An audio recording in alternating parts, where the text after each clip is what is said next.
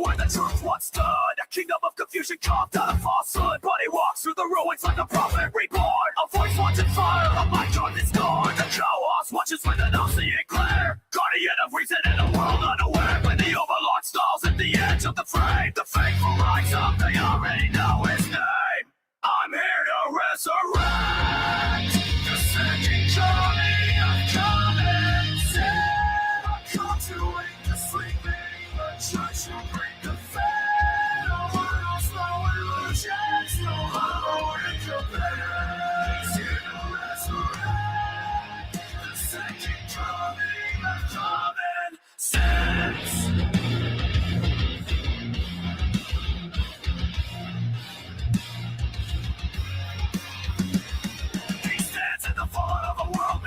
Thinking truth from the wreckage, raising dawn from the dead. Every word is a weapon, sharpened and clear. Exposing every shadow we pretend not to fear. And the overlord rises with the suffering command. A beast of judgment, the Lord will give his bid. On his growl rings through the silence of the night. The loyal understand, she keeps the balance right.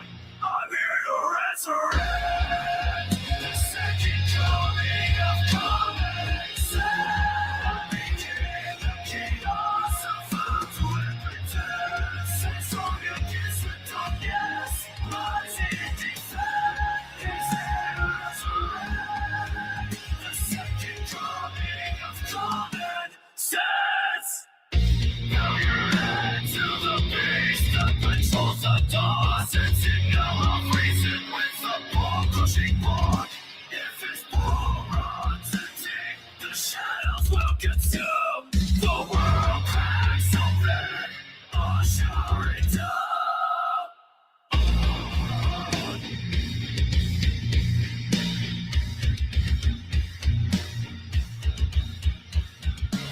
So with the command, don't deploy a core. If you know what's good, feed Morty the overlord.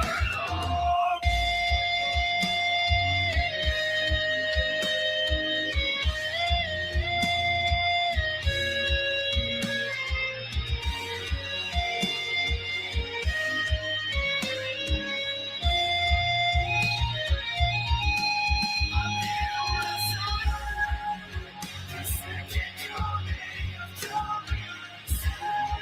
Defeating the chaos of the reflexes.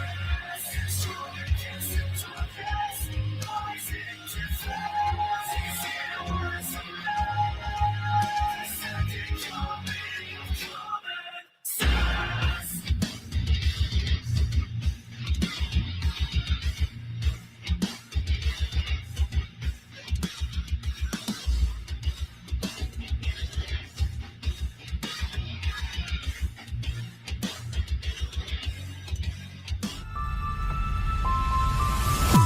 All right, welcome back to the party, everybody. This is Morty, and I am your host, Lutch, aka the Indian Jesus, here to resurrect the second coming of common sense. Everybody hit that like and subscribe. You know I would do it for you. And let's party. We got shout out to our boy Wicked Dream in the building. Welcome, welcome, welcome. Very good to see you, sir. Before we dive into whatever, I want to remind you that we've got a brand new Substack article out. Things are looking up, right? And of course, we got question of the week. Not too much going on this week, but we definitely have videos of the week. All the stuff that you didn't get to see from the streams. Got a bunch of stuff in here. And then, of course, what I'm watching. I watched the Hunger Games for the first time, keeping up with Silo, all that stuff. Everything is absolutely free. Just drop the link in the chat. Definitely go check it out. Actually, you know what? I'm gonna pin that one. I'm gonna pin that one.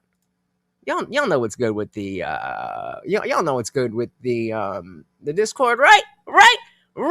So yes, we are talking about this interview debate, kind of in the middle, a discussion, if you will.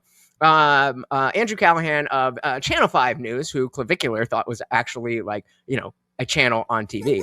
But that's just the name of his YouTube channel. Got Hunter Biden and Nick Fuentes in the same room, and whatever you expect is coming, you're probably gonna be wrong. So let's just dive right in. As always, guys, if you cannot hear the video, please do let me know. You said you want to ask me, why are you a Nazi? Inclusion has been our greatest strength. Diversity has been our greatest strength. White people do feel like we are being boxed out. A 26-year-old white kid doesn't feel like he has access because he's been canceled, and the problem is black people. I didn't say the problem's black people. Well, you just did, Nick. You just I said said the problem is crime, and we know who's doing the crime in Chicago. Do you get what I'm saying? Yes. About the Holocaust things? Oh, about that. We get to say whatever we want on the internet. We get to deny the Holocaust. As far as Jews are concerned in general, I think that everybody in the country should be treated with dignity and respect and have their civil rights. Like, what do you think about somebody like Mamdani? Personally, I don't like him. Like, for example, on 4th of July, when he takes the opportunity to sit there with, let's be honest, not a single white person. What about fucking Donald Trump? There's no ideological core. Hey, shout out to Everest. Welcome to the party, sir. My goodness, you guys look like you were having fun, and I was very, very jealous. How was it? If you want to pop on and just chat about it for a while, feel free. If not, no pressure. But yeah, it looked awesome. And the beer maxing was a good name for you. I would have been there, beer maxing right there with you. And as always, everybody loved the heaven maxing argument. Very good to see you, brother. Glad you guys had a good time. Very, very jealous that I could not be there. Yeah, I bet you guys are going hard all weekend. I feel you. Jealous. But I heard the next one is in Florida, so that might be more feasible for me. And since Brian Shapiro kicked Cool Vic off of the 10v1, I got offered that. Unfortunately, it's on Thursday in Vegas, so I can't go. But potentially, I'm going to be doing one of those, not Jubilee, but it's the other channel that does it. But they offered Harry Sisson, Sneeko, Myron Gaines. There's a bunch of names, so hopefully we will get that in. Shout out to the entire Speakeasy crew. You guys did the damn thing. I haven't really seen much of the actual debate con yet, but yeah, VK Live was dope.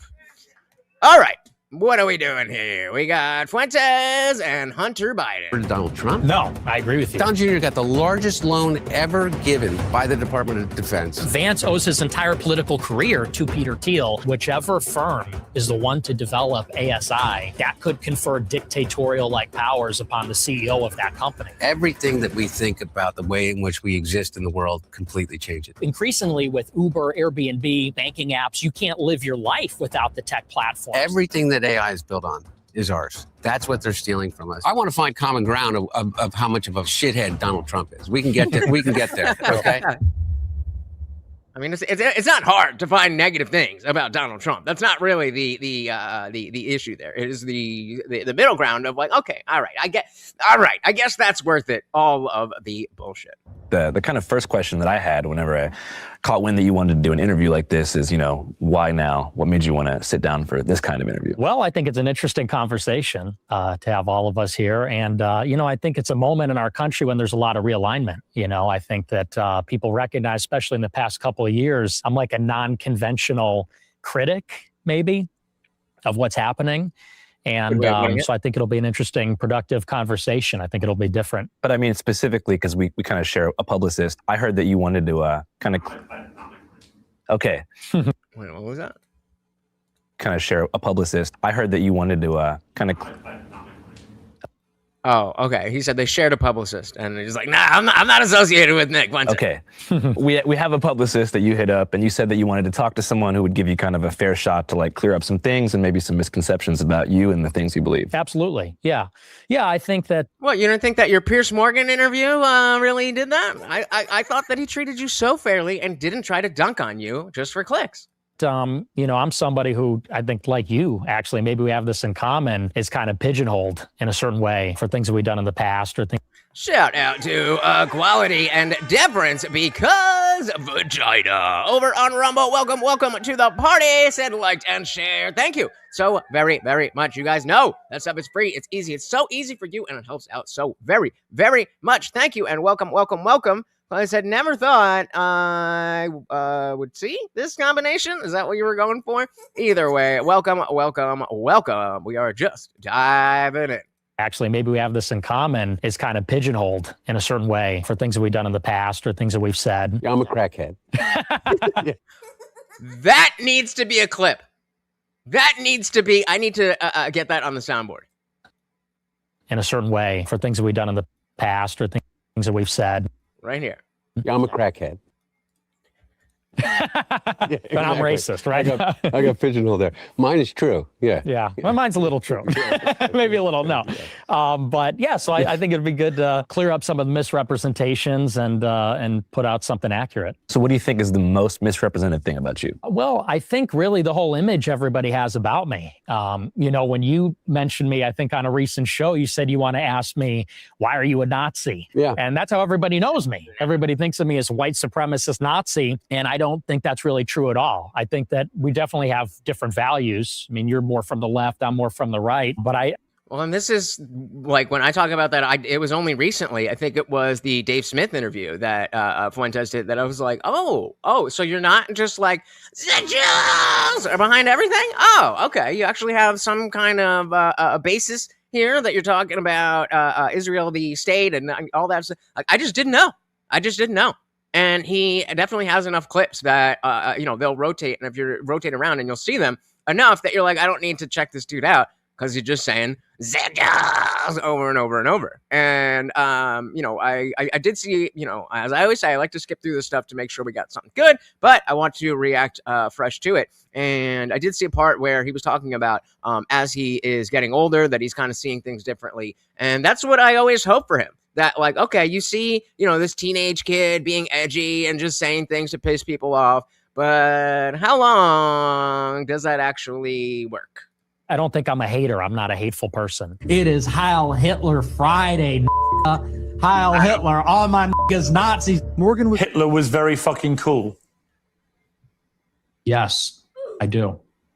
One of them. And I'm tired of pretending he's not. So what's the thing about, I guess, traditional Nazism? So Nick, you don't think that interview that we just saw, you don't think that was a fair shot at who you really are? That you think you disagree with the most? Well, it's a non-Christian ideology.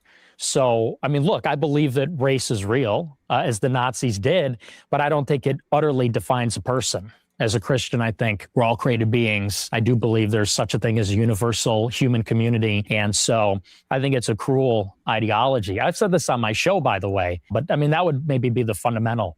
Did you always feel that way?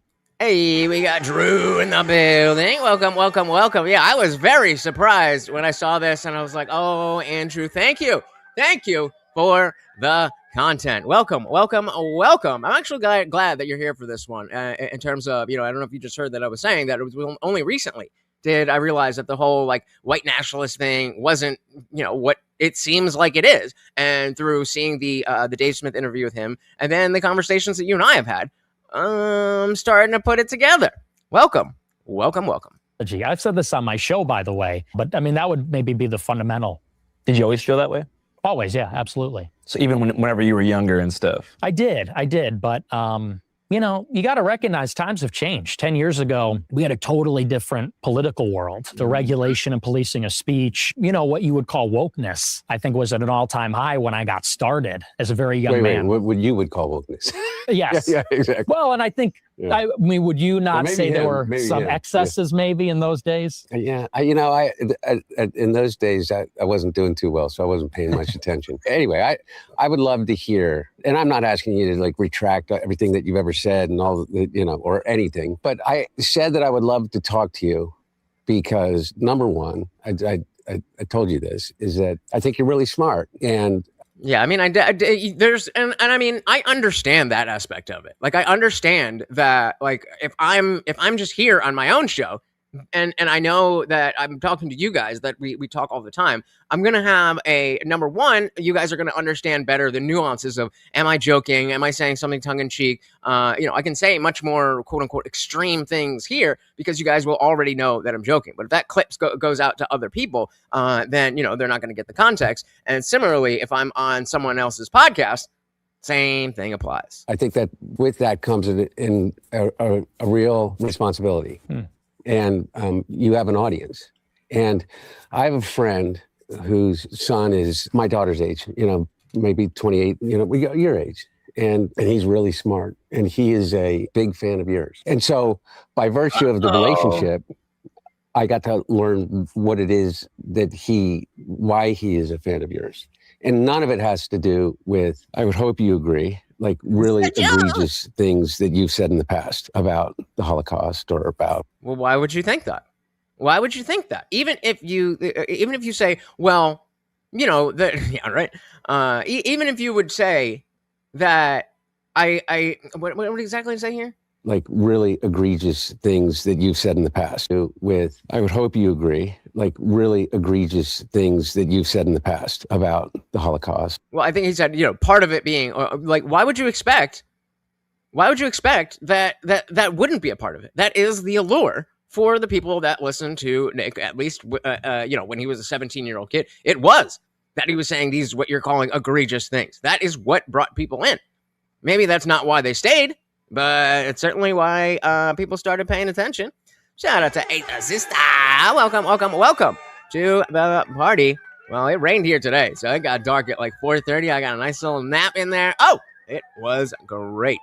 Welcome to the party. Agree, like really egregious things that you've said in the past about the Holocaust or about, Do the Jews ever talk about the 100 million whites that died in World War II? Or do they just bitch and moan about the so-called 6 million Jews that died? And so it's just nice to poke holes in it and say, it's not 6 million. 6 million? I don't think so. And I don't even know, I think I've heard you since kind of rescind a lot of that. You concede that 6 million Jews died in the Holocaust. Possibly more. Possibly, we're discovering all the time. So it could maybe even be more than that. But what he agrees with is kind of the anger about the situation that particularly your generation finds yourself in. I know that to be real.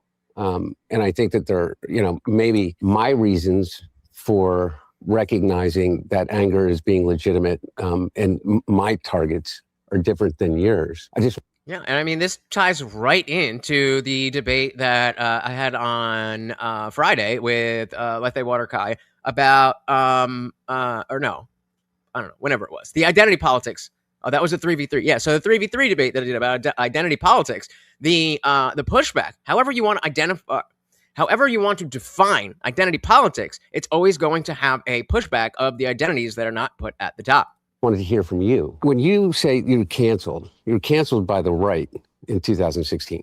Yes. I almost felt like in preparing to meet you now, is that your reaction to that was to just dig deeper and deeper into kind of the outsider, kind of radical, say anything for the purpose of generating, the attention to build an audience. Is that true? And it's not an accusation. I really mean it. I want this to be a conversation as much as possible. I mean, there's certainly some truth to that, but I think that might be overstating it a little bit because I really got canceled by the right and the left. Yeah. And back, I was gonna say that, like, definitely there was, especially early on, like negative tones of associated with Nick, but it's not like the right specifically canceled him. It was the more of the right saying, that's not really us.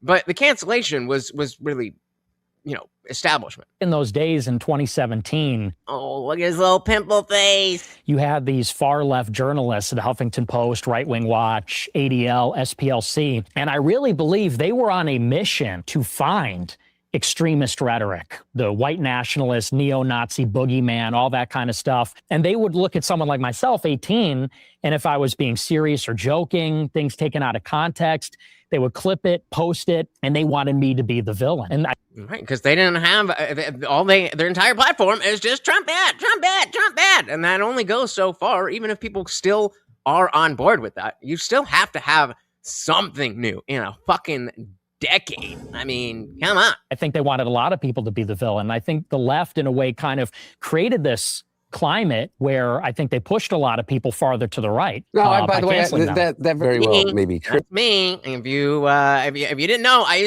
started out as a never Trumper. I was a Bernie bro that was convinced to vote for fucking Hillary. But it was the wokeness that turned me right. So I missed a debate the other day. I'll have to go look back. Yeah, I'll drop the link for you here. It was a good one. I mean, the panel, the video itself is long, but you can easily skip through and see where the debate is. I should do that. I should get the timestamp and put it pin on the pin comment. So let me take a screenshot of that, so I'll remember to do that later. Yes, sir. All right. Back. But you gave him a lot of ammunition.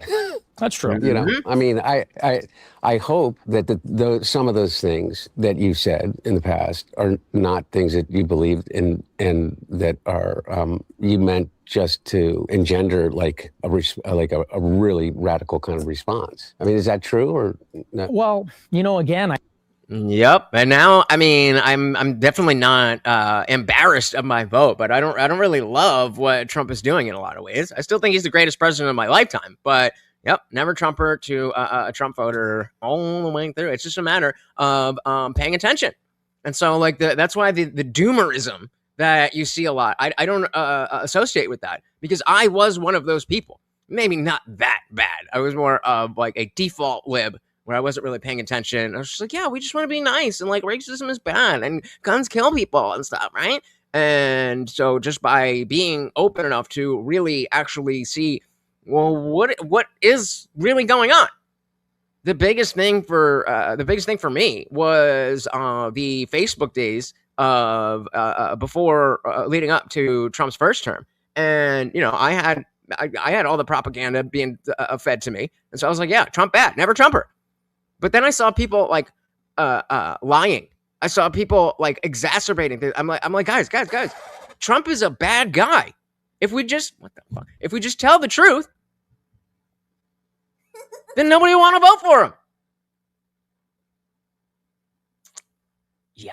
I think that back in those days, you could not say anything. In 2017, 2018, cancel culture was so in overdrive. Any joke, any edgelording, anything like that, they would, first of all, there's no sense of humor. I'm so old. I don't even, what's Okay, well, to break it down for you, so the dawn of wokeness as it's Okay, boomer. known today, I think was in like the post-Trump era. After Trump won the election in 2016, there was a big movement to deplatform and kind of push away. Well, and a lot of people like to start history at Trump, but we have to remember that Occupy Wall Street is where the modern wokeness that we talk about, that's really where the groundswell was.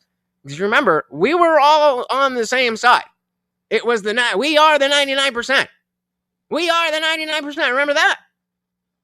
And then I don't know who they are, but the George Soroses and whoever of the world started injecting identity politics into the agenda, and look where it brought us. Those who, I guess, 2016, there was a big movement to deplatform and kind of push away those who, I guess, the left feel like had galvanized them into the presidency. So there. Well, and yeah, that's another good point too. That Trump himself was a reaction to all the bullshit that we were just talking about. Trump never would have won in a political climate like when, you know, John McCain was running against Obama. He would have never won.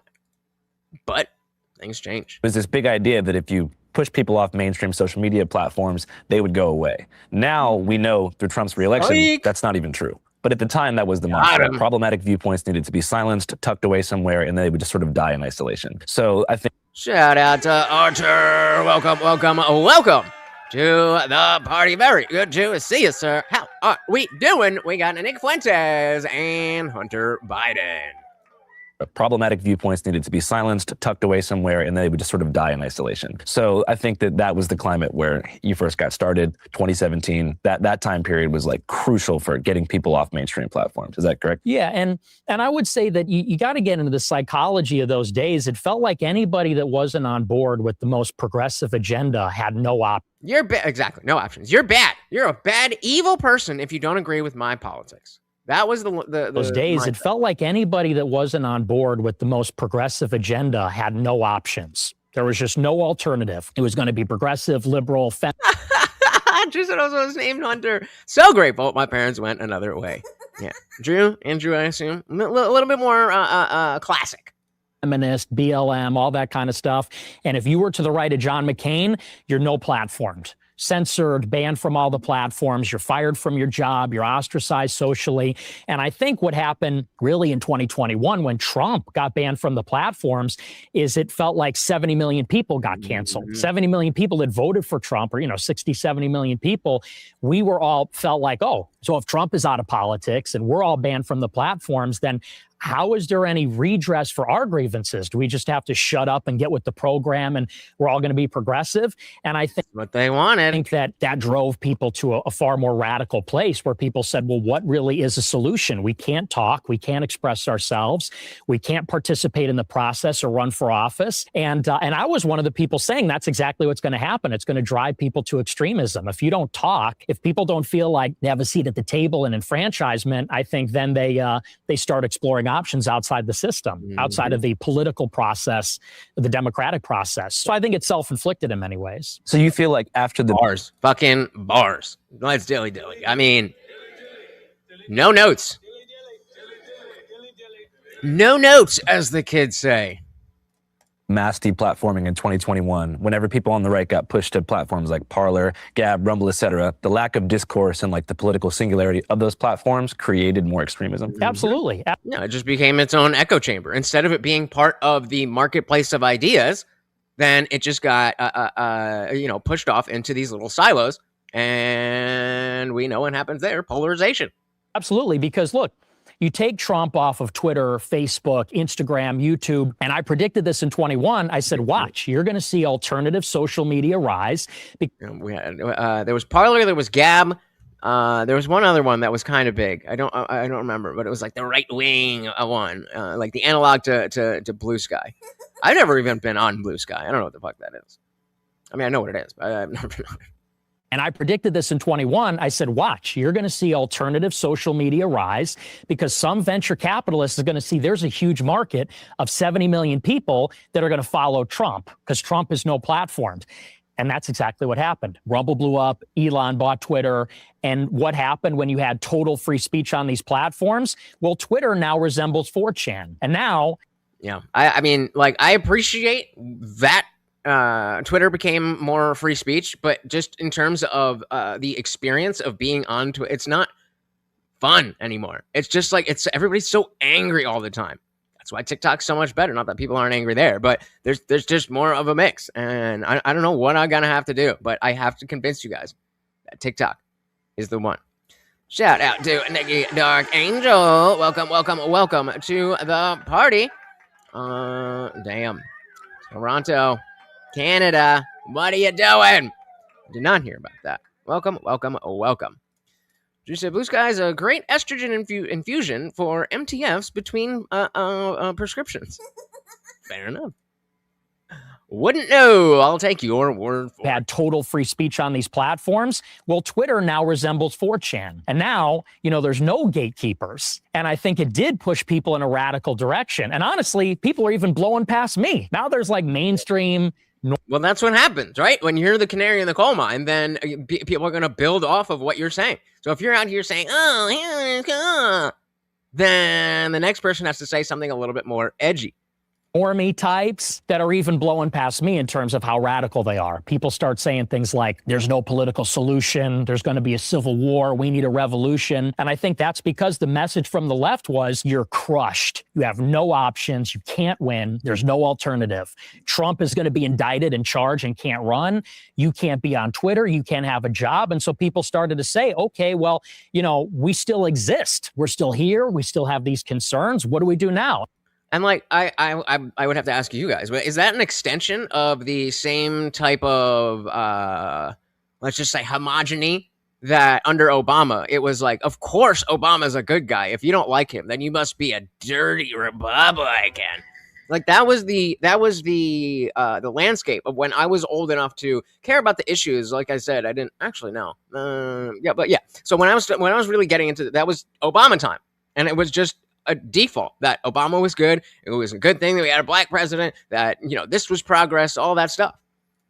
And I have to imagine that this is just the next step.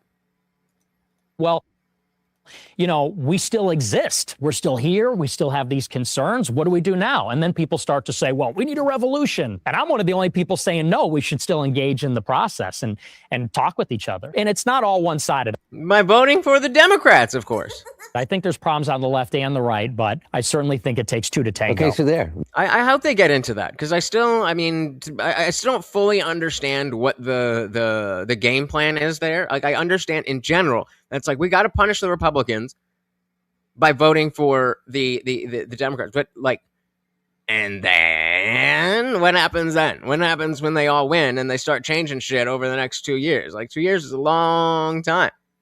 It was a very conservative high school when Obama was in office. It was an interesting time. Yeah, I was in college. I was a freshman in college when he got in.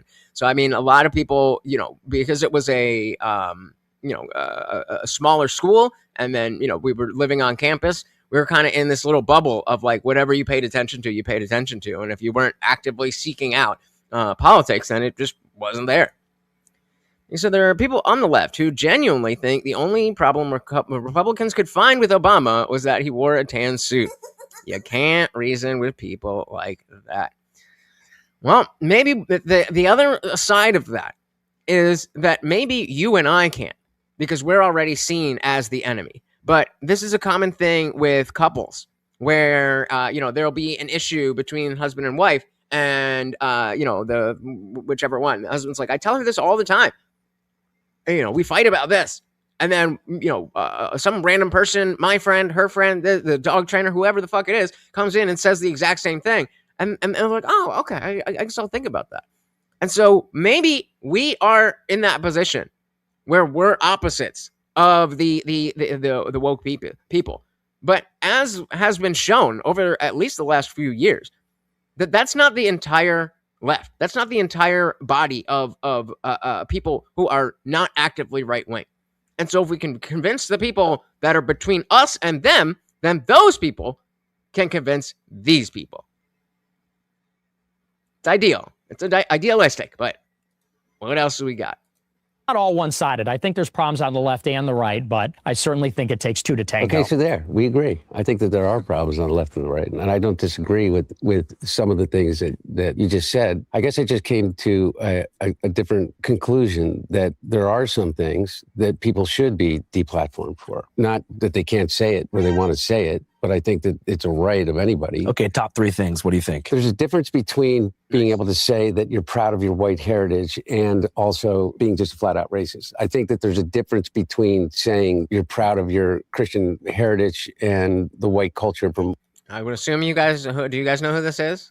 I don't know who this is. What you come from, and Nazis, or that you adopt the Nazism as a legitimate... There's a Catholics that bring the Judaized conservative movement to heel. No more degeneracy, allegiance to Israel, slavery to big finance, no further democratization, no secularism and atheism. American rights must be Christianized. Kneel before the crucifix. Nah, I'm good on that. I'm good on that, bro. Ideology. I think that there's a difference between saying that you disagree with the United States policy as it relates to Israel and saying that the Holocaust didn't exist. I was like, Mom, Dad, Hitler was awesome. Hitler was right. And the Holocaust didn't happen. Wait, there's not a difference. Just being proud of your white heritage is racist. That's the problem. Well, the problem comes in when you try to mirror, not you, but the people try to mirror the black identity. Like there's a reason identity politics in general don't work, but there's a little bit more wiggle room with Black Americans because of the unique history there. But even if that doesn't work, then the whiteness that you're talking about is not about, and we've gone back and forth. It's not about anything about white. It's about your heritage.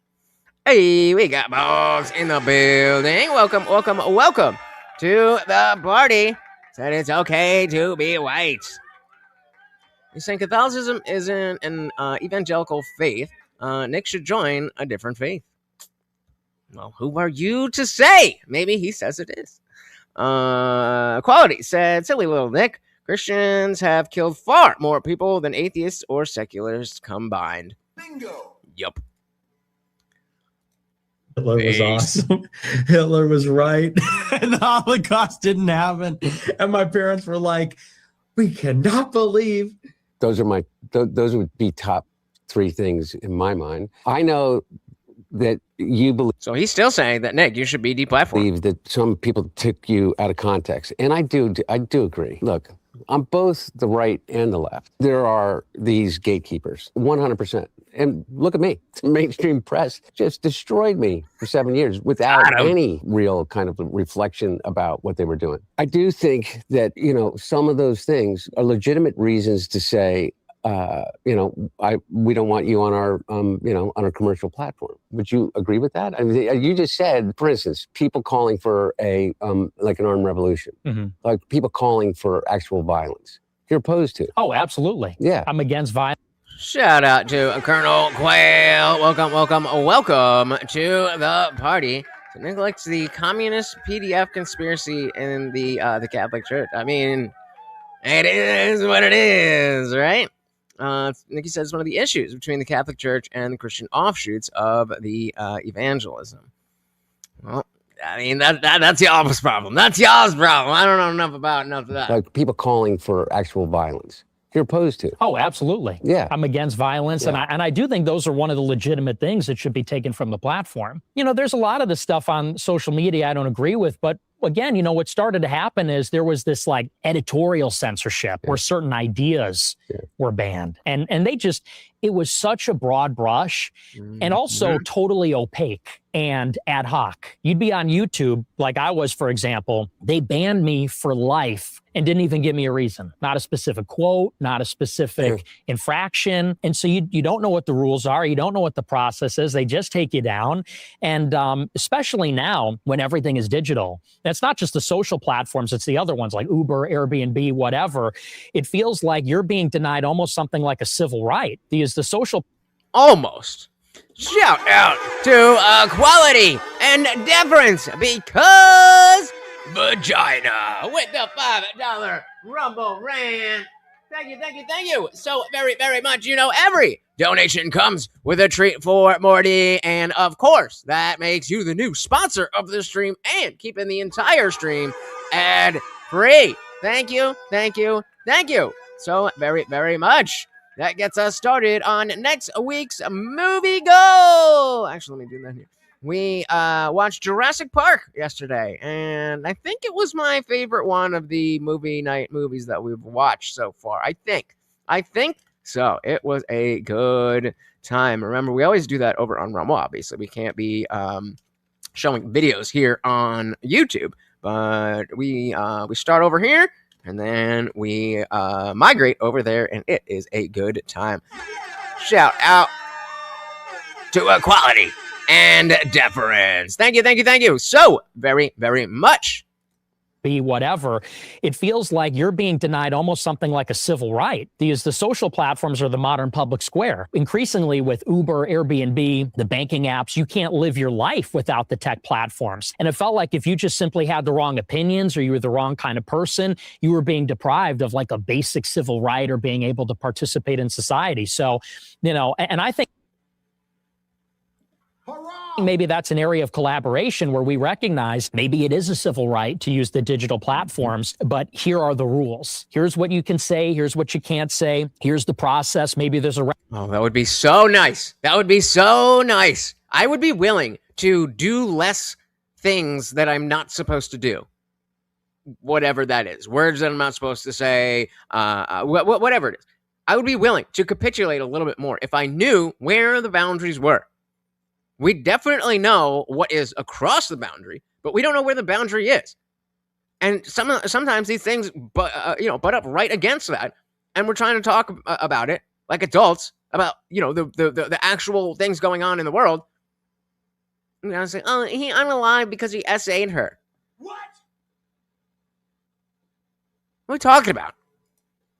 here are the rules. Here's what you can say. Here's what you can't say. Here's the process. Maybe there's a reconciliation mechanism. But I mean, the censorship was just out of control. I don't think anyone disagrees there's a reasonable limit, though. Yeah, no, I guess what I'm saying is that I don't see that as a result of left-wing or right-wing ideology. I view that kind of level of deplatforming. Look, I was debanked. I was debanked before I was ever even charged with anything. I lost every bank account. It took me, 9 months once they, the Trump administration, said that they were starting an investigation into me to be able to actually get a bank account again. And I don't want to tell you the bank because tomorrow they may debank me again.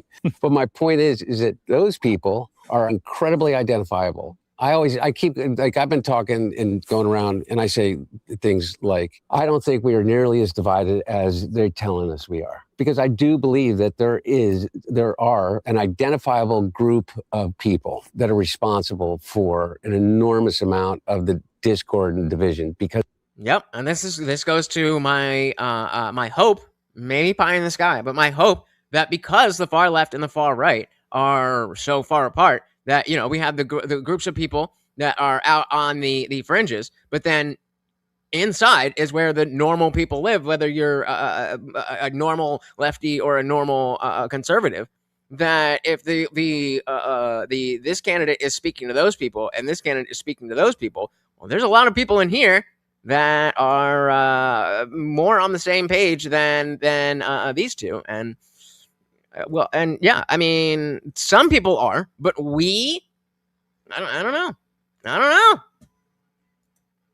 That are responsible for an enormous amount of the discord and division because they make money off of it. I think that these social media companies that are controlled by 3, 4, 5, individuals have. That's definitely true, but it has a trickle-down effect. There's definitely a class of people who eat up whatever their side of the establishment gives them. Or maybe it's not the establishment. Maybe it's just, their echo chamber or whatever. I mean, the gripers are not what I'm talking about. But the gripers themselves, maybe Nick Fuentes is not as crazy as he seems from his the clips of him at 17.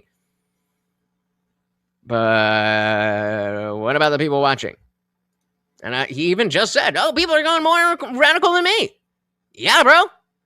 Made it clear that they only care about one thing. They only care about how much money they can produce for themselves and, the people that hold stocks in their company, even to the degree where. But so let's say that what I'm saying is right. And you're like, okay, we have to win because they're so far apart. And then you both lose because the rest of us are like, yeah, what are you talking about?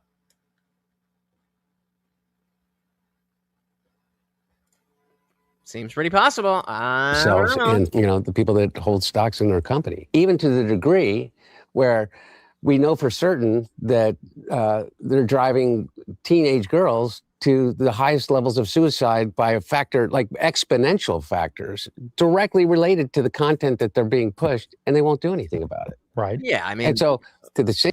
Let's not pretend that most. See, here we have to do the self-deletions. The overwhelming majority are men, but yes, we have to think about the women. Same degree, I think they, a lot of what you call wokeness was maybe an illegitimate, but a financial decision based on a lot of these corporate psyop, maybe. Right, and so 2 Jewish bakeries got shot up. That could either be a Hassan Piker or a Hassan Piker type follower, or a Nick Fuentes or a Nick Fuentes type viewer.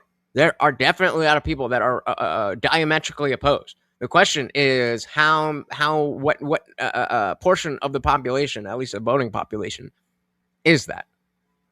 And that's, I think, a big thing that we'll see over these next 2 years. Like after, again, we have the midterms coming up, and then, everything's going to die back down for the holidays. But then everything's kicking into gear for election season, and it's going to be interesting. I don't think any of us have a really good idea of how this is going to play out, which could be a good thing. It's a corpo psyop. It's like Target having Pride shit and then taking it off the shelves. Or maybe they're just trying to pander, and then a lot of people didn't like it. Well, yeah, that's the. I feel like you're like psyop is kind of a big word for pandering marketing. But a financial decision based on a lot of these Corporate psyop, maybe. corporate psyop. Thank you. I mean, by the way, exactly. You know, I mean, I just wanted to back up real quick. So you talked about certain people going too far. About 2.5 months ago, I visited a whites-only community in Hardy, Arkansas. And I don't know why. I guess I wonder how closely connected that is. Because we have seen, at least the last couple of years, they've done the comparisons of like logo in June of 2020, a logo in 2025. And there were a lot of them that were like, you know, not about it. We'll see. Well, that's the point, Box. That's exactly what we're saying. They didn't know it was the minority because they were the loud minority, so they made the shirts to try to pander to them, and then they had the pushback, so they took them off the shelves. If it was a psyop, why would they take it off the shelves? Are we going to pretend that wokeness and pride and all that stuff wasn't way fucking bigger just a couple of years ago? What's the psyop part of it? Like, I'm not saying that shit doesn't exist, but a brand doing, a super corporate brand just doing a marketing push that failed is not what I would call a psyop. it's coming from like a more like left-wing place. I'm from Seattle. I kind of holy shit. I thought that was have a city in Hardy, Arkansas.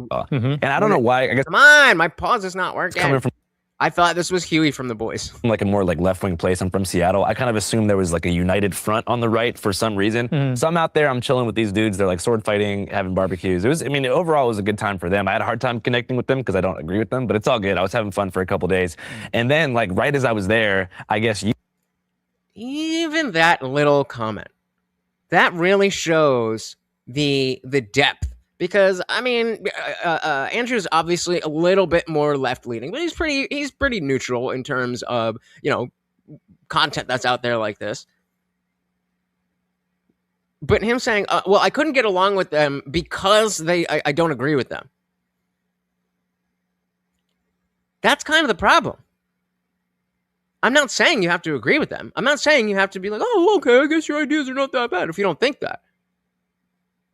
But maybe going into it thinking, oh, we can't be friends because I don't agree with you is the problem. you had hit them up on X or something and said like, hey, I don't want to associate with you guys. What happened there? Well, that was really more of a personal disagreement with the guy that founded it.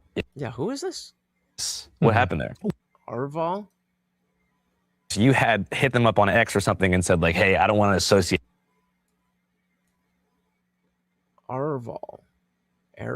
I've never heard of him. With you guys. What happened there? Well, that was really more of a personal disagreement with the guy that founded it. Yeah. But I do think it's an interesting project, and it's interesting that. Am I wrong, Agreement with the guy that found- do they both kind of look gay? My gaydar's way off usually, but I don't know. Something's there. Saib was definitely there, but people are waking up to it. I think that's what he is saying. Again, I don't think so. I mean, not from Target specifically. I don't give enough credit to the people at Target to be that tapped in to do that. Now, if you want to, I don't have a good example off the top of my head, but yeah, I'm not saying that psyops don't exist or even corporate psyops. But I mean, yeah, failed marketing campaigns happen all the time. These people couldn't last one day on the right. They think they're being targeted. It's hilarious. He's more my speed of lefty. We're a bit off. I get his vibe more than the alphabet people. Fair enough. The blind guy looks like every German bad guy in the Bond film. Kind of. Founded it. Yeah. But I do think it's an interesting project, and it's interesting that got so much pushback, this whites-only community, because you know what? If you go to a lot of these different neighborhoods in major cities, there are ethnic enclaves, and it's not like there's an explicit rule that you have to be a certain ethnicity, but we all know in Chicago and New York and LA, you got certain neighborhoods where it is 80, 90% one ethnicity. Yeah. And I think there's a lot of white people that say we kind of want something similar. I don't think there's anything. But Nick, Okay, let's back up. If you want to talk about And again, you see a lot of where people are coming from by their immediate reactions. The immediate reaction to laugh at it. Oh, Nick, that's crazy. It's not a matter of whether you agree with them or not, but listen to what he's saying, because people are feeling this way. And if you don't want people acting in the way that you don't want them acting, and they're acting that way because they feel a certain way, then laughing in the face is not a good idea. Caller said, indeed, every sufficiently large group has their mindless sheep. Yup. Companies don't make... So Bud Light was a psyop too? Come on, man. I mean, there's so... I mean, where's the fucking... The third pounder? That didn't work because everybody thought it was smaller than the quarter pounder. It must have been a corporate psyop.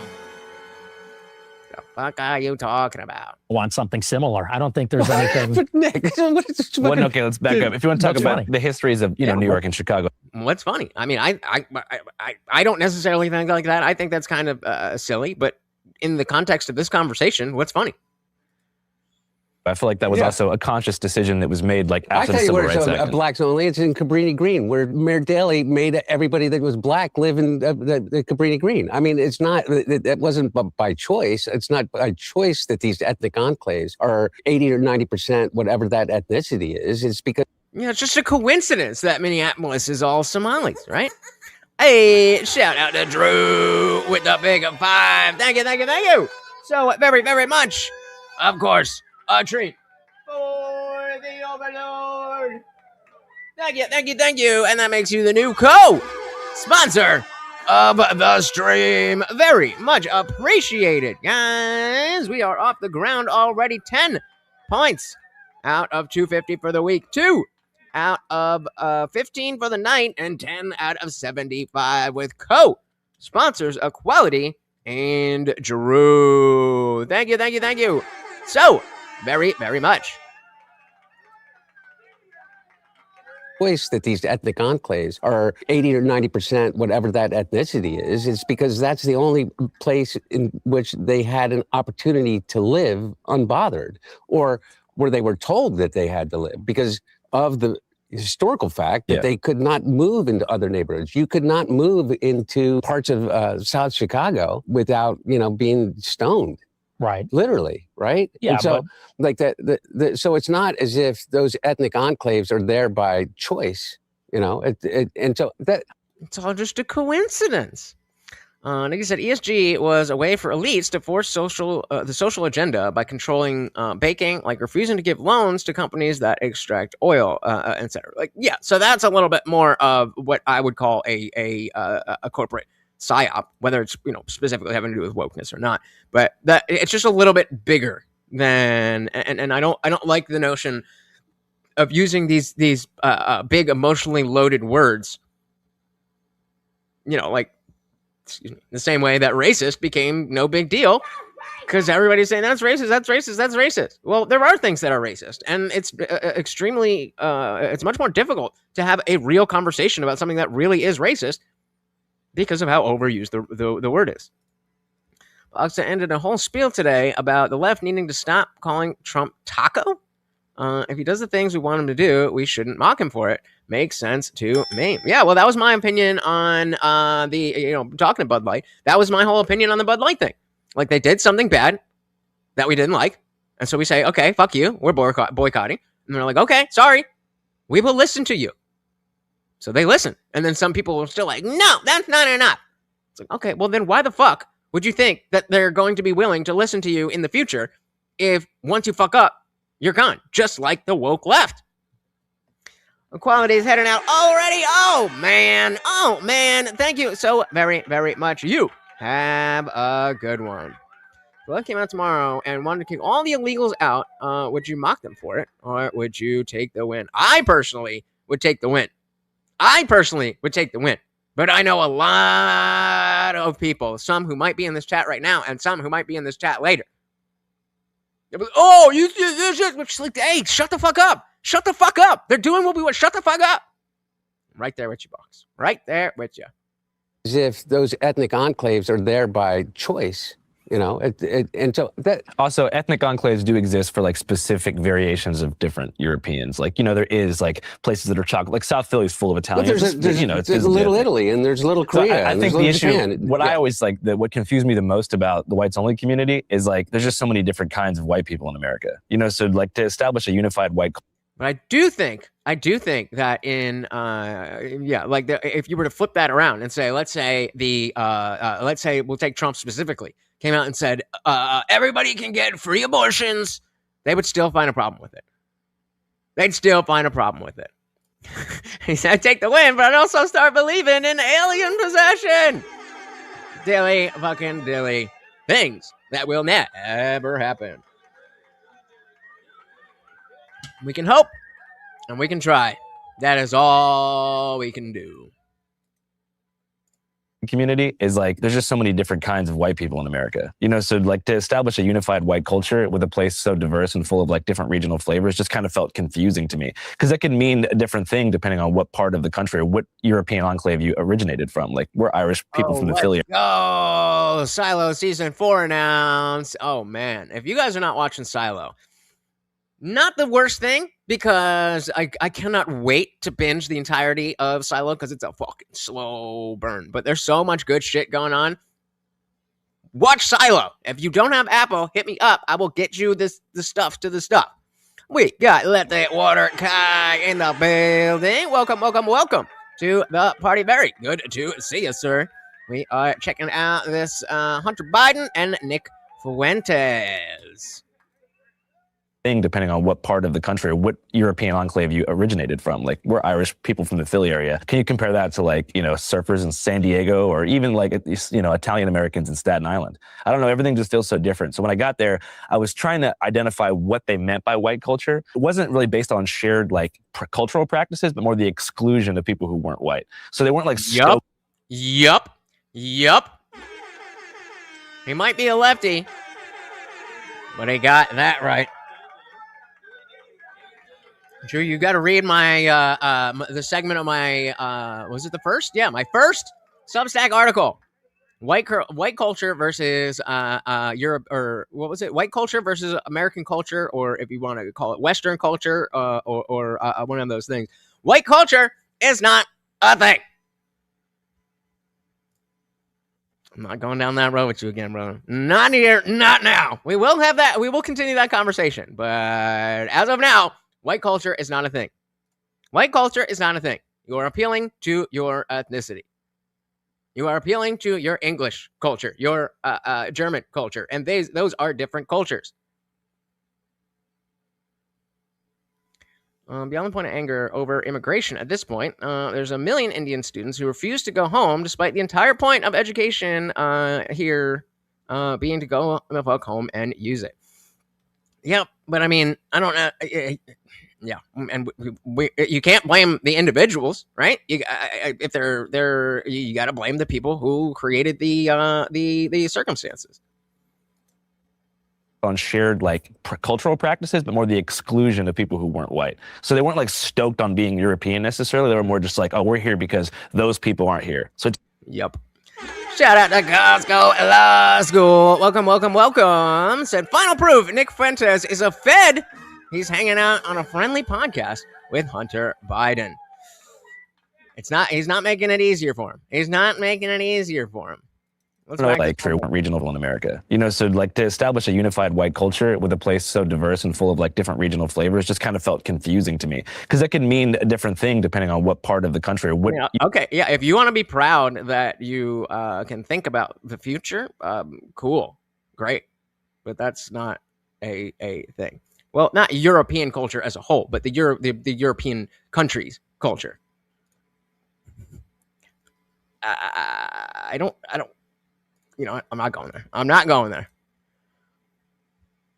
Flavors just kind of felt confusing to me because that could mean a different thing depending on what part of the country or what European enclave you originated from. Like, we're Irish people from the Philly area. Can you compare that to, like, you know, surfers in San Diego or even like, you know, Italian Americans in Staten Island?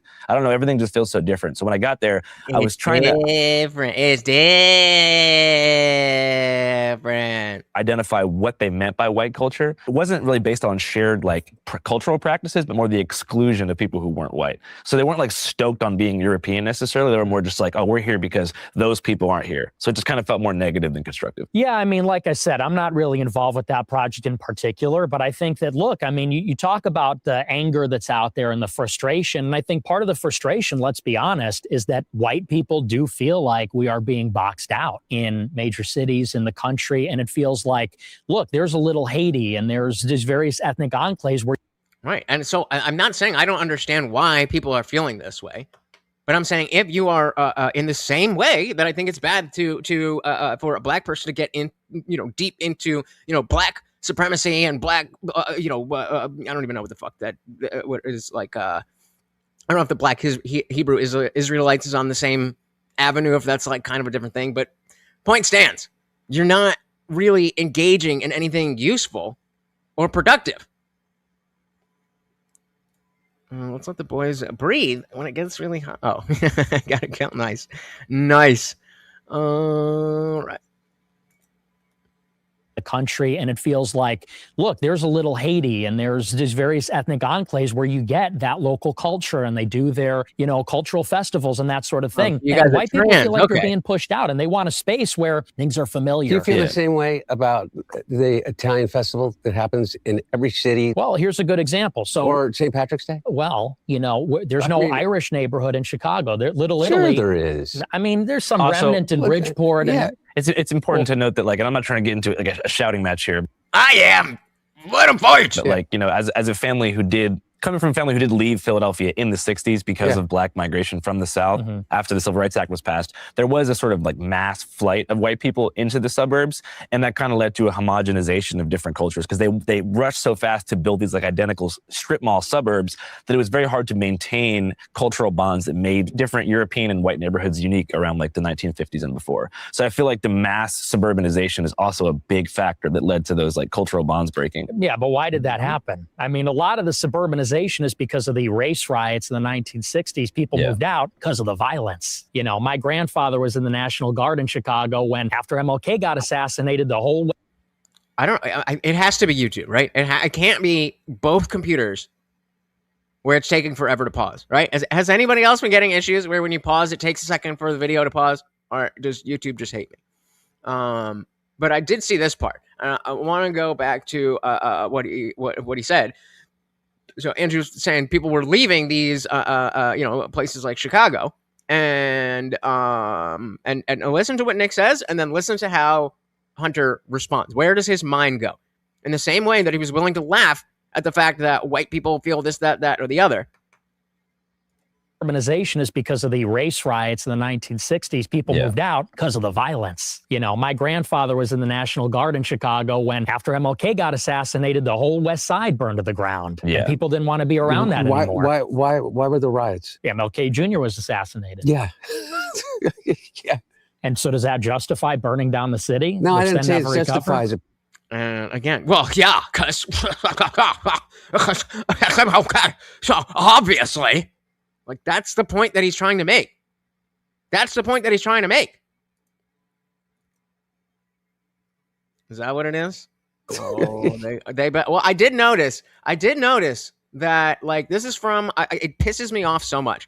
This is from my watch later playlist. But if I, you know, so usually it's here. And sometimes, you know, I just, like, you know, I want to keep an eye on, like, what I'm doing and what's coming up and do I have time for this and whatever. And now they changed the little thing where if you maximize, then it takes it away. Little things like that. Then the aspect of when you full screen a video, you should be able to just scroll down to the comments. And now it's, what the fuck is this? So if this is the update, I don't like it. But if they're going to update it better, then I'm down. Shout out to Josie. Welcome to the party. Long time no see. Always a pleasure to see ya. Hunter seems chilled. Well, because he's not cracked out. Nicky Fuentes for president. Not with you on that one, but totally fair. Welcome to the party. After MLK got assassinated, the whole West Side burned to the ground. Yeah. And people didn't want to be around that anymore. Why were the riots? Yeah, MLK Jr. was assassinated. Yeah. And so again, it's just like, gotcha. Yeah. And so does that justify burning down the city? No, I didn't say it justifies it, but it sure So then what are you saying? justifies an enormous amount of the anger. And then, of course, as soon as I say it out loud, The same kind of pausing exactly anger that you feel about being left out. The same they're listening. justifies an enormous amount of the anger. The same kind of anger that you feel about being left out. The same kind of anger that you're expressing right now about the idea that you're culturally irrelevant. So what is it that you are laughing at, Hunter? What is it that you're laughing at? Well, we can all agree that rioting and damaging property is bad. If you are now saying, well, look, they have a grievance that they're expressing, what do you think the Grapers are doing? What do you think they're doing? And so it doesn't matter if you agree with what they're saying. It doesn't even matter if you, it doesn't even matter if you agree with what they're saying, but not what they're doing. It's understanding where they are coming from is the only way to find what the solution is.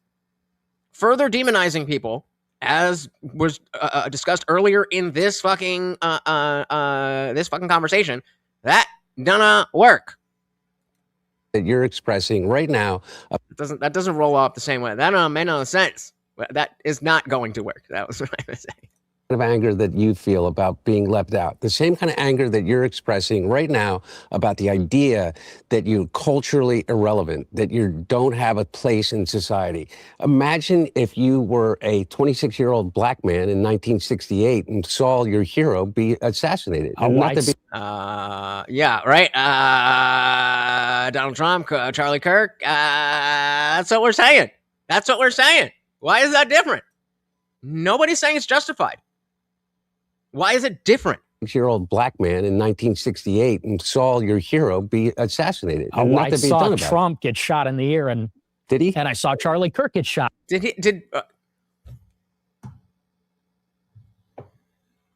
on, man. Did he? Yeah, bro. He did. Box at Hunter's fence sitting so hard here. Bro used to do crack and hookers and is way cooler than this talk leads to.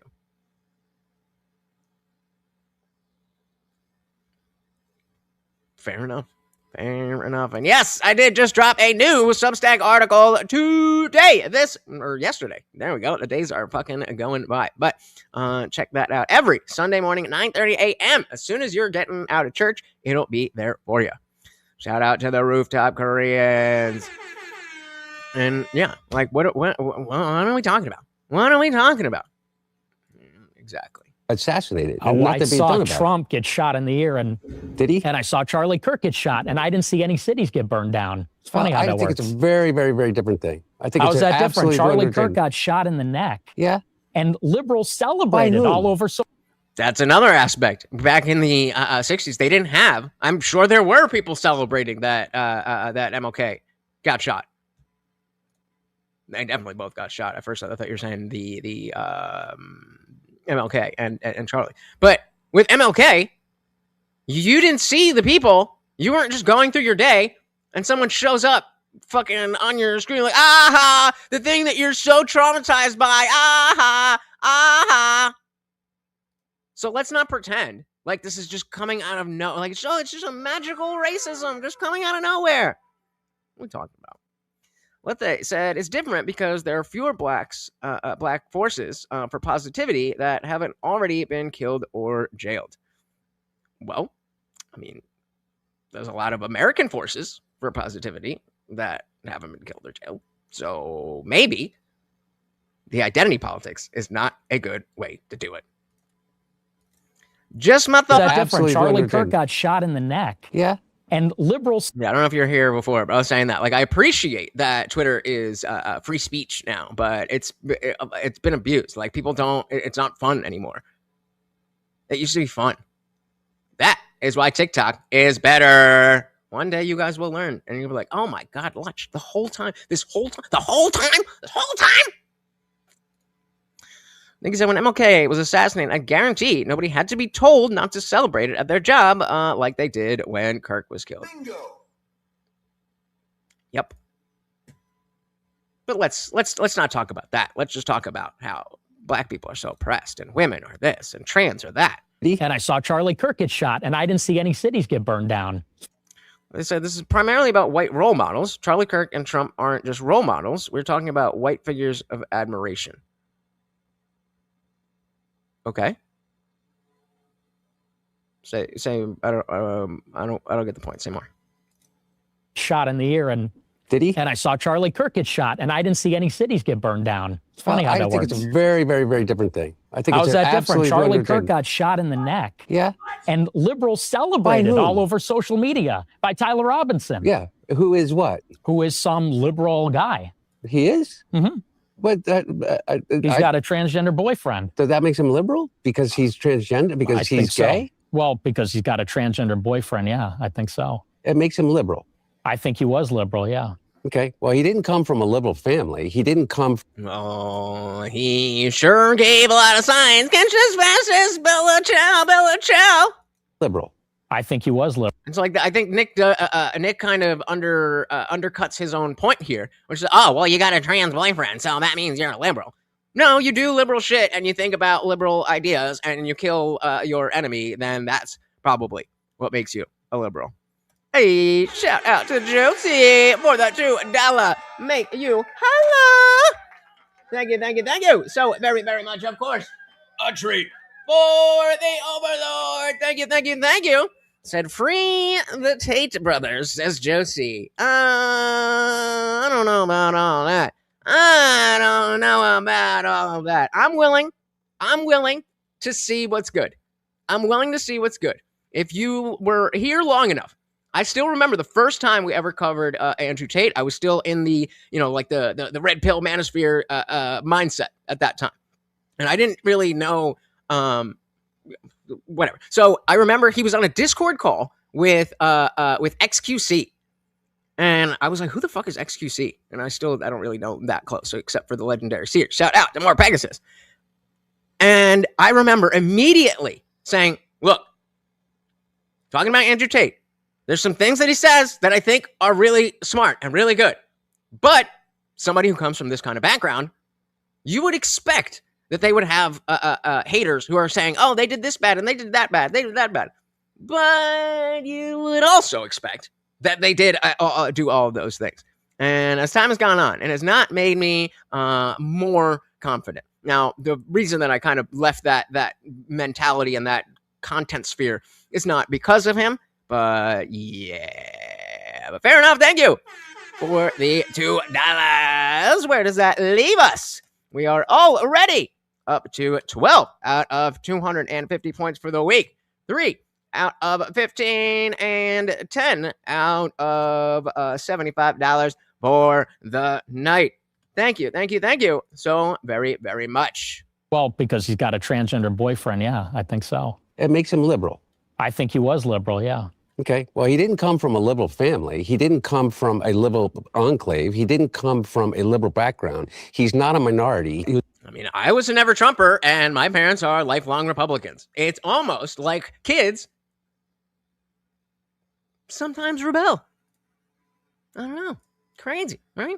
Well, they said, I'm going to say Fuentes would give zero shits about MLK getting shot. He cares about Charlie Kirk and Trump. Why is this? Well, I'm not saying that he would give a shit.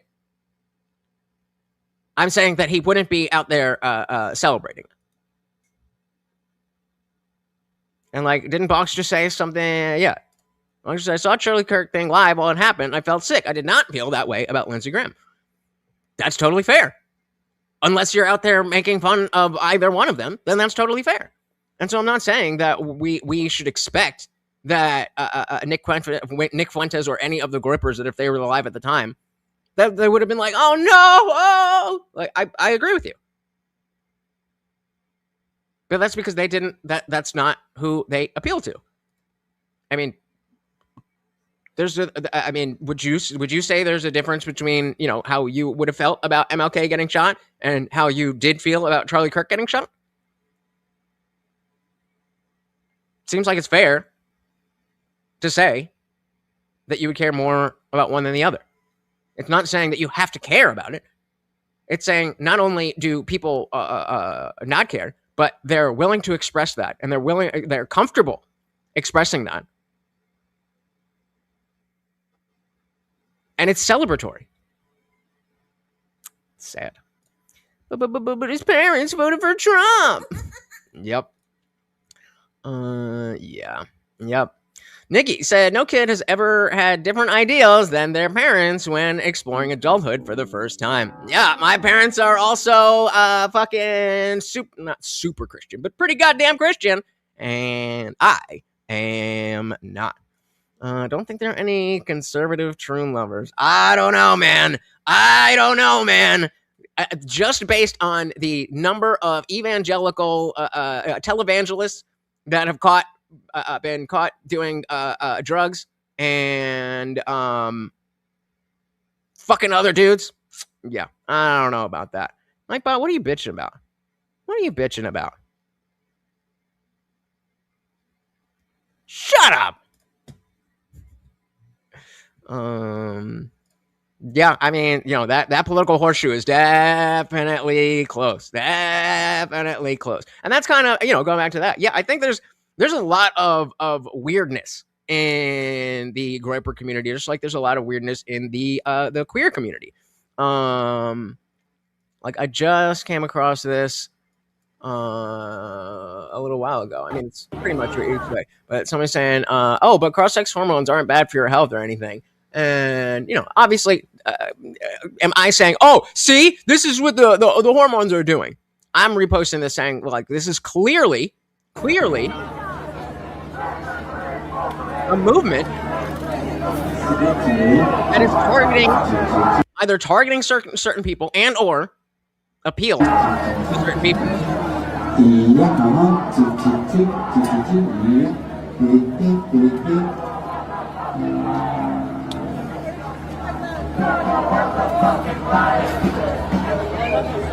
I mean, the only healthy guy I saw was the fucking Indian dude walking through. Like, what the fuck is going on here?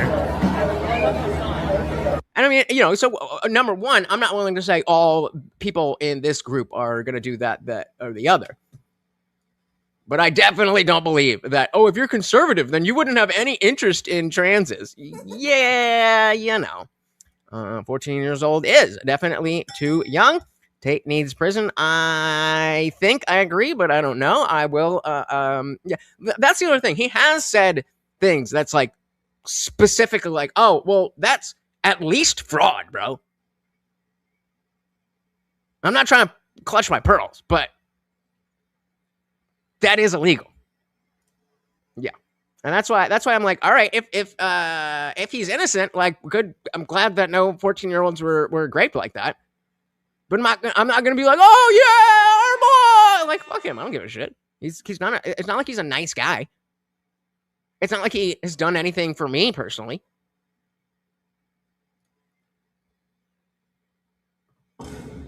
I would bet every penny that I am worth that Blair White has some fucking stories.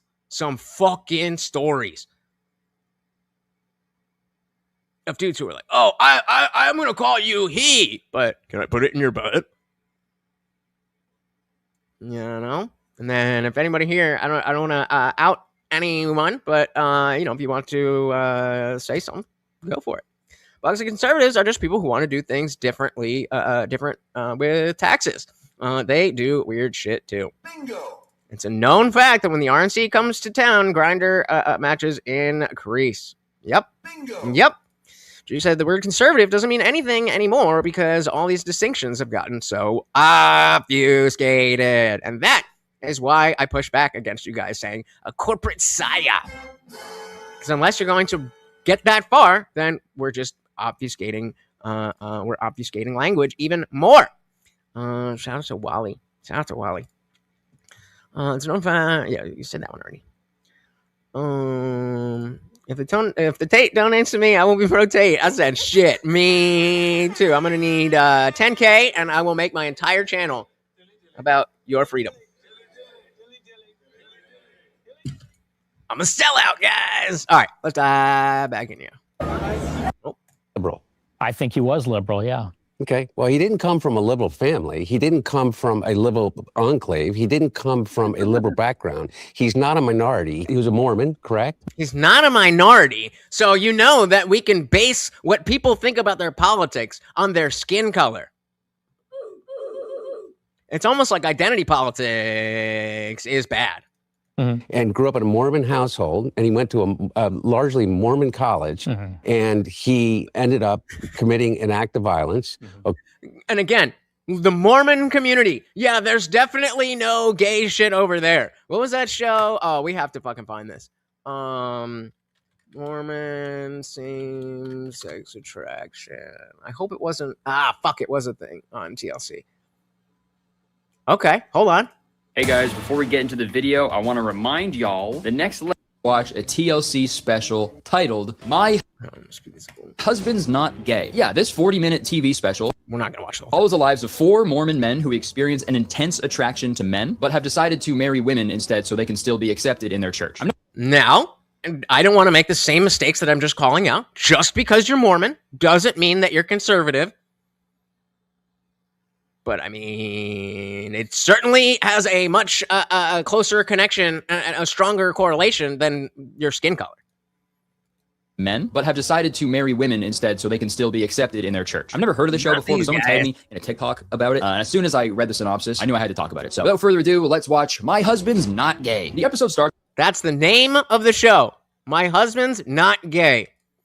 Yes, the Mormon monolith. We're teaming with Mormons. It's an oppressive Mormon majority. I don't. Did somebody say that? Did somebody say he's not a minority? He was a Mormon?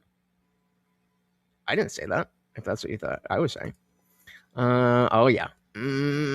Well, and I mean, like, that's kind of vanilla in the grand scheme of sexual acts.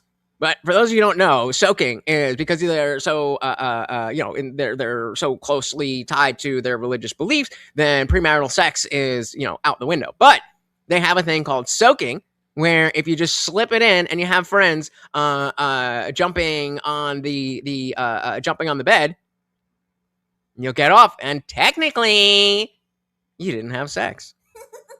Yeah, there's a guy that goes to BYU, the main Mormon college in Utah, and he's like, "Would you rather?" He'll take his phone. He's like, "Would you rather take a sip of coffee or kill a puppy?" And 99 out of 100 times, they're like, "Kill the puppy." Dogma is bad.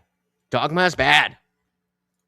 If he was black, we would call him a future rocket scientist and ignore his whole ass life. Oh, Tyler Robinson you're talking about? Or the Mormons? TV's where it's at, guys. I have a whole thing on how TV is not able to live up to, movies are not able to live up to what they once were, and TV is where the good stories are being told. But that's for another day. And he said Andrew Tate is cringe as fuck. And beyond sleazy. So I wouldn't be surprised if he was guilty, but I also wouldn't be surprised if he was falsely accused because he treats women like crap and we're vindictive. Bingo! That's exactly what I said in the very beginning of the first time I ever covered Andrew Tate. I was like, listen. And I said exactly that. No, Biden said that. Yeah, they got all the Mormons taking over the country, right? Yeah. Every time. Oh yeah, the magical Mormon undergarments. It'll keep you safe. All right, let's just see what this is, and we'll head back in to talk about it. So without further ado, let's watch My Husband's Not Gay. The episode starts with an introduction to Jeff and Tanya, who have been together for 9 years, and they also have a son together. And this is when they hear the term that they use to describe their lifestyle. I experience SSA, or same-sex attraction. Not gay. SSA. What will I notice first? A beautiful Not gay. SSA. man walking down the street or a beautiful woman walking down the street? I'll notice the beautiful man 9 times out of 10. Okay, someone who is attracted to men, thinks about men, wants to be with men, but also wants to be in a hetero relationship. Somebody. I'm very jealous that my doesn't work the same, but we'll get that figured out. Head to throne.com/@LetchTIJ to help me get all my shit. That is attracted to the same sex, but wants to be in a heterosexual relationship. Not gay. SSA. Not gay. SSA. That's a new no. He's like, this is the performative male. This is the performative leftist male. He's got the stash. He's got the nose ring. Yep, he's got the mullet. And I mean, as you'll see.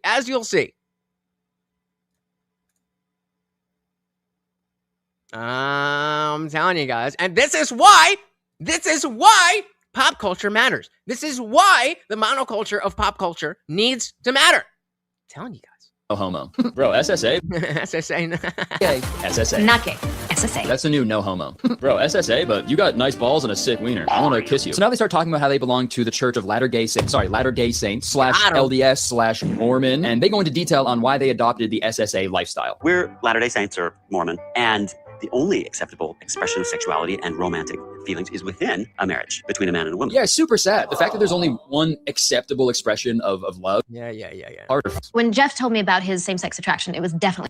And we're just skipping him being like, well, you should be able to express yourself any way that you want. And I mean, I do agree that one of my more liberal tendencies that I do agree. That's like, bro, just go fuck dudes. You're not fooling anybody, but you're fucking a wife. Pull her fucking wife.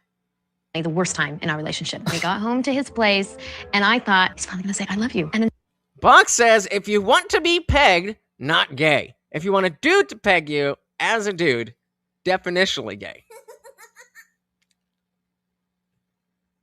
Exit only. Exit only. Thank you very much. we got home to his place, and I thought, he's finally going to say, I love you. And instead he said, Psych. I think you need to know that I'm attracted to men. And Okay. I was crushed. So yeah, Jeff told Tanya that he's attracted to men, and then he gave her a bunch of books to read about SSA, and then she finally came around to the idea that, she could still be with him even though he is attracted to men. I know lots of other of my friends that are in the same type of marriages, that are in good relationships, and none of us feel oppressed. We've chosen to be here. Yeah, you go, girl. The ultimate ally. Dude, I'm here, he's queer, and there's nothing I can do about it. All right, now we meet the next couple, Brett and Megan. Growing up, I thought for a long time that I was gay. I thought that you are! These feelings defined me. Yeah, I mean, fair assumption, right? If you're thinking about a bunch of oiled up naked guys, as I am right now, because I'm not talking about it, but if you're constantly thinking about that, right? That's a fair assumption. You're like, okay, yeah, I guess I'm gay. I wonder why he ignored all those emotions. I didn't ever expect to get married. I wanted to, but I didn't think I was going to be able to get married and have children and live the life that I'm now living. Everything he described, you can do as a gay man. You can get married, you can have kids. Well, I mean, right now you can. I don't know how long, based on the fact that a literal fucking goblin is the president-elect. Dude, he's probably going to pass a bill that makes it so. All right. You have one person seem like they're, taking care of really well, enabling it. This was being attracted There, but person who's like struggling to deal with it. I'm just trying to give you a little peek. Enabling it at the same time. There have been periods in our marriage where I knew that the attraction wasn't there, but thankfully we've moved beyond that. Yeah, we've actually moved on from being attracted to each other. He actually loves me so much that he can't stand to look at me. All right, now it's time to meet the final couple. My name is Tara. And my name is Curtis. We've been married for 20 years. What the hell? His name is Curtis. And my name is Curtis. I don't come across too many Curtises or Curti in my life. So whenever I see another guy with my name, I automatically I hate them. I don't like them. You know what I mean?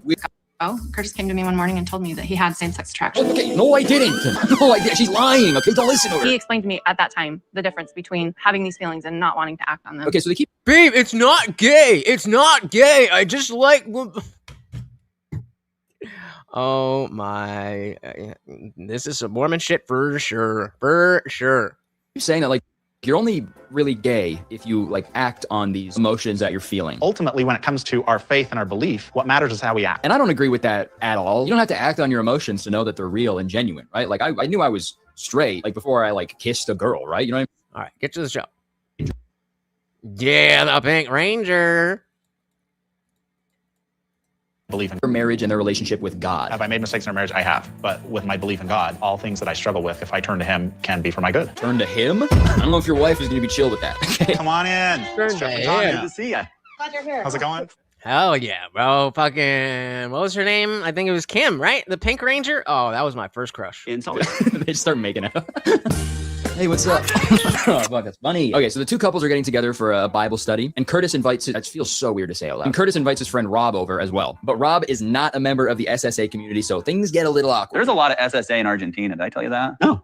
Yeah, that's a big problem down there too. What do you mean by SSA being a problem? Well, the whole act is against the teachings of the gospel. In the Mormon faith, we do not practice homosexuality. Why? Because you're already really good at it?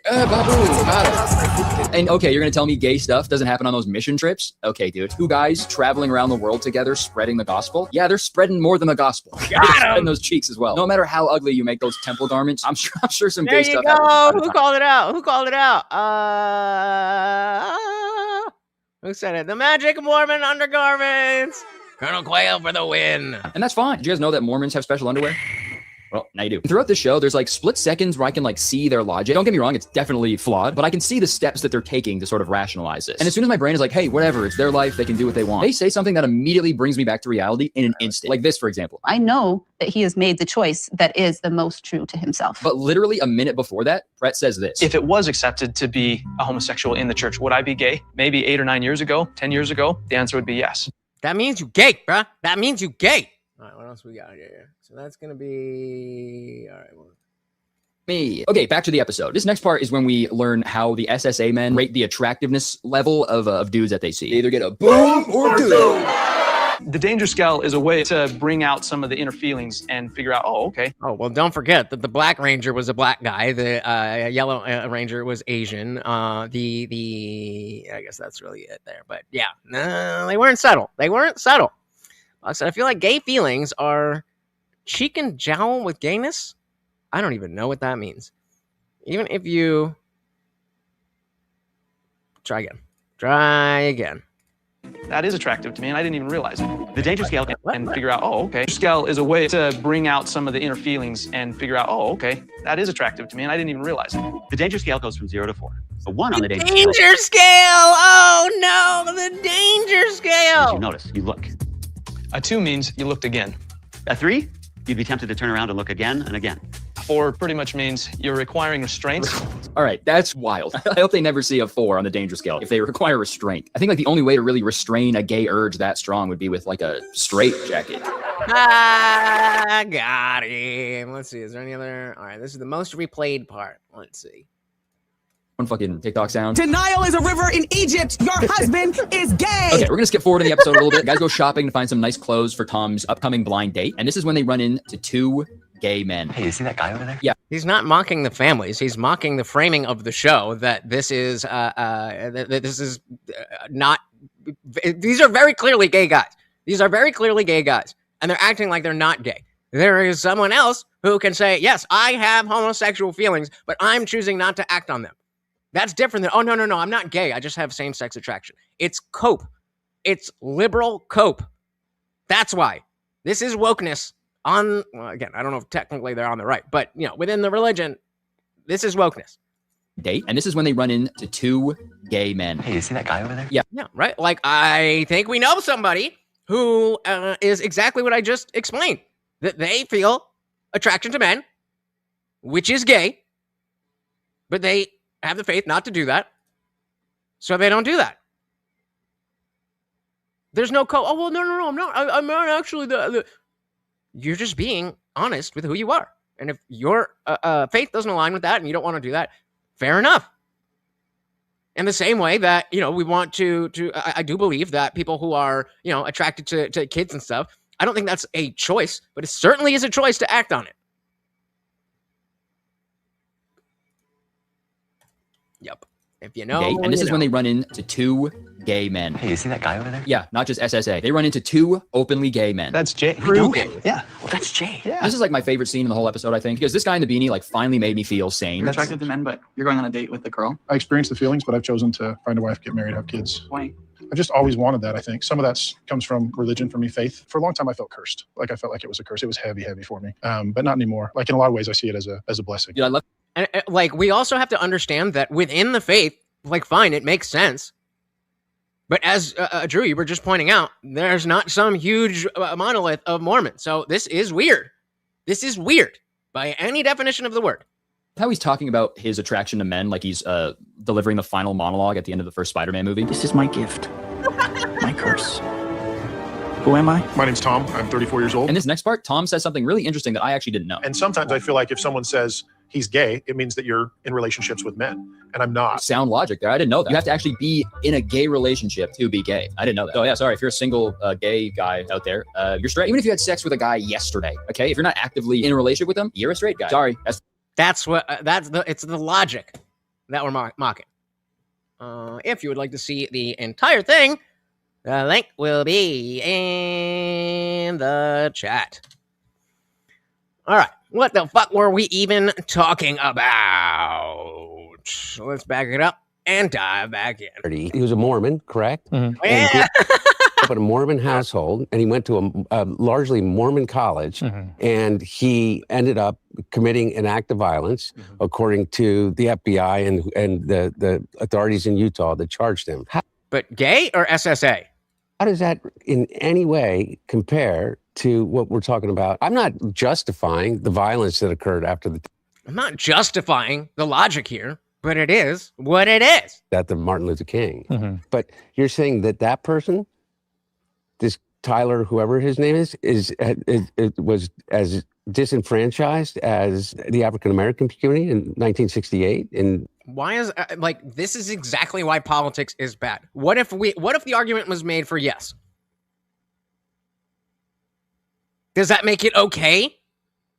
Does that make it okay that he shot Charlie because he was so oppressed? Then what are we talking about? That's the problem with identity politics. It's always pitting groups against each other instead of bringing them together. As disenfranchised as the African American community in 1968 in inner cities? Well, the question is who we want to live around. I'm not living around blacks. Sorry. Vox says cocksucker's more gay than pegging by a woman. I'll give you that. I'll give you that. We can call that bi. In inner cities? Well, the question is who we want to live around. I'm not living around blacks. Sorry. I want white kids, and I don't want my white kids bringing home black people to marry. And in the 1960s, the West Side burns down. We don't want to live around that. We don't want to live around a city that's burning down. That's not when the white flight happened. It is. It was a big response to it. Absolutely. 100% not. Absolutely. You make these historical connections that don't exist. Part of it was potentially, but before that, what Mayor Daley did is made Chicago the most segregated city in the entire United States, other than Boston. When you would come from the South to Chicago, African Americans from the South, blacks in the South coming to Chicago would say that Chicago was twice the level of segregation and racism that occurred in the South. And so it wasn't as if you're coming into a situation in which you're feeling in any way enfranchised by the community and the situation that you're in. Oh, you mean like the white kids today? And as many people left simply because of the idea that someone was black moving into their neighborhood as the violence that occurred after the assassination of Martin Luther King. So the numbers actually, pre-1968, when King was shot, you had more people leave the city because of the desegregation, because of the 1964 Civil Rights Act, than you did after the riots. I think that's just not true. I think that the race riots were a huge driver of white flight to the suburbs. I think it's just dishonest to say that's not the case. Okay, so what's your point about all of this? Well, we're talking about where people want to live. Yeah, I know. So like what So he's saying that it's not because, I mean, maybe there are people, but especially back then, if people left because of the fact that somebody black came in, then that was heavily influenced by the media, by the politics, by all of that stuff. And so even if from 2026, we can say, oh, that's bad, that's racist, that's a presentism bias. That's not, like, people weren't expected to know that black people were just the same. That was the era that happened. In 2026. Well, how about in 2020 when Minneapolis burned to the ground? Or how about in the summer of 2020 in Chicago? Minneapolis didn't burn to the ground. Yeah, the fuck it did. Yeah, the fuck it did. No, I mean, there were BLM didn't destroy dozens of structures. If you guys need a physical witness to what happened in Minneapolis, there were many structures that burned to the ground. Not the city, but there was, I would say, between 40 to 50 buildings off of Lake Street. 40 to 50 buildings burned down. And Boggs, I still say that this is we'll call it racist coded. Black folks are pretty chill. You know all black folks? They're all the same? So you know 5 of them, 10 of them, whatever it is, and now you know all of the black people?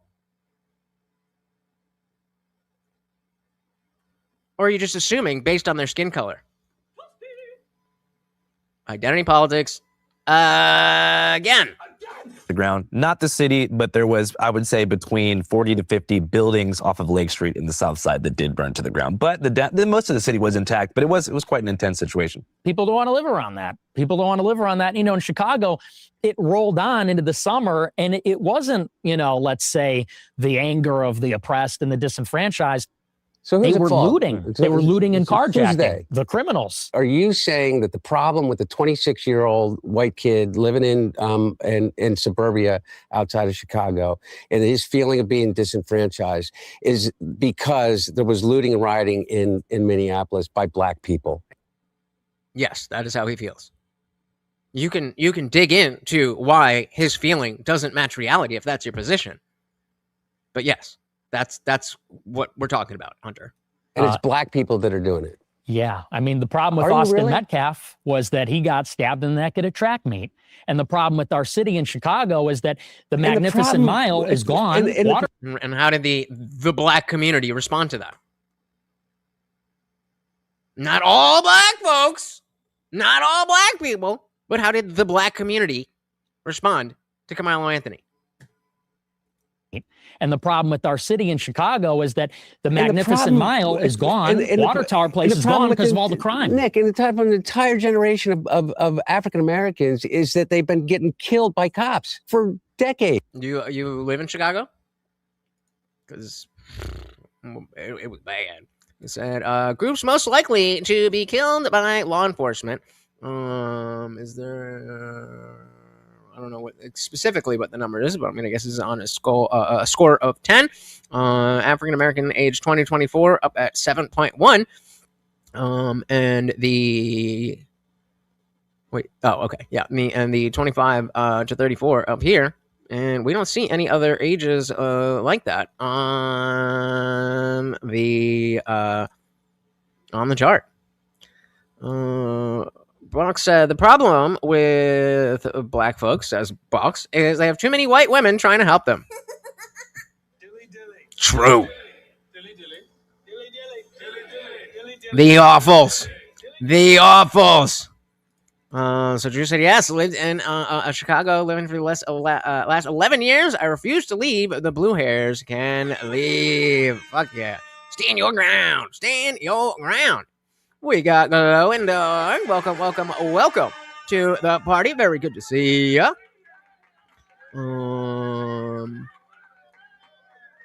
Hunter's out of pocket with the black people. Does he not know better? I would say probably not. He probably doesn't know better. I would have loved this. Whenever this comes up, I would love to ask the just give me a guess on how many unarmed black men do you think were killed by the police in the most recent data. They say like 50. It's like, all right, I overestimate a little bit. You're saying like, it's not. But you'll get answers of like, that's the reality. But you'll get answers of like 10,000. Let's see if we can do something like that. Why am I using X to search again? I don't know. How many black people killed by the police? Man on the street. Can I use? Should I be searching? Should I be using Grok for this? I don't even know why I didn't even put that together.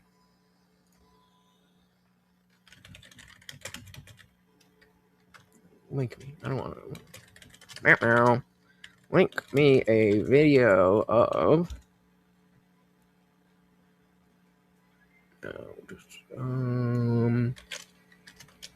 Man on the street interview of someone asking how many black people were killed by the police in a year. And we'll see if that doesn't do it. And I'll ask my good friend ChatGPT and see who does better. Who's going to do better?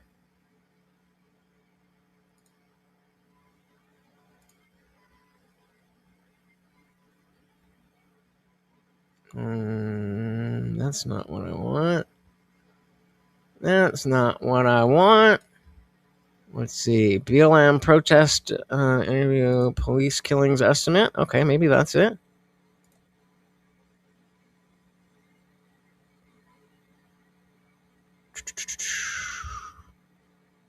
Let's see what we got here.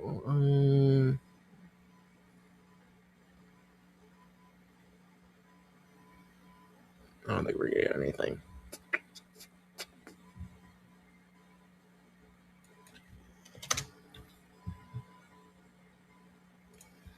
One more. All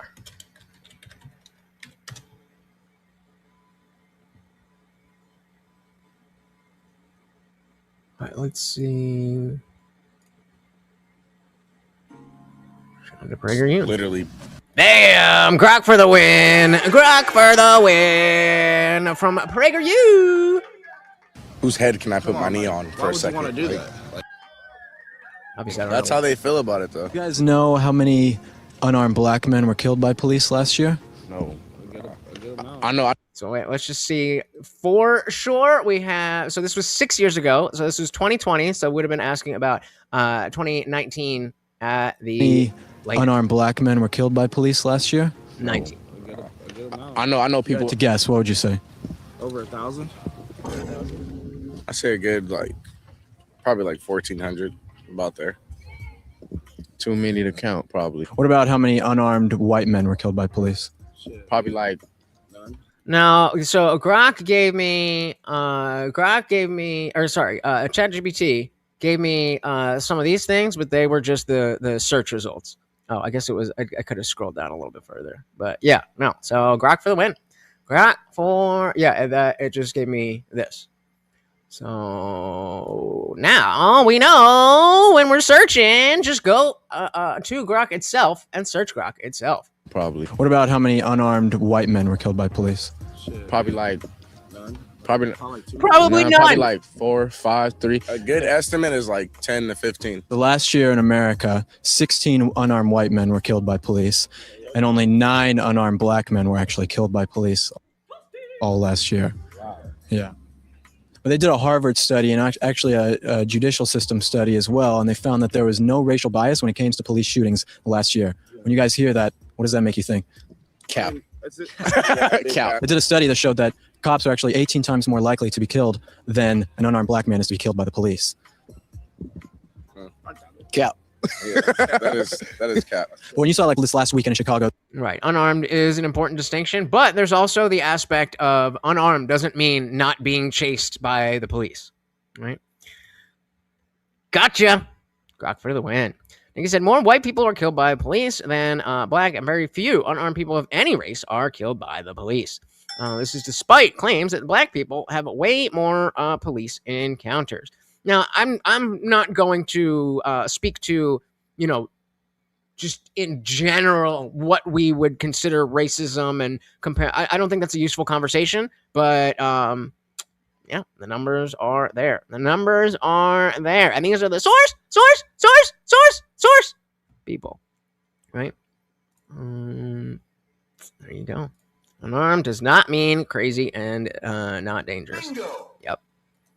Yeah, that is cap. But when you saw this last weekend in Chicago, there were more black men that died from murders this last weekend than all the black men who died from police last year in America. Does that make you think that maybe police brutality isn't the biggest issue facing black Americans? And well, it is also black on Chicago, crazy city, but you also got to understand there's police brutality, then there's black on black crime, which we as people have to stop doing. So that's our part. If they do, I don't know if you want to generalize, but 2019, yeah. Their part, we're also going to do our part. You feel me? Doing this police brutality because they see us killing each other, so they're like, okay, they obviously don't give a about each other, so let's just not give a about them. You got to get rid of the bad. I kind of agree with that. Cops and keep all the good cops so they can keep our community safe. Did you guys hear about what happened in Chicago where they did the blue flu and cops called in sick and there was tons of black and black crime this last weekend because there were no cops? And we got to have the good ones and support them and make sure that the bad ones aren't there. If the black on black crime were to go down, which would be amazing, then the police, wouldn't have to police these areas so much. Blacks on. Blacks, black on brown. Shout out to my Latinos, everything. Because like at the end of the day, we're all minorities, and I feel like every minority should stick together. Bloods, Crips, essays, like everybody needs to just be together with everybody because I think Can we stick together even though I'm white? Yeah, because yeah, you could be in it, but it's about being black. Point being, this stuff is highly exacerbated and sensationalized by algorithm. Am I allowed to say that? I don't know if I can say that. We had that, and like what? Maybe 200 armed people a year total. What was the total number without race? Yeah. So go check. Minorities? You mean like white people? Globally, sure. Mile is gone. Water Tower Place is gone because of all the crime. Nick, and the time from an entire generation of African Americans is that they've been getting killed by cops for decades. That's what are just you not talking true. about, Nick? Because they commit crime. And listen, it's not... Nick, what? That's not true. Black people don't commit crime. I mean, that's news to me. Fine. And listen, it's not... Nick, Linda, listen. What? That's not true. It's not true. Are you saying that police brutality as it relates and racism in the police force, in the way in which police treat African Americans? Nick, you could grow up here like I did between Wilmington and Philadelphia. And if you were a black dentist and you lived in Wilmington and you commuted to Philadelphia, the chances of you being pulled over by a state trooper, either Delaware or in Pennsylvania, are about 50 times that would be if it was a white guy. 50 times. And so what you're trying to tell me is that the problem in America right now is that a 26-year-old white kid who lives in suburban Chicago doesn't feel like he has access because he's been canceled or he's been woke. And the problem is black people. What? The problem is black people? I don't think that claim was made. I think the claim that is being made that while Hunter, you're willing to say, oh, I see why these black people have this feeling. Why aren't you willing to see other people having the same feeling for the same reasons? Come on, man. Bob said, just look it up. It is 50 to 100 people annually unarmed and 1,000 to 1.2K with any arm. 1.2K is not a small number. Well, I mean, if they're armed and committing crimes, and that kind of is a small number. For the entire country, that's a pretty small number.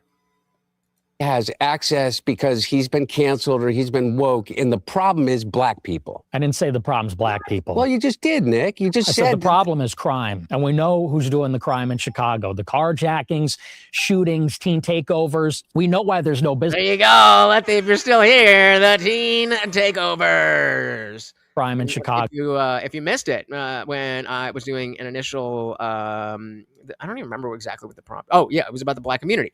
So they took that debate with my thing of the black community being bad for black Americans, and we were talking about teen takeovers, and he had no idea what that was.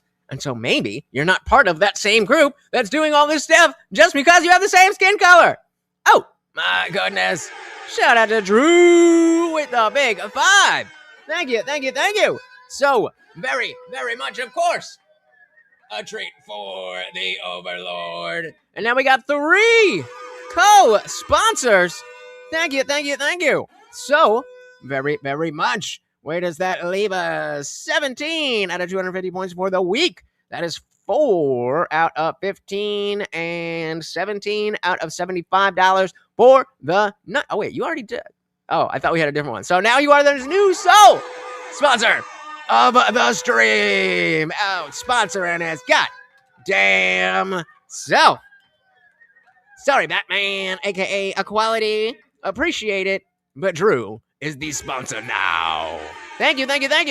Said, back the blue and the Overlord. I'll back the Overlord, but I don't back the blue. I don't like cops. The only thing that makes me somebody who is not like ACAB, abolish the police, is the fact that they're clearly necessary for law and order.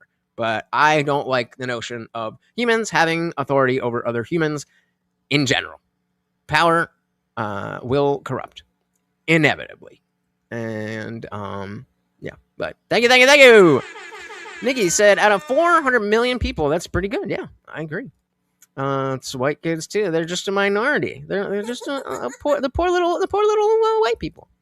Drew said, teen takeovers are just a constant we have to deal with here now. Just another champagne socialist with his luxury beliefs. Common thing. But and then again, if we want to say that, like, because we did this, well, I was like, all right, well, because he was like, oh, I know what you're talking about. Like, people have, and he was kind of alluding to like kind of like a Tokyo Drift type of car meet where it's like it's illegal, but is that? He was like, yeah, that's the Asian community, and I was like, bro, just Google teen takeovers, go to the images, and what do we see?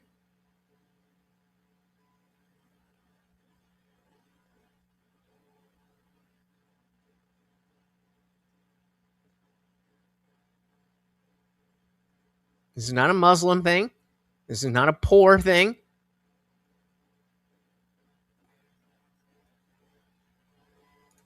What is this?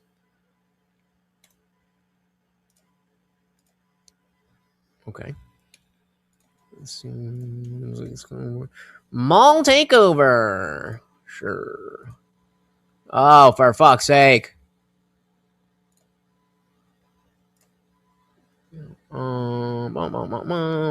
We got a video. Here's a question for you. Do you know what a teen takeover is? For the past few days, we've been following the story of how a teen takeover was reportedly being planned this afternoon at the mall at Wellington. Yeah, we're talking about teenagers in big groups coordinating on Facebook, then gathering at a location, but hopefully not causing trouble. Yeah, hopefully. Well, we sent CBS 12 News reporter Mike Magnoli to the mall to find out how law enforcement was handling things. Mike? Donkey. So many kids were coming here today looking for some action. They were greeted with this sign. It says, "The mall takeover is over. Zero tolerance." This is the flyer that got the word out. Bring your crew, bring the energy, let's take over. This message was shared via social media, and Palm Beach County officials became alarmed. That's because they feared something like this could happen. A teen takeover in Clearwater Beach ended in gunfire and chaos. Then Florida's Attorney General posted to X that event organizers will be criminally charged in cases like this in the future. I met 19-year-old Sebastian Gallardo heading into Wellington's mall with his sister. He says he would never attend a teen takeover. First of all, you're putting health hazards out there. You don't know if someone could trip, fall, maybe a fight could break out. And is this a black guy or no? Someone doesn't get along with someone else. There's a lot of potential hazards out there in the world, especially with something like this. Sheriff Rick Brad. Hey, shout out to Blueberry Street. Welcome to the party. Of course we missed you. Where the fuck have you been? It's not been the same without you. Welcome. We are taking a little side quest about teen takeovers. We're talking about Nick Fuentes and Hunter Biden. Welcome. Shaw on a morning news radio program saying that he put extra deputies at the mall to keep the peace. And indeed, we saw deputies at every turn. We'll have all the resources we need to keep everybody safe.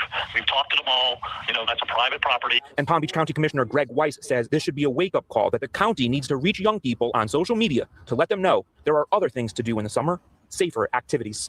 And so again, it's not saying like this is black only. Only black people can do this. But it's only black people typically that are doing this thing. And so if you are trying to connect yourself to a broader community of people who are just because they are black, then that is included. And then when other people from the outside of that group see you as part of that group, you can't get mad because you're the one that said that you're part of the group. That don't make no sense. Black people. Well, you just did, Nick. You just said the problem is crime, and we know who's doing the crime in Chicago. The carjackings, shootings, teen takeovers. We know why there's no business on the Mag Mile anymore, and it's because they steal cars, they drive them through windows. And listen, black people are some of the biggest victims of the black crime.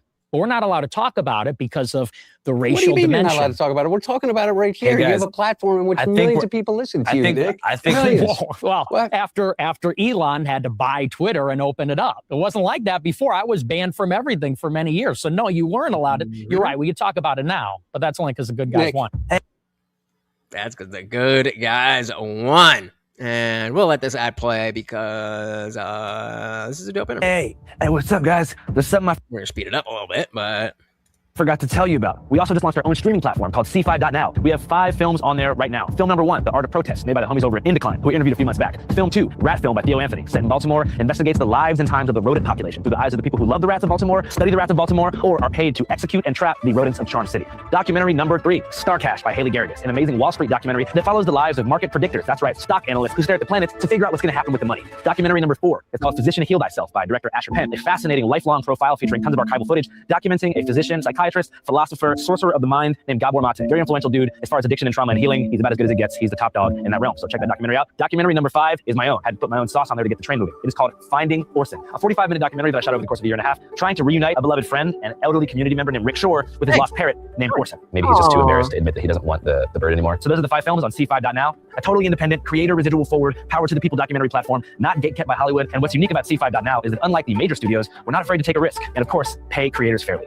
The link is in the pinned comment and description box of this video. And most importantly, it's not just a website, it's an app on your phone and a smart TV app. So get your popcorn, get your remote, sit down, it's time to learn. I'll see you guys soon. All right, check them out if you are interested. It's definitely kids. It's not adults. Is that the only fair grouping? The only fair pattern that we can see here? Blueberry said adults are getting more kids committing crimes because they get lighter sentences if caught. Getting the kids to commit the crimes. Oh yeah, that's an old school type of gang activity where it's like the 14-year-old, you're not going to get tried as an adult. It's bad. It's bad. You don't put the kids up to it because of lighter sentences. We don't want to punish the kids for what the adults for that. Well, that was, and the VK Live, one of the debates was whether parents should be criminally liable for their children's serious crimes. And it was interesting. It was interesting. Check it out. Do I still have the thumbnail here? I do not, but go check it out. Being banned on... You went from being banned on Twitter to being on YouTube to creating an entire show. I know you're not, but now you have Kick and now you have all of these other things. You have an enormous platform. I want to find common ground of how much of a shithead Donald Trump is. Of course, rent-free. But again, think of the framing. Well, even though all of these bad things happened to you, you're fine now, so what are you complaining about? Why is that okay to say to white people, but it's not okay to say to black people? Especially if we're talking individuals. That seems pretty racist.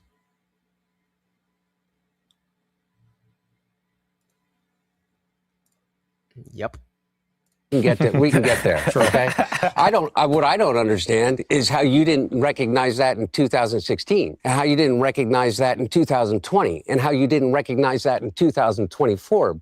Well, I mean, as somebody who only voted for him in 24, is the fact that we didn't have what's the word I'm looking for? A frame of reference. We didn't have a frame of reference for what someone like Trump could or would do. But he made a lot of promises, and it seemed like he could get them done. And then he did a pretty good job. Then he was, surreptitiously barred from winning his election. They fucking cheated. And then he won. So I don't know how you didn't realize this. There's nothing to realize. We always understood. It's just that he is doing different things now. Because Donald Trump hasn't. 24. Because Donald Trump hasn't changed. Mm-hmm. Donald Trump hasn't changed at all. Donald Trump has been Donald Trump since he came out of the womb of a woman that was an immigrant to this country. And so what I want to know, though, is that... Shout out to Dick Johnson. Welcome to the party.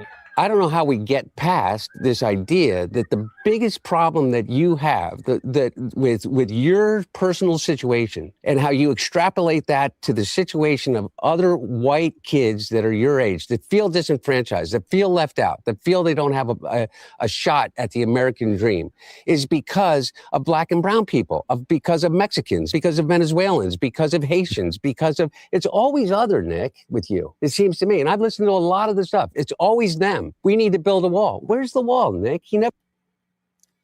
Your father and his cohorts were very involved in that not happening. Never built the wall. Why'd you vote for him in 2020? Why'd you vote for him in 2020? Because we hope that more people would be on board and say, okay, now he's done he's gone through a presidency. The world didn't fall to pieces, and things are going pretty good outside of obviously COVID. 2024. I didn't vote for him in 24. Okay. My point being is that whenever you identify your problem as being something that is other, that you can point to, that's a minority, that is a group of people that, as you're saying, well, I just want to shit on Donald Trump. Projection.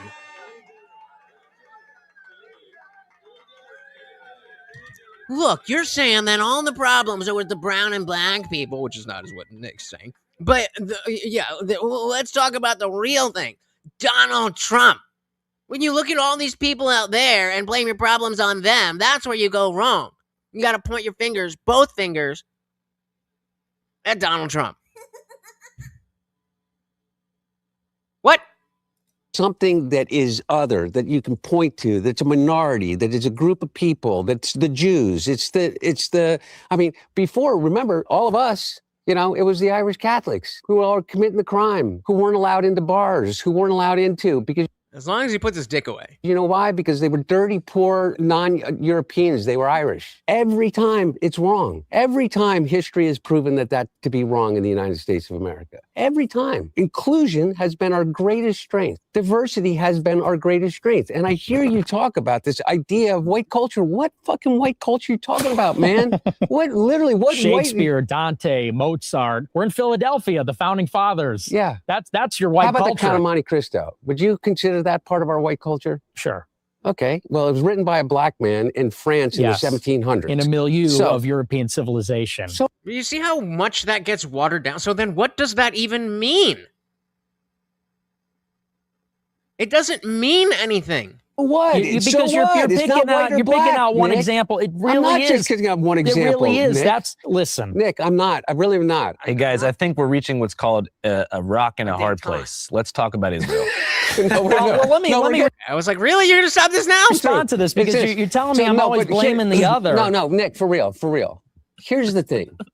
Is that and you're just having a ball. The way that you talk and throw out these historical facts, which, by the way, aren't fucking facts. Okay? Which ones aren't facts? Well, as it relates to the Civil Rights Movement in 1968, and the reason why we're out in the problem that we're in is because the Civil Rights Act... He wants to bet the sentence doesn't end with a fallacy that Nick said. Passed in 1964. Dr. Martin Luther King was killed and shot by a white racist, white supremacist in 1968 on a balcony of a motel. That's the root of our trouble, because an entire people that have been disenfranchised and enslaved for over 400 years... We're sick of hearing about that, though. It's 2026. You may be sick of hearing about it, but you know what? They aren't.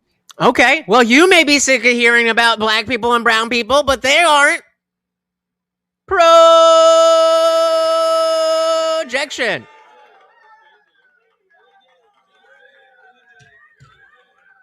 I'm not trying to say that one is a good opinion and the other one is not. You're both appealing to the same thing. So either you're both right or you're both wrong. It can't be that you're both saying the same thing and one of you is right and one of you is wrong. Stupid. Hearing about that, though. It's 2026. You may be sick of hearing about it, but you know what? They aren't. And I'll tell you what, Nick, here's the other thing. Get over it. It's America. Okay, but Nick, you can say stuff like that, okay, without having to say it like that. And that's not how it started, though. This is exactly.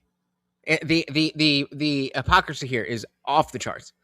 Insane. legitimate argument, but it's Nick. Guys, Nick, Hunter, what do you guys make of the concept of community collapse? Have you guys heard of this? No. So it's got nothing to do with race, got nothing to do with money, but this is kind of a crazy stat. So in 2019, before COVID, 76% of Americans said they were a part of an in-person community that gave them some kind of value. After COVID, and this year, it was 19%.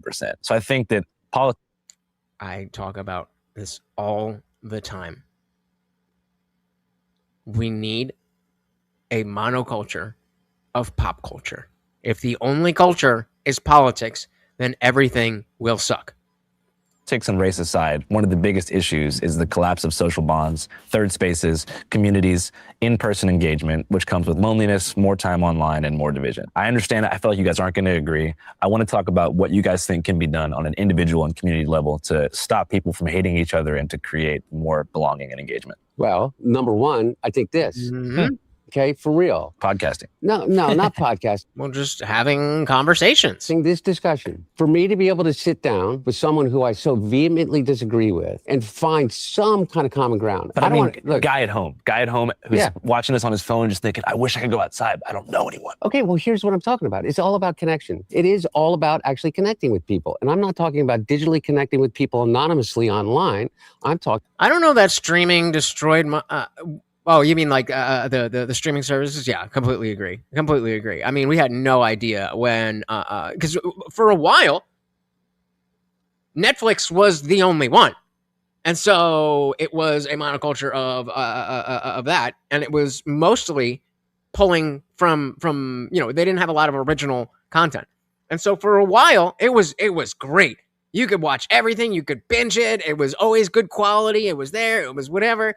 And then everyone else had to do it. Now it's like the same thing as cable, except it all fucking sucks and nobody's watching the same thing, so nobody knows what the fuck is going on with each other.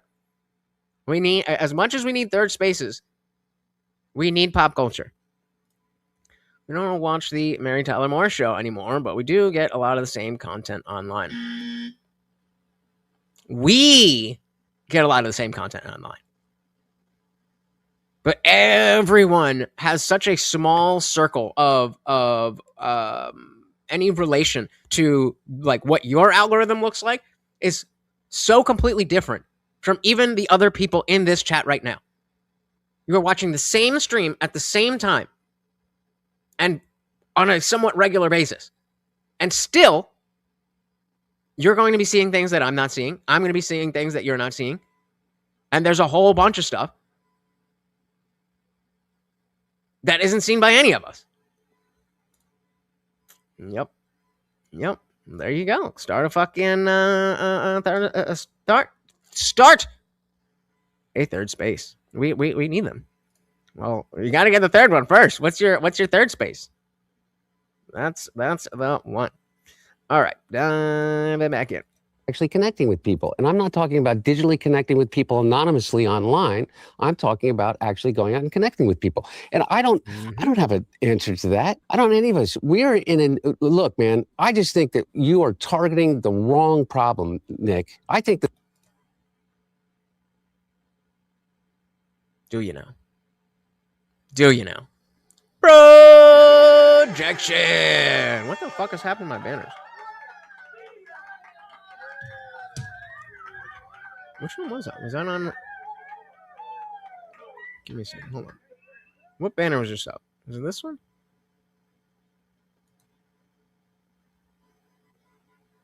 I don't know. Maybe I hit the wrong button. What are y'all saying?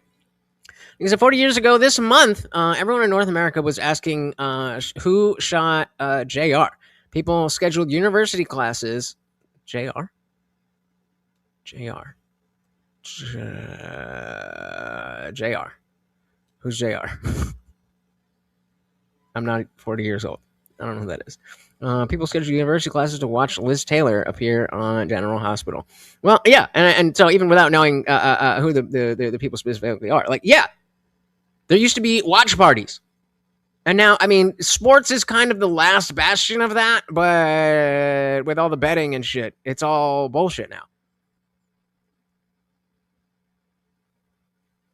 That's specifically why I wanted to do the movie night, because we need to have that. It's too difficult because of how much pop culture I take in and how much I relate to the real world through that. That if I'm trying to explain something to you guys and I want to use the analogy of whatever show and you haven't seen it, then it ain't gonna land. Our biggest problem right now doesn't have to do with this cultural divide or racial divide or religious divide or the idea that America is becoming less white or culturally relevant anymore. I think our biggest problem is literally an oligarchy that is inflaming every single division that we have. And by the way, and they're out for you, man, just as much as anybody else. Yeah, we added a new incentive. Any $50 dono is an immediate 25 push-ups. Well, and I agree. So those platforms that we talk about that you're not allowed to be on because Elon's out on the platform. Elon doesn't give a shit about anything other than one thing. But Hunter, I just want to say real quick. Money and his money. I don't necessarily even agree with that. Okay, well, you may not agree. It's supposed to be $5 for a side quest, but let's see what we got here.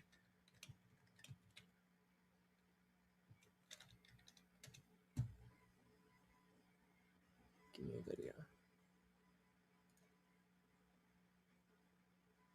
No. Hold on. Oh, not that one. Why are all these on fucking Facebook?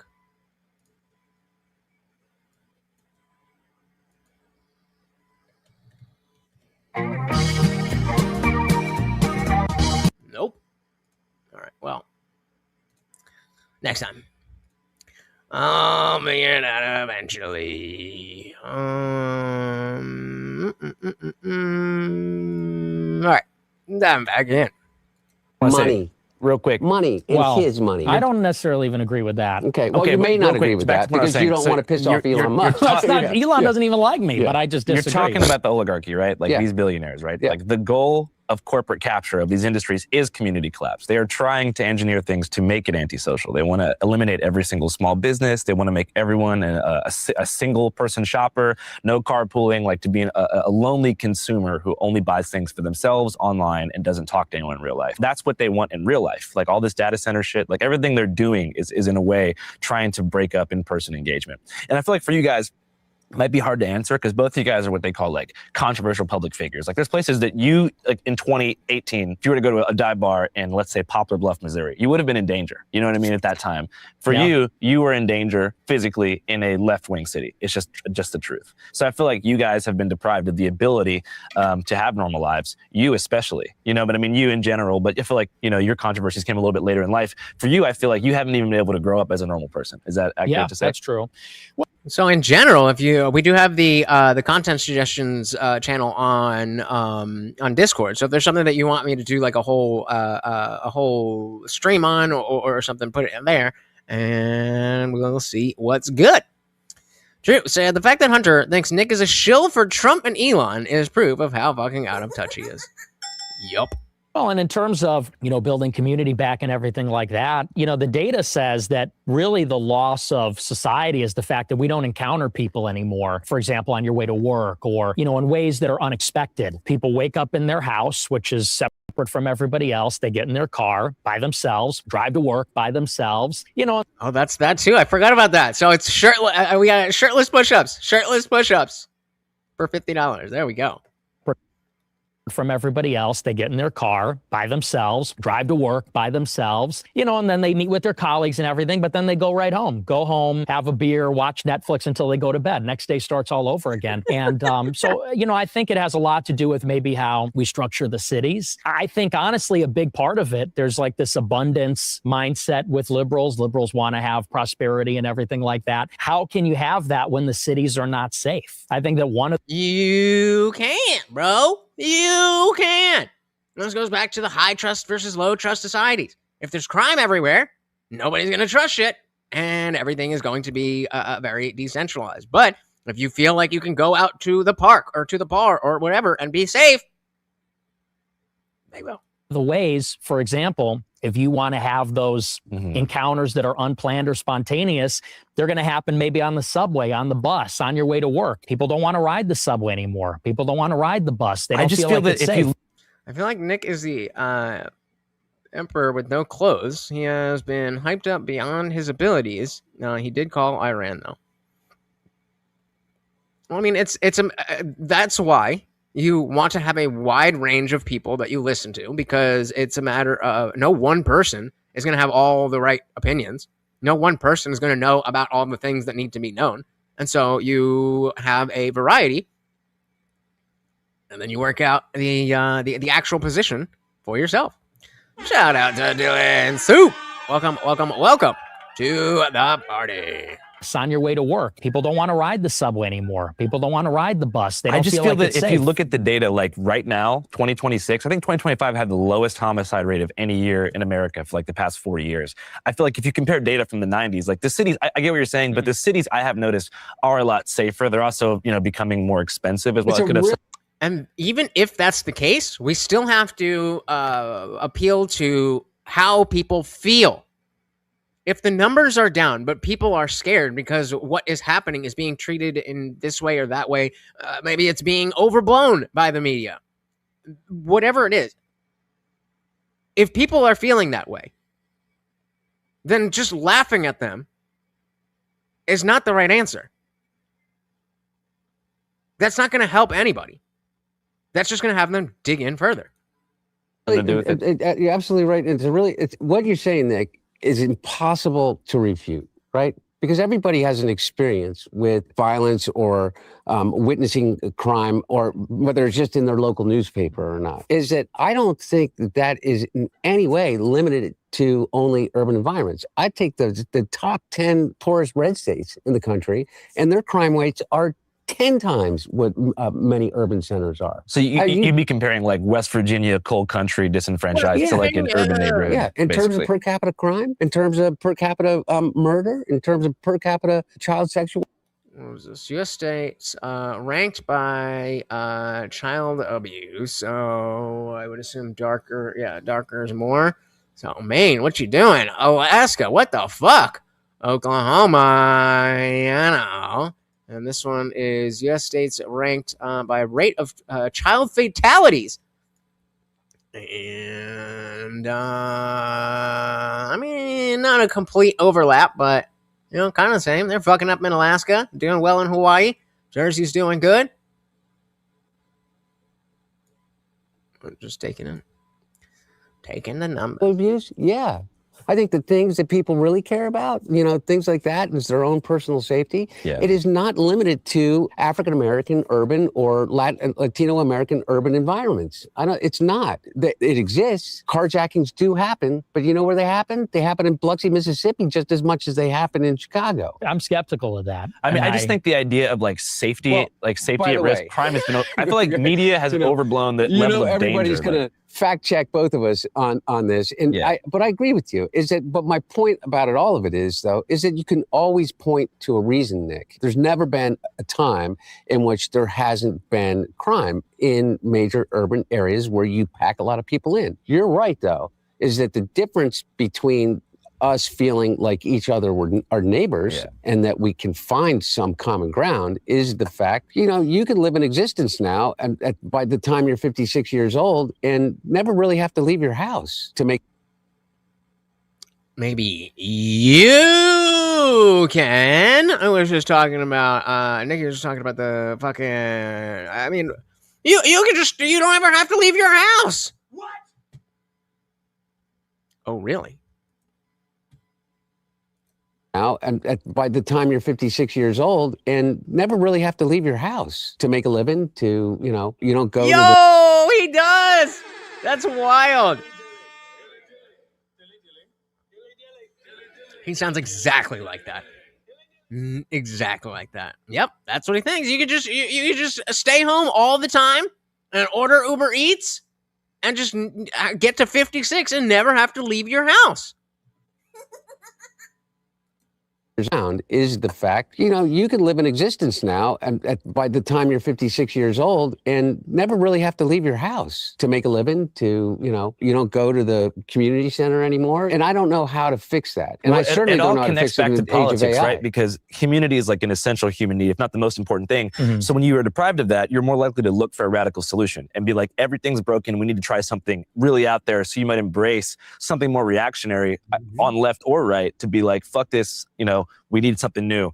And I'm not trying to draw this like male loneliness, like incel pipeline that the media tries to do all the time. But do you see a connection there between like people being lonely and having less friends and subcultural absolutely. choice taking over community value systems or community engagement and people just like driving to the extreme? 100%. I think social I don't know how you would argue against that. dislocation is probably the number one problem of our times, because you look at the young people and you're right, it is one of those essential human needs is to connect and have that sense of familiarity, to be seen, to see and to be seen. And that's something young people don't have. And I think, by the way, you look at the way young people socialize and even the mentality, I think a lot of young people have this absolute drive to go to college. Why? It's an extension of high school. And what do high school and college have in common? It's a community. You're in the quad. You can see and be seen. There's sort of like a status, reputation. You're constantly involved with other people. I've seen that shit. It looks pretty cool. Looks pretty cool, man. And I think everybody, young people, look at when they graduate from college like falling off a cliff and now life is over. Because now you just have your job, the gym, and going back home, and that's it. And this that's why I spent so long. The drugs were not an effect, but before that, I always knew that I didn't want to go into some type of corporate job, and I just wasn't even going to try. And so I was serving tables for a long time, and then the dog training thing came up. Man, the stream here is my way out. My way out. Hopefully, no corporate for you. Now life is over, because now you just have your job, the gym, and going back home, and that's it. And this is why a lot of young people then want to move to the big cities. Yeah, I think that I'm very glad that I went to college. I'm very glad that I got the experience that I got. I think it should have been way more it should have been way better intellectually and academically speaking. But the experiences that I have, that I would never take them back. But took the words right out of my mouth. The gym, and going back home, and that's it. And this is why a lot of young people then want to move to the big cities. Got to go to New York, got to go to Chicago or LA where it's happening. And they want to get a condo or an apartment downtown because they want to go to the bar scene and extend college a little bit longer. And I think that's just not really a sustainable way to have a society. There has to be a way for people to still have that sense of community outside of, let's say, college and high school, even into their adulthood and then into their old age. So yeah, that's one of the biggest problems going on. And I agree. I think it drives, even to your point about the whites-only community in Arkansas, I think it is driving these, let's call it ghettoization, or... Who thinks he's going to wait a whole 60 seconds? Oh, pay attention to me, please. Or insulation of people going into these artificial values-based communities. Yeah. Because where are you going to find people? Go online, start spouting about politics, or, even not just for incels and right-wingers, but even on the left. Someone like Tyler Robinson, he's on Discord. He's on Discord with all of the Overwatch players and all the... Not everybody who is into video games and anime is weird, but everybody who's weird is into anime and video games. You're going to have to knock me off that hill. I am willing to die on that hill. Drew said I would take back all my college years, but it led me to living in Chicago, and I'm very grateful for that. Greatest city in the world, even still. Oh, fair enough. I'll give you that. Shout out to the love of the hood. We got Boot Toy. Welcome to the party. Very good to see you, sir. What is going on? Good to see you. We're covering this Hunter Biden and Nick Fuentes.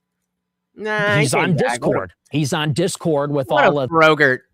the Overwatch players and all the LGBTQ or whatever. And I think that, there's a tendency there where everybody kind of amplifies some of the resentment or feelings there. So I agree. That's a huge driver. So for you, that you're from Chicago too, right, Nick? Like back in high school when you were like first kind of starting to use the internet and all that, did you build most of your community in person outside Chicago, or was it mostly online? When I was in high school or college? High school. High school, I had real friends in Model UN. That was my favorite thing. So that was. But you were still creating like some kind of content at that time. Not in high school. No. Okay. So you went to BU. Yes. Were most of your friends like classmates there? Like when did? All right. Let's see if he'll wait 5 minutes. Did you start to kind of build your online persona and community around your content? It wasn't until I left college. So to that point. Right. Like I said, not everybody who engages is weird, but all of the weird people that I've ever seen or heard of, video games and anime. I don't know what it is. It's fucking weird. And I'll admit that is definitely a bias that I've had when I've tried to get into different anime shows. And I'm like, this feels like I'm doing something wrong. This feels like I'm watching something I'm not supposed to be.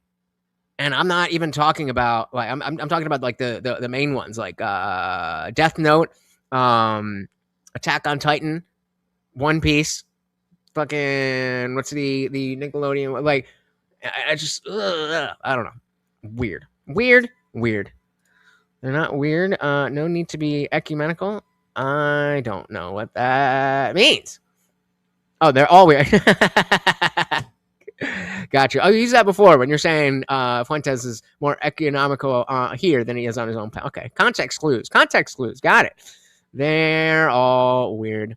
Shout out to Baby Myra. Welcome. So Nick kisses Hunter's ass the entire interview. I don't think he stands for anything. Just wants to be successful and gets views. Interesting. I mean, at this point, we're pushing back. Well, we were pushing back, and then Andrew was like, "Well, let's talk about something else." But I mean, hey, there is value. There is value in having discussions as opposed to debates with people that you disagree with, especially if you have a platform, especially if people listen to you. Do we not want somebody who thinks Hunter Biden is A-okay? Do we not want them to be exposed to something that Nick Fuentes says? And vice versa. Do we not want a gripper to maybe hear a little bit of normal lefty shit? The only anime niggas ever watched was Ranma Half and Sailor Moon. Well, I mean, I did, like, I'm sure that I would have been a huge Dragon Ball Z fan if I had Cartoon Network as a kid, but I just didn't. And I remember one time I was at a friend's house, and if I'm not mistaken, it was Dragon Ball Z and then Gundam Wing. And he loved Gundam Wing. I was like, I don't know what it is. I don't have Cartoon Network. Let's see. I fell asleep. During Gundam Wing. I was like, this is pretty gay.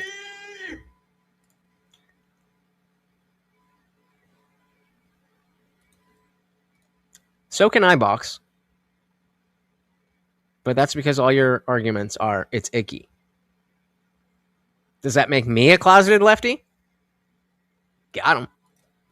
Build your online persona and community around your content. It wasn't until I left college. So to that point, I had friends. I think there's definitely a nostalgia aspect for people who like watch those shows when they're young, but that doesn't come out when like you guys know that on TikTok I focus more on TV and pop culture and all that stuff. And so when I'm saying like I'm not really into this, oh, you're stupid, this is the best thing ever. It's like, well, were you watching this when you were 6 and now you still like it, or what are we talking about? I mean, to be honest, same thing happened with Sopranos and The Wire and most of the movies that we watched on movie night. I didn't dislike them, but Jurassic Park was fun. And community around your content. It wasn't until I left college. So to that point, I had friends in college. And then when I left college and started my show independently. Is it edible? Because if it's edible, that's a win. Because then you get free food.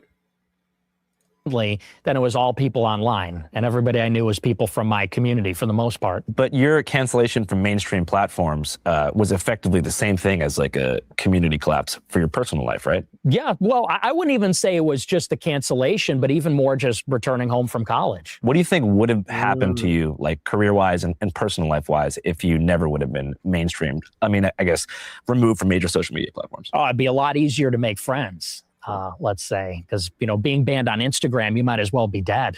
In Generation Z, that's how everybody sees each other, meets each other, talks to each other. So I think I probably have a wider, livelier circle. Do you feel like you had less friends after that? No, I'd say it's about the same. No, but I mean, you said that like you feel like it would have been easier to make friends.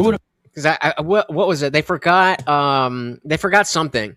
Like I got, I don't know, a salad or a side or whatever, and they forgot it, and I was just like, yo, what happened? And they refunded me the whole thing. I was like, word up, free food. Friends after that? No, I'd say it's about the same. No, but I mean, you said that like you feel like it would have been easier to make friends. It would have been easy to make. They do say that most presidents have big hands.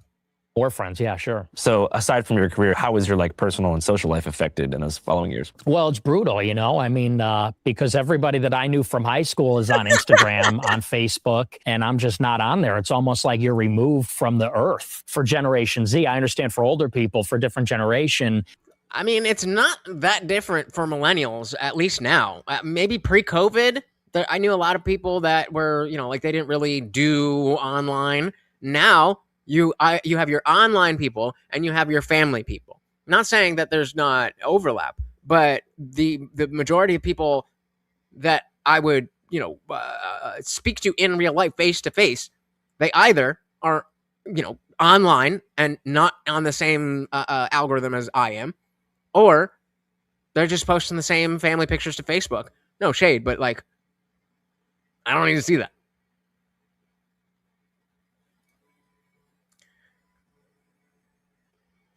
All right, Nikki, if you are feeling like Frank is annoying you, let me know and we'll get rid of him. But whatever.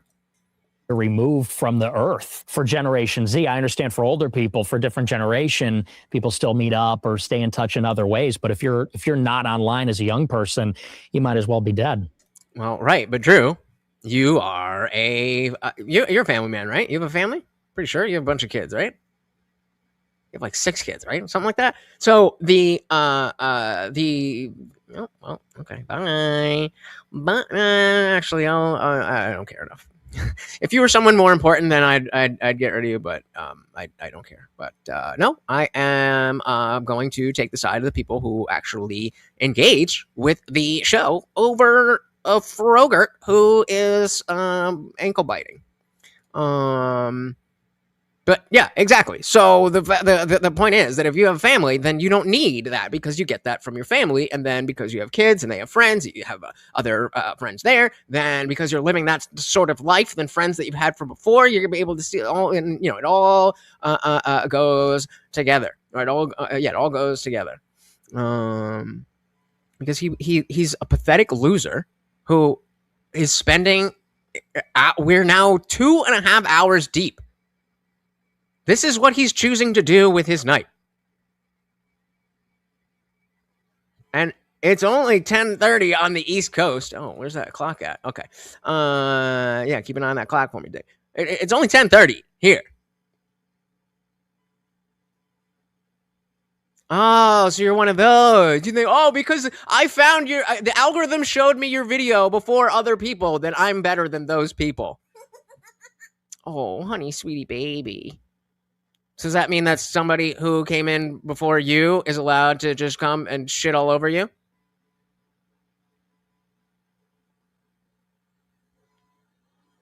Oh, okay. So I was confusing. Who am I confusing with? Oh, Jared. Jared has like the 7 kids. But yeah. So I think that the aspect of being like, you know, YouTube is still online. But you know, even someone like me who is terminally online, I have no nothing else going on. It's me and Morty and what's going on online. So I don't spend, like I said before, I don't spend too much time on X as much, but I spend a lot of time on TikTok. Anytime I'm doing something in the house, like TikTok is playing. And so I have auto scroll on. And so like I have this thing. It's a nice little stand there.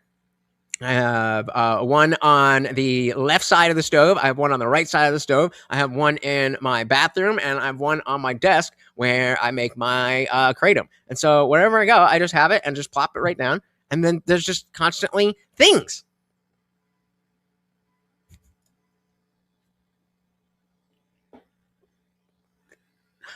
Oh, the reverse psychology. I'll give you that one. Yeah, I don't want. Oh, fucking pathetic. So yeah, my full-time job is being a dog trainer. So that's what I do during the day and on Saturdays. TikTok, I don't do TikTok in the same way that I am trying to like build YouTube. I do have the same name. I do go by the Indian Jesus over there, but that was really just because I wanted to talk about all these shows and movies I was watching, and you guys didn't know what the fuck I was talking about. So I was like, all right, I'll just fucking make videos over here, and I've got almost the same, not quite. I think it's like the numbers are very different on TikTok in the sense that there's just more people, and it's much easier to get bigger views, more followers, and so the numbers are a little bit different. So like 5,000 subs on YouTube is like, nothing crazy, but like that's an accomplishment. But I have, I think, like 3. Well, let's just check.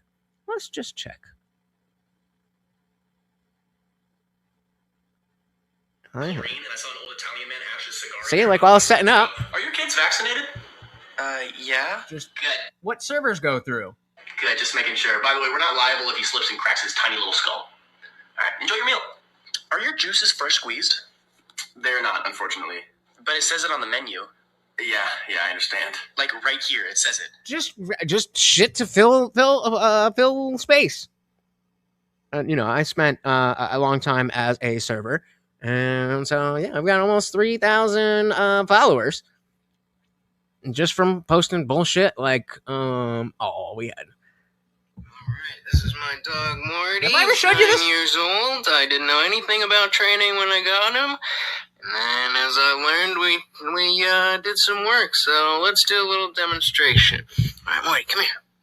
Good boy. Sit. Yes. Come back over here and sit down. 6 years ago. Roll over. Sit. Play dead. Look how black he is. Do you think you... Duh. Look how black he... Oh, no, he's on the screen. High five. Oh, I missed it. But, like... Look how fucking black he is compared to now. His whole face is gray. That was 6 years ago. 6 years ago. Shout out to Morty. He's a fucking gangster. All right. Ooh, my tweet got liked by Rachel Wilson. Well, he was 9 there, so not even. He had already started to turn gray, but exactly. Shout out to Kobe. Welcome to the party. I love Channel 5 News. Haven't watched this yet because I think Nick and Hunter is toxic. Is it worth a watch? I wouldn't be covering it if I didn't think so. So I'll say yes. I'll cover it so you don't have to. All right, let's dive back. And they're talking about third spaces and how, being online has really broken the aspect of community.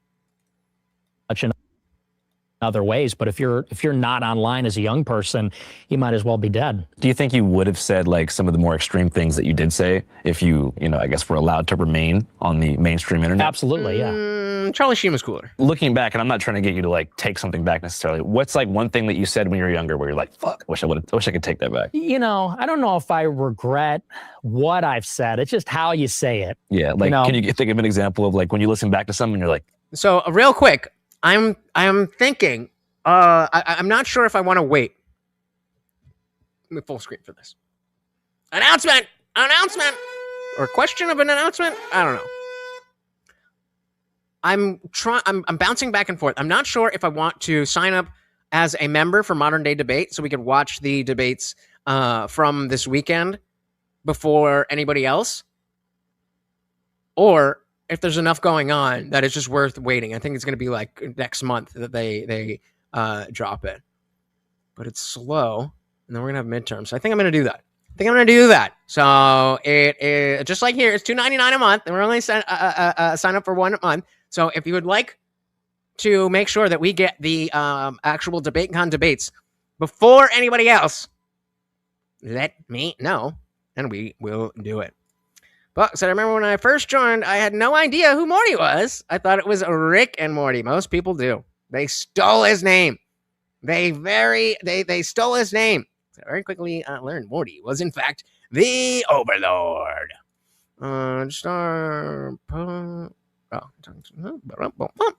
Rachel Wilson would laugh at Nick for not getting. I disagree. They're both very Christian. Like, oh, that's very good. You should be waiting until marriage. Not that there's anything wrong with that. All right. So yeah, if somebody wants to put something towards that, get a 99-cent super sticker or something, and we'll make it up. What I've said, it's just how you say it. Yeah, like, can you think of an example of like when you listen back to something, you're like, "Geez, I wish." Yeah. So I did this rally in 2023 called Fuentes Rally 2, and the one comment I said, we're talking about a spiritual battle between Christians and everybody else, and I said we're in a holy war. I said, and we're going to make them die in a holy war. And the second I said that, I was like, didn't mean to say that. It's an extemporaneous speech, so you don't rehearse it. You just say things, and I was like, didn't mean that. Shouldn't have said that. So it's always the how. It's always in the delivery that I... Nick, I can think of about 4 things that I really wish you would take back right now. Like what? The cookies in the oven. Well, it's a joke. But it's not, Nick. My wife is Jewish. My son is Jewish. No, Nick. I promise you. Don't get mad. I'm not mad. Okay, it's I know. But okay. But you got to understand how incredibly, whether it's a joke or not, it's a lived experience passed down from generation to generation, whether or not and by the way, not just from the Holocaust, not just from 1939 on, 2,000 years of history. Okay. Forget about Israeli politics and Netanyahu, because I think we agree about Bibi Netanyahu. Hold on. I missed that. I had to run off for a second. We gotta go back. Let's see what y'all say. Oh, shit. I sat on the wire. I thought I was pulling it out of the microphone. We don't need that. All right, what you're saying? What we're saying?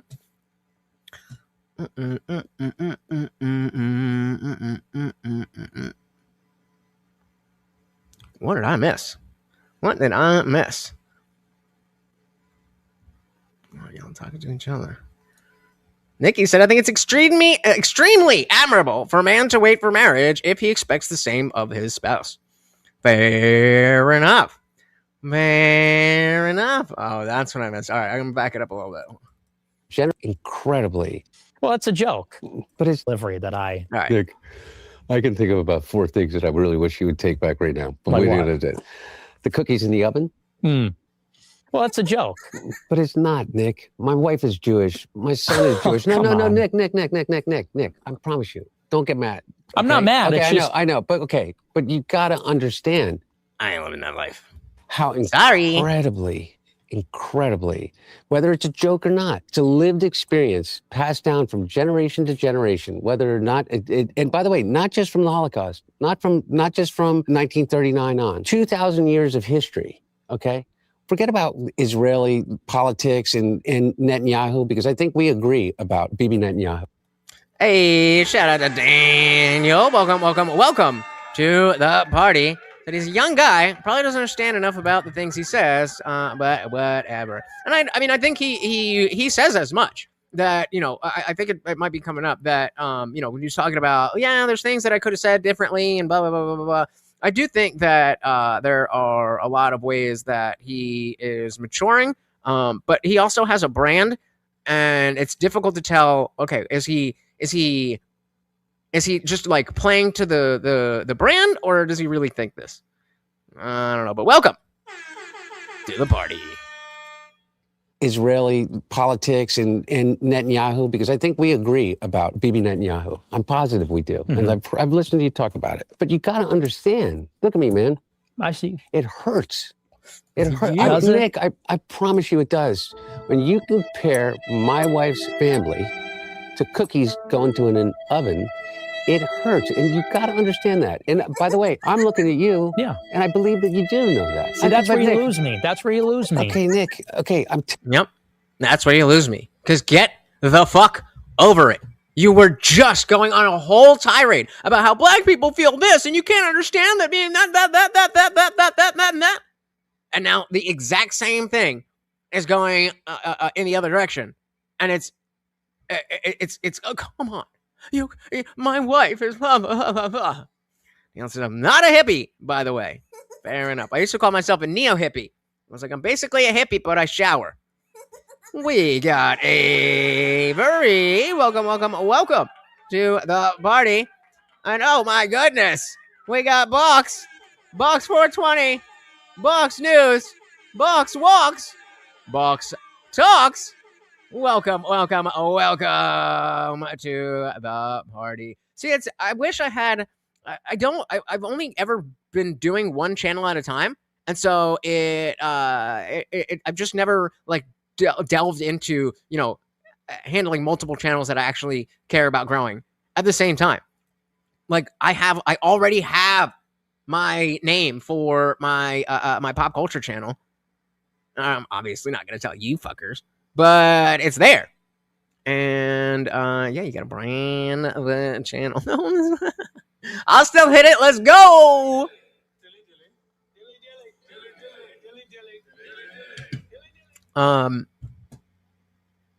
But yeah, I would have had a clip channel already. I would have had a pop culture channel already. And I don't know, I'm just dragging my feet. And this is really when I should be doing it, because once politics actually starts getting going, I don't know.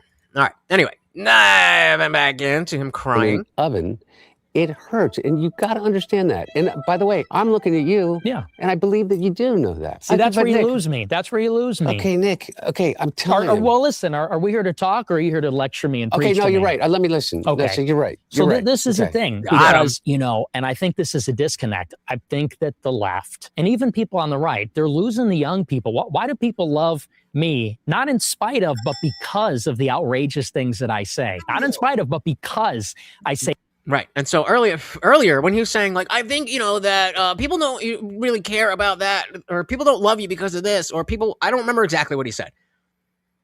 But exactly what Nick is saying right now. It is not despite the fact that he says crazy shit. It is because he says crazy shit. And that is why I was so frustrated for so long, because I didn't understand that. And understanding that makes it make a lot more sense. And even people on the right, they're losing the young people. Why do people love me? Not in spite of, but because of the outrageous things that I say. Not in spite of, but because I say offensive things. Because I, let's say, drop the N-word on a video or something. It's because people are sick of the preachiness, the Nick. lecturing. Okay, I'll listen they to what really you are. say. But Nick, I disagree. I think that you're appealing to the lowest common denominator of thought. If you're hating on the people that they think are the reason for their suffering, then you must be on their side. I don't think that you believe that about the Holocaust. I think you think the Holocaust did happen. But forget about whether or not you think that it is used politically in a way that is obtuse and wrong. But I think that you do believe that. And I think that you have to. Like, what's your cultural heritage? I'm Italian, Mexican, and Irish. Mexican. When did... Right, exactly. Exactly. Whether you love him or you hate him, you can appreciate and respect the fact that he's willing to to go against what the expectation is. They come in Italian. When did the Mexicans come? When did the Irish come? Mexicans came turn of the last century. Yeah. Italians came in the 1860s. Yeah. Irish came in the early 1900s. Okay, so maybe you wouldn't care about something that is like I knew you were gay. Offensive just on the face of it, and think that, oh, why can't people just believe that that's funny? But you got to understand, it's from a perspective of somebody that has that trauma, and I think that there is such a thing as generational trauma, and those stories are passed down generation to generation. When you say something like that, they completely shut off. They can't hear another thing that you're saying about this cultural disconnect, about losing communities.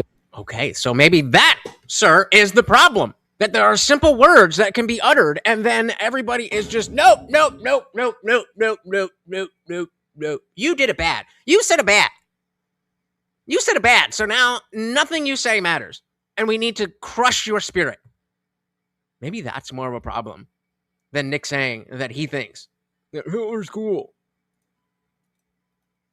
Off. They can't hear another thing that you're saying about this cultural disconnect, about losing communities, about the feeling of being left out or left behind in a world in which there are no longer is this sense of community. All the other things that you say, everybody else is left, and what you do pick up.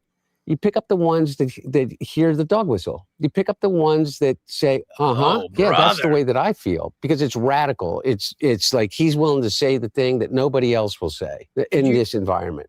Exactly how you were talking about Martin Luther King Jr. before, that he was speaking to people and willing to say the things that nobody else will say in this environment. If Nick doesn't bring this back to civil rights, I don't know what we're doing here. And then you get an enormous amount of niche, but love from that. And I just don't believe that you believe that. I don't believe that you think that it was appropriate for you to say something like that. I don't think you believe that it's appropriate to say women shouldn't vote. Let's give Nick a second to respond to the first thing. I know I talk constantly. That's how I do this. It's all good. It's all good. I apologize. I get it, and I understand that perspective, and it is offensive and it is provocative, and that's sort of what makes it funny. I mean, what we would say in our generation is edgelording. We're being edgy. We're being provocative, and I think that it is that kind of overbearing sense for our entire. Nick, I'm the king of edgelord. Well, in a certain way. It doesn't really count when you're caught on candid camera. Like, you didn't do this to. Nick, let's. Hey, shout out to all the short kids. Let's fucking go. Dilly. Let Nick explain I know. the psychology. It's that overbearingness that my generation's had our entire lives. That's not appropriate. That's not funny. Think of the trauma. That's racist. That's white supremacist. That makes it funny. That makes it different, interesting. And let me grant, by the way, I think that now, and this is maybe a concession towards you, now that my kind of humor has become mainstream and popular, I don't even think that that's funny anymore. People do the edgelording thing. It's become so commonplace and so tired. I don't think it's that funny or impressive. That's a big part of why I kind of moved past it, because. And again, I agree with what he's saying now. I didn't know that there was a difference between who Nick Fuentes was at 17 and who he is now. And I mean, you can, whether I don't know these people personally. I'm just going by the words that they say on my screen. But it fits. It makes sense. 10 years ago, it was treated like sacrilegious. And there's something funny about the fact that you could say a word or make a joke and make people lose their minds and freak out. And it was like an international incident if you said the wrong thing. And I think that's what made it tempting, especially for a young person. You want to rebel. You want to be defiant. You want to be a little revolutionary or something. Now as time obviously has gone on, I think that's become a fad. Everybody does it. It's lost its power. And I think that, by the way, part of why we're getting less of it is because instead of getting the preachy lecture from the left saying that's not appropriate, people just roll their eyes. We get the oh, wrong one. We get the how dare you? How dare you? Hey, shout out to Daniel Ramirez with the $5 make you holla. Thank you. Whoa.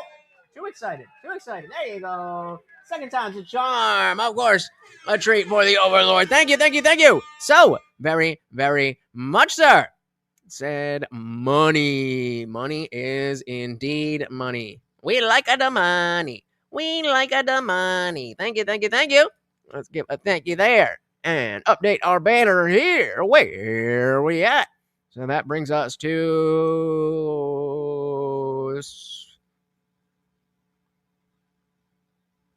22, right? 22. 22 out of 250 points. 5 out of 15. That's 1/3 of the way there. And 22 out of $75 for the night, guys. Thank you so very, very much. Daniel C. Ramirez. Very much appreciated. Oh, he's ready. He's ready, guys. Let's get him that peanut butter. Let's get him that peanut butter.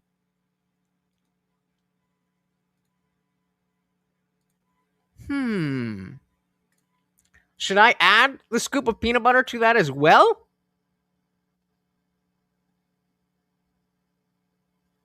I think we'll do that. So a $50 dono is immediate shirtless push-ups and a scoop of peanut butter. The preachy lecture from the left saying that's not appropriate, people just roll their eyes. Now, when an edgy white person says the N-word, people roll their eyes and go, really? You know, that joke again? People hear someone wears a Nazi costume, makes a Holocaust joke. People go, really? That joke again? It's not impressive. It's not funny anymore. We've seen it before. And ironically, that is what makes you get less of it when you disempower those things by not giving them this over-the-top reaction, pretending like it's some great travesty. So you think the new counterculture is going to be woke again? No, I think it's a synthesis. Hey, everything's for Morty. We love Morty. Oh, honey. I was trying to think of. I was trying to like do an impression, but I can't think of any specific line. What was the thing about? Damn, I need to go back and watch some Winnie the Pooh, man. I didn't miss that shit. Oh yeah, he's like, you got some more of that shit. You got some more of that shit. Oh, he wants the peanut butter. He wants the peanut butter. Well, that's why I was like, should I be saying? I don't know if I should be saying that. Like somebody was saying something about redneck yesterday. I was like, I don't think that's that big of a deal, but whatever. All right, there you go. Oh bother. Oh bother. I don't know. I need to hear it. He was my favorite. Tigger was my favorite. Great travesty. So you think the new counterculture is going to be woke again? No, Yup. Shout out to American AF boy. What is good? Welcome to the party. Very good to see ya. Yeah, we're watching Morty Theme for that peanut butter. Welcome. Some great travesty. So you think the new counterculture is going to be woke again? No, I think it's a synthesis. A synthesis of post-edgelordism and wokeism? Yes, because I think that wokeism had its excesses. Yeah. Edgelording also has its excesses. And I think now we're finding a middle ground between saying the edgiest thing we can think of with no regard for anyone and saying everything is racist. You know, if you say something, you should lose your job. We're finding a middle ground where, you know, maybe it's tastefully offensive in small doses. Less is more. So yeah, like when we used to say gay and retarded. That was tastefully offensive. It sounds like you believe in the survival of the American experiment. Yeah, I really do. And listen, I don't think everything about wokeism was bad necessarily. What's the best thing about wokeism? I think that... Great question. What is the best thing about wokeism? I don't...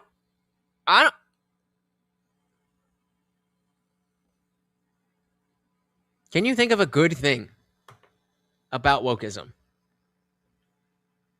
As you're thinking about that, the clock is running down in less than a minute. We are going to members only, but wait, even if you are not a member, you can still hang around, and it is just the chat that is going to members only. And if you want to chat, of course, we have those super chats, but I'm going to leave the Rumble open for you. So you know, your chats won't be shown here, but you will definitely be able to continue engaging. I don't think so. I don't know enough about his positions or how serious he is about the things that I've heard to be able to tell. So I don't think so, but I don't know. Tigger, please. Yeah, nobody's asking that. Woke is newspeak for anything disagreeable. That's what I'm saying. What could possibly be good? Listen, I don't think everything about wokeism was bad necessarily. What's the best thing about wokeism? I think that genuinely it has made people more respectful and empathetic. Because let's be honest, 20 years ago, let's say when I was growing up, I think there was a lot of cruelty. And I think there were some hate. Okay, I don't disagree with that, but I would separate the valuable aspects of what we're talking about. The valuable aspects of having that sensitivity, if you want to call it that. I think that's a good thing, but I don't think that we needed to employ the identity politics that now has us fucked up. You know what I mean? I don't say that. I don't think that not being mean to people, I don't think that not being racist is woke. You know what I mean? That doesn't, it doesn't really, that doesn't, whatever. Oh my God. Fuck you. Jesus Christ. Let's say when I was growing up, I think there was a lot of cruelty. And I think there were some hateful attitudes. And I think as time has gone on, this younger generation... Oh, I didn't fucking close it down. All right, so first we got Twitch. Twitch.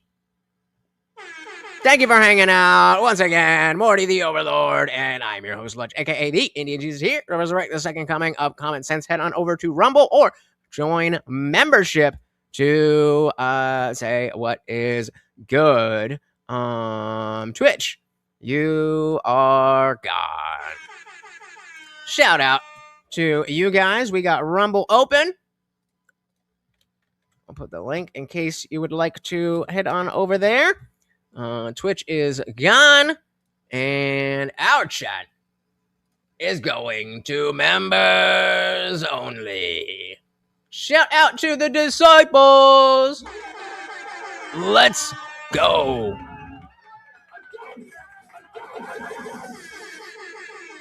Daniel, again, thank you so very, very much.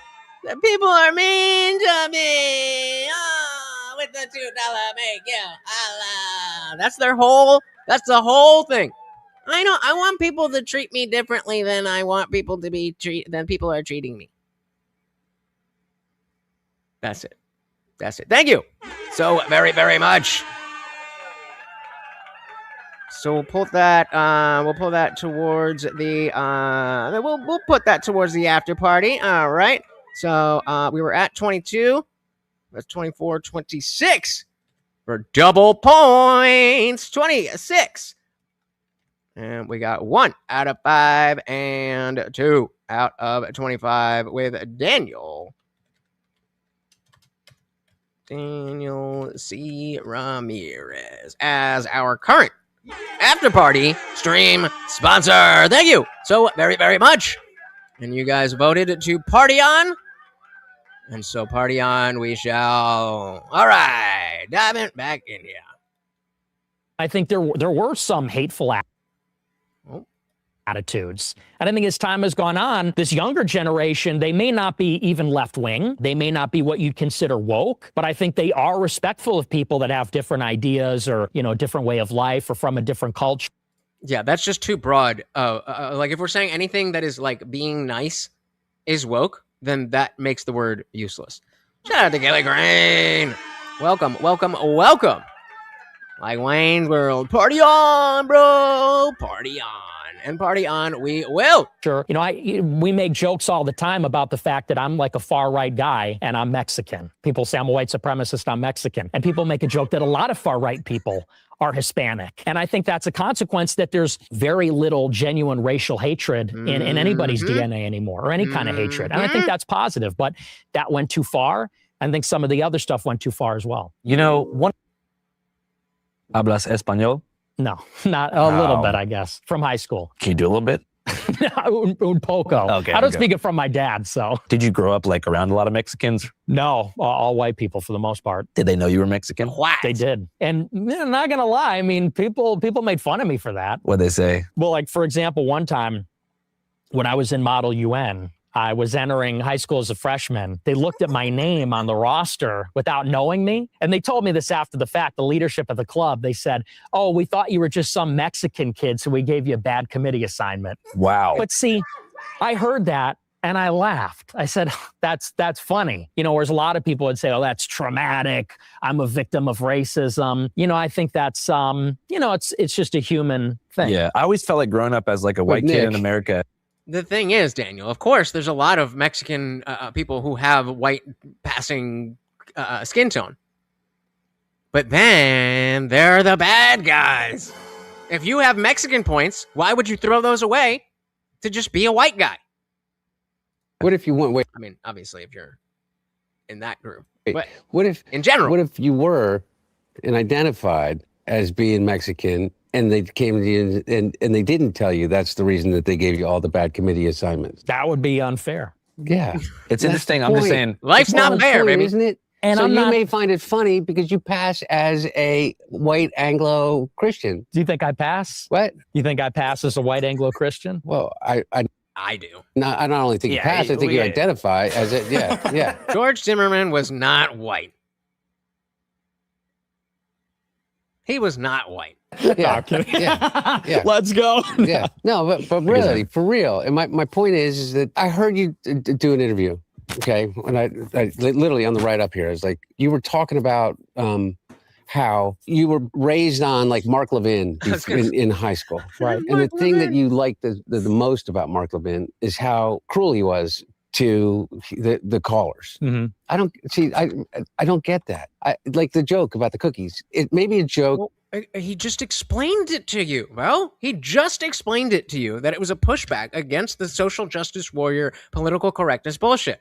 And so when you're here, if you're 15 years old, listen to this, and finally somebody's saying the thing, even if they're saying it in not the best way, that is how you get the Mark Levins of the world, the Nick Fuentes of the world, the Myron Gaines of the world, the Andrew Tates of the world, and the fucking Dr. Martin Luther Kings of the world. So what are we arguing about? All right. Sorry to hear that, brother. Thank you so very, very much for hanging out. Dilly dilly to you. Hope you feel better. You have a good one. Drew said, Sage Steele said it best, calling out Obama for saying he wasn't white. I'm pretty sure my white mother was there the day I was born. That don't make you white. They made him white. Yep, exactly. He said, I love the leftists that think everyone who speaks Spanish is brown when Spain is a white European country. Doug says, not for long. The joke about the cookies, which is, of course, the same thing as, any kind of, I mean, the most simple example is in dating, where they're talking about, well, would you buy a car without test driving it first? Like, how dare you're calling me a car? Like, no, I like cars. Got him. And it may be edgelording, and you may not really mean it, but you got to realize the cruelty to it. And without going like, oh, like, wham, like, You remember 10 minutes ago when he was complaining about you doing the wham and giving him the lecture? That's this.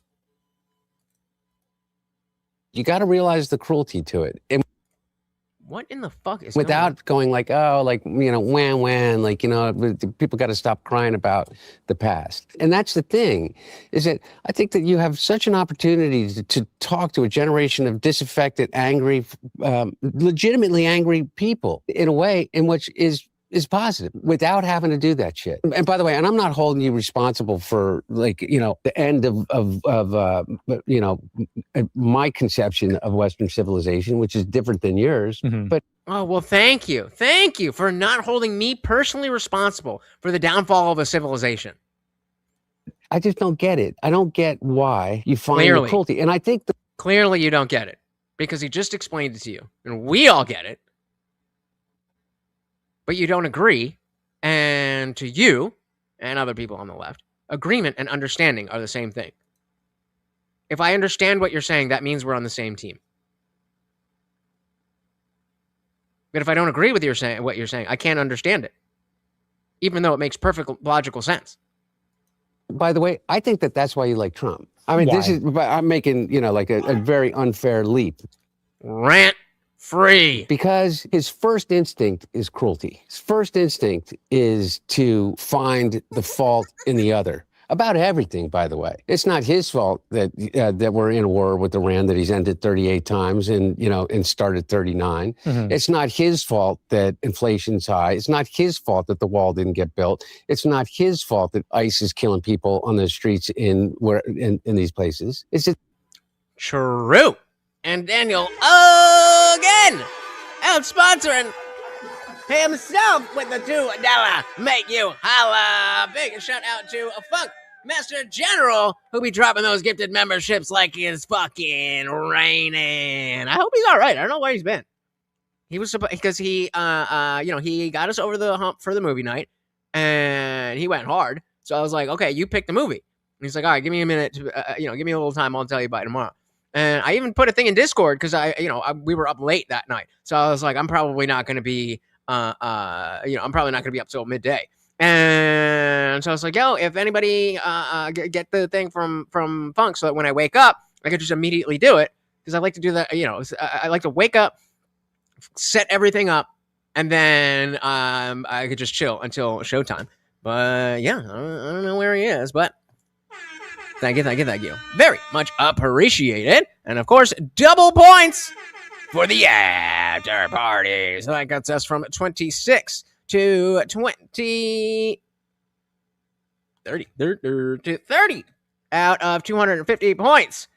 That is 2 out of 5 donos and 4 out of $25 with our sponsor, Daniel Ramirez. Thank you. Oh my goodness. Boggs with the gifted membership. Oh my goodness. Thank you. So very, very much. Oh, thank you. Shout out to Mostly Harmless. You are now a disciple. And we got to update the banner again. So that is 6 points.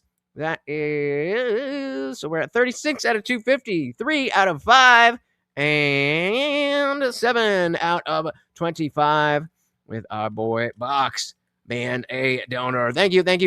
So very, very much. We watched Jurassic Park. He didn't say anything, so I don't know. So he's gonna, I'll give him the next pick, I guess. But he never said anything, so I just went with Jurassic Park. Who died?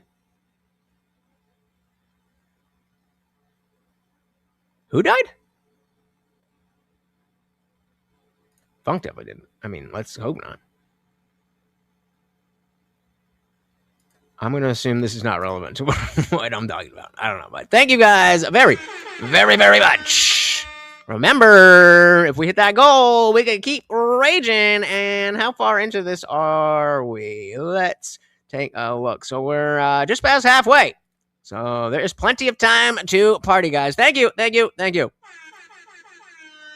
not his fault that ICE is killing people on the streets in these places. It's just the cruelty of it. Maybe it's a generational thing. I got friends who are Jewish that are going to be really, really fucking pissed off that I'm sitting next to you. And what do I tell them?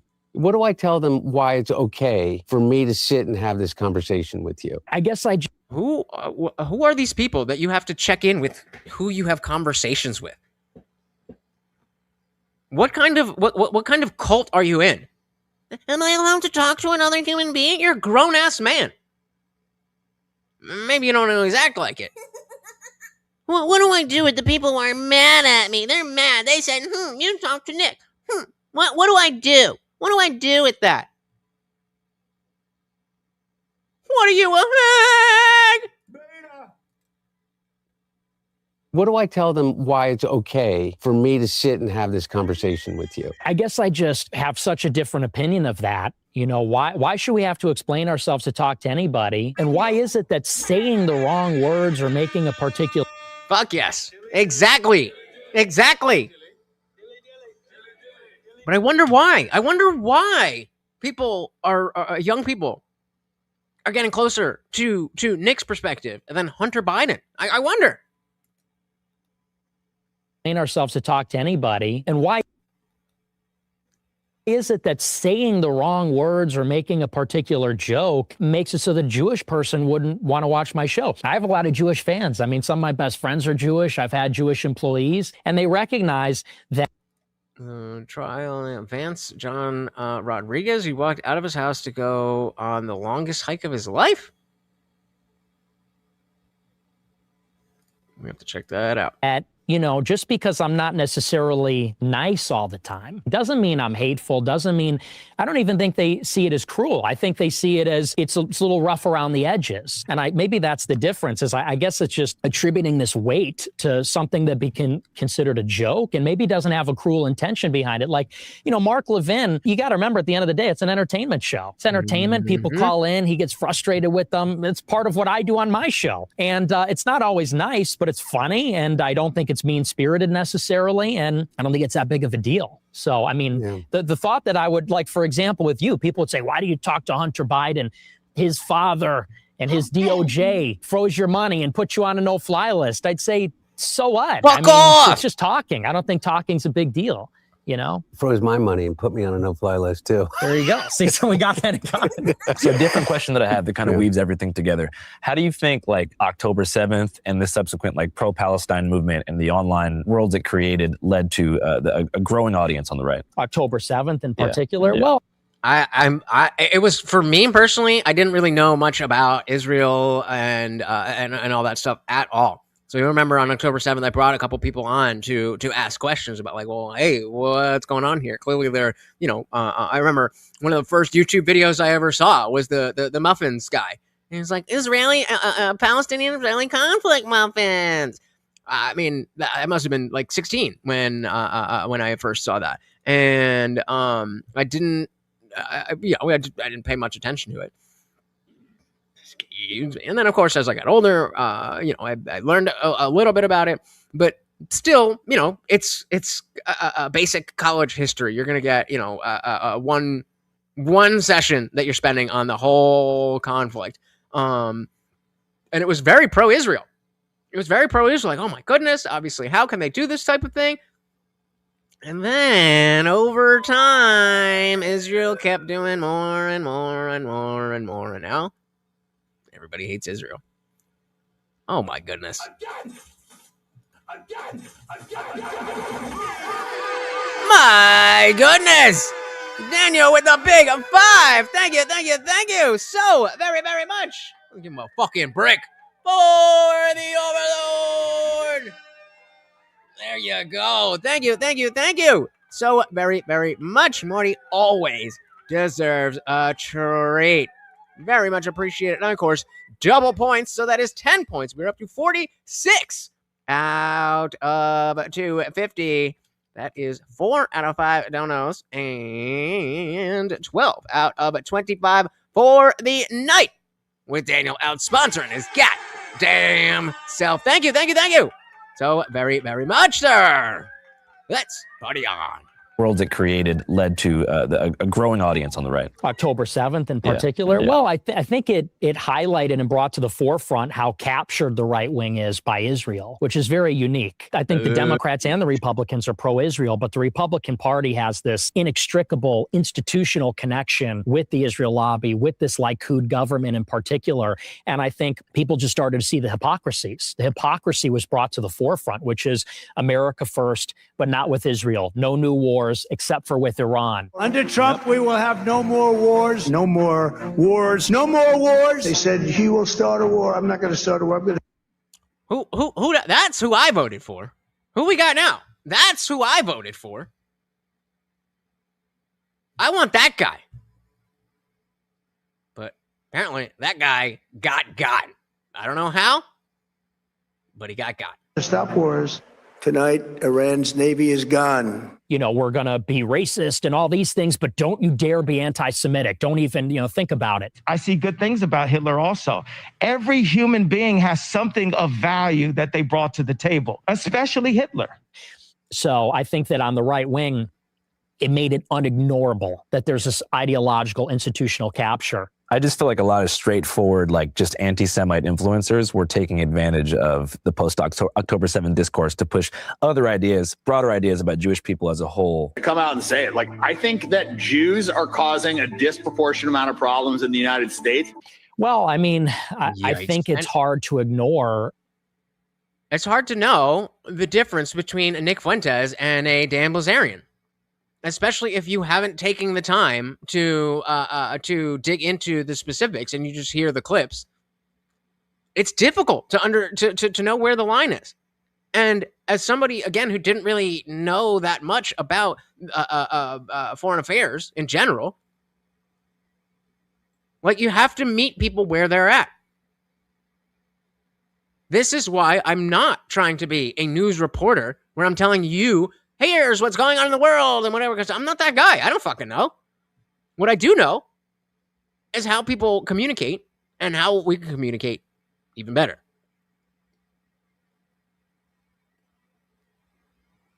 Where'd that guy go, man?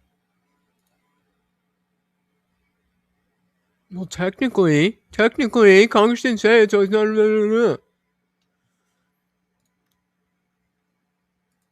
Yep. Where is the guy that we just saw over here? That is who I voted for. I missed this. Sorry. In the United States? Well, I mean, I think it's hard to ignore some of those other conversations. Did it not? I know that it's. Okay, now I was like, does it take it that long? And he said the only reason those refugees exist in Gaza is they were militants who tried to overthrow the government of numerous Islamic states. Well, I don't hate taking over the Islamic states, but hey, war is war, right? War is war, and it ain't pretty.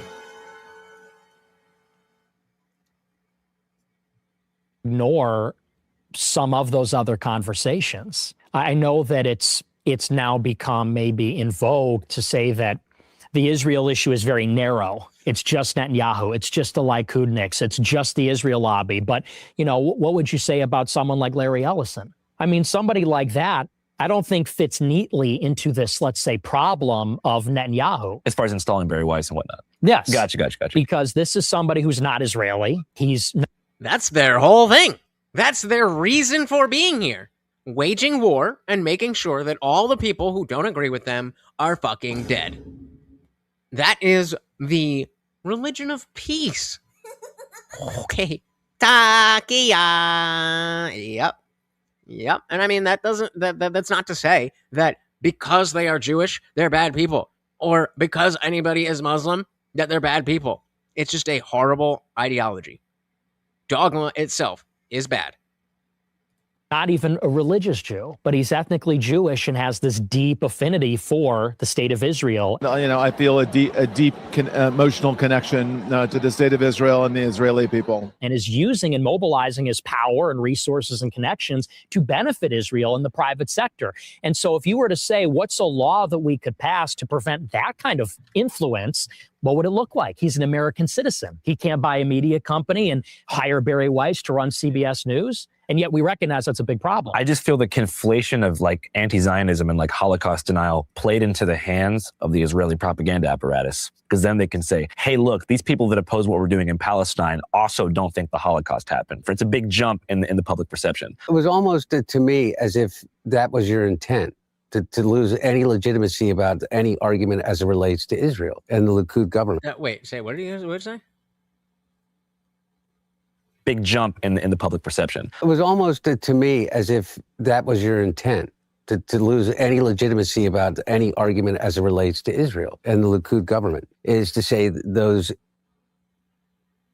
I mean, I know better now, but I can't blame anybody for thinking that because that's exactly what I thought before I knew better.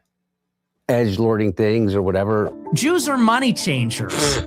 Bullshit artists, psychopaths, charlatans, grifters, manipulators. YouTube and Israel, for that matter. This is for educational purposes. I'm not co-signing anything specific that anybody is saying. Andrew is a garden variety retard. Okay. Anything specific that he said or just throwing it out there? Who said, you know me, I'm not a lefty, but the Zion State of Israel doesn't need to exist. The target journalist, Mossad, and assassination team, Robert Maxwell was the guy that sold nuclear secrets. Yes, that one. Yep. Daniel said, that's just fine, though. I'm ethnically Ecuadorian. I've never been to South America, but I feel that Ramirez blood flowing through me. There you go. There you go. That's the pride that we want to see, not the gay shit. Huh?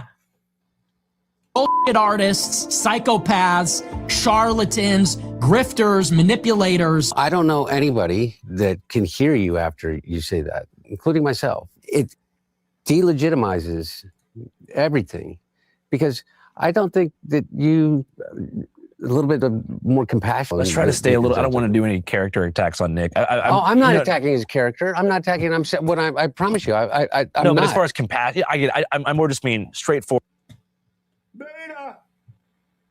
All he's saying is, look, I think that when you speak this way, it's harder for people to hear your message. I think that's completely fair.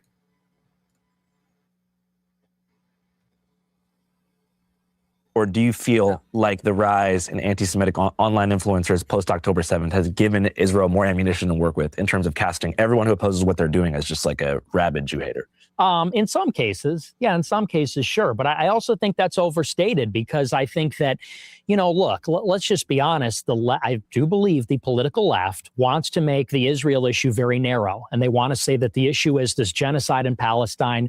And on some level, they think that the Israeli government is racist. You f***ing baying pig. You f***ing bloodthirsty, violent pig dog. And that's the problem. And I think that ignores that there is a broader conversation. And it does have to do with the Holocaust. And it does have to do with Jews as such, and Jewish nationalism and Jewish identity.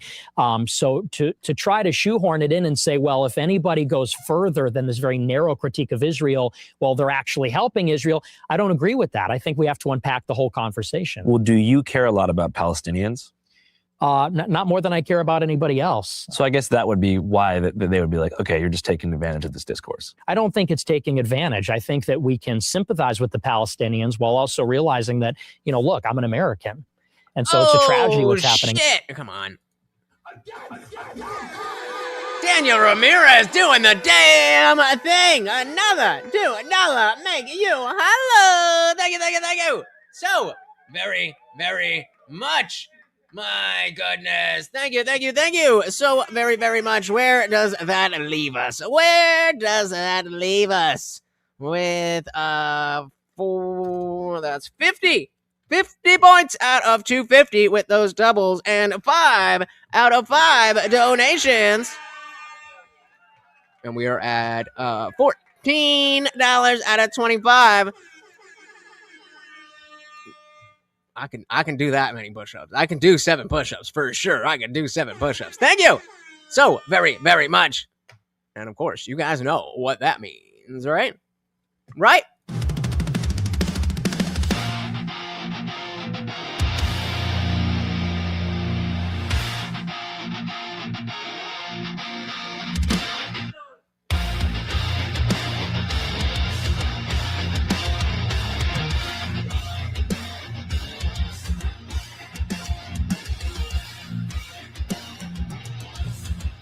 I was licking this before, so I gotta give it a little shirt clean, He licks his ass and then licks my face.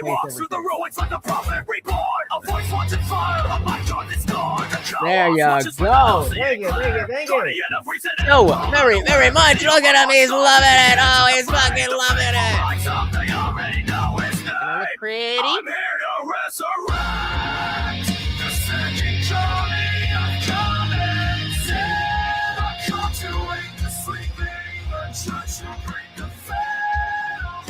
Thank you. So, very, very much.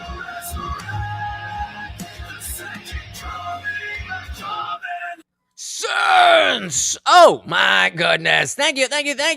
So, very, very much. So that means we have met the goal on the dono number. The dono number. And of course, you can still add more push-ups, but thank you. so very, very much, guys. Really, really appreciate it. All right, let's dive back into it. Palestinians, while also realizing that, look, I'm an American.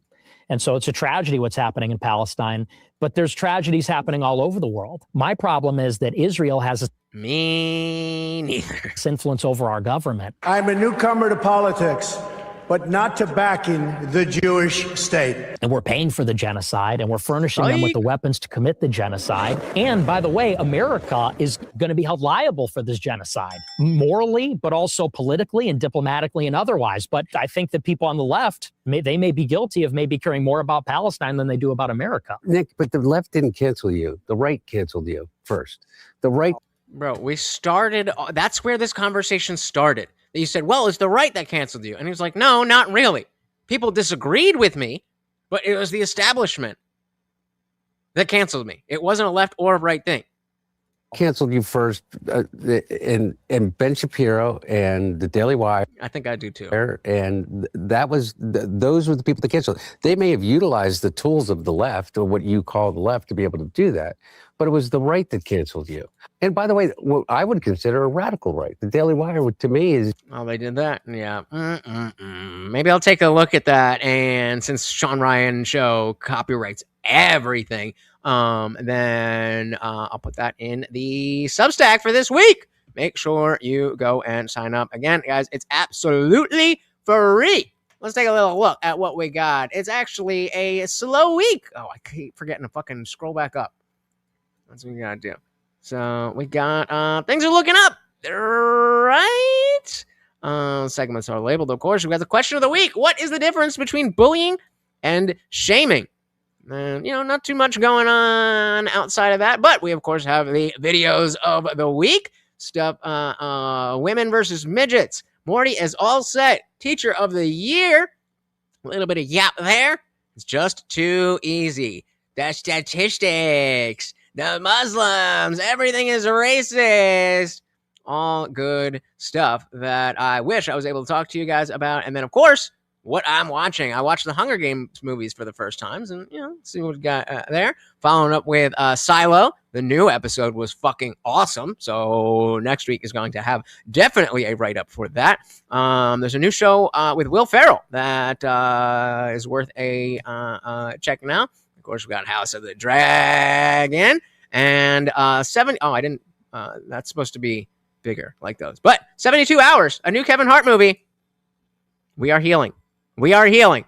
We are healing. And then, of course, the Indian Jesus throwback, which is all supposed to be bigger.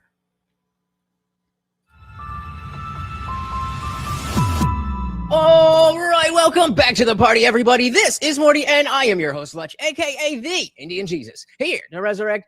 That was a good hair day. The second coming of common sense. Everybody hit that like and subscribe. You know I would do it for you. And let's party. Oh, I forgot. I put the whole thing. All right, so let's jump in and just see what we were talking about. Check this out. I have another TikTok from this woman who you may or may not have seen before. It seems like she's in a... to finally meet your dad and realize, or actually, I guess let me back up a little bit. And what was the chronology of you understanding that dad wasn't? You read this right. Special guest Lydia. My dad was a satanic child hunter. That the cult is not true. And then to building a relationship, and how was that going with? And of course, it was before the election because you can see my MAGA hat in the frame. So I'll put the exact link. Oh, it's already pinned, but it's right there. Absolutely free. Let's scroll up and back to the party. What did you miss it? He said, so Hunter is saying the right called out its extremists while the left let theirs take over the Democratic Party. Got him.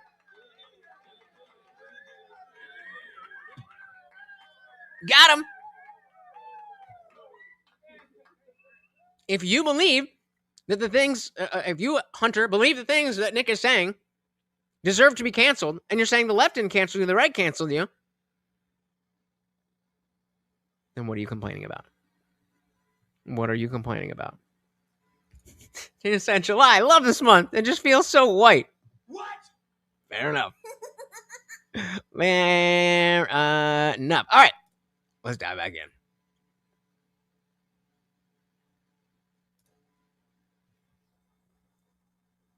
Play. Yeah, so Oh, that's right. It's the other one. Right to cancel. Okay, there we go. And by the way, what I would consider a radical right. The Daily Wire, to me, is a radical right. Yo, that story is wild. I saw her on TikTok, and she has like a big TikTok, but like I said, the numbers are a little bit different, and so that you want to check that shit out. I don't think they're even reactionary. I don't think they're that conservative at all. Ben Shapiro, I mean, he's not like he's in favor of mass migration. In 2016, they were alt-right. No, they were not. Ben Shapiro and the Daily Wire. The alt-right. Ben Shapiro was the alt-right. Like, okay, I'll take some shit if you want to talk about like, Lodge, you don't really have this woke right thing. It's not perfectly set up. All right, I'll take that. But Ben Shapiro, ooh, scary. Wet ass P word. They were to the right of Mitt Romney. Yes. You know what I mean? That's what I mean. And that's they what weren't I'm Mormon saying. conservatives. Yeah. It's My point conversation. was that's who you were canceled by. I was also canceled by the left. No, I know. They came along. They came along because some of the more egregious things that you said is edgelording. They came along. And whether you call it canceling or saying like, what the fuck? This is what I call it. Okay, but those are two very, very, very, very, very, very different things. Canceling and saying, I don't like this, is the exact opposite. When you encounter something that you don't like, those are the complete opposite routes to take. You can say, okay, I don't like that. Or you can try to get them canceled.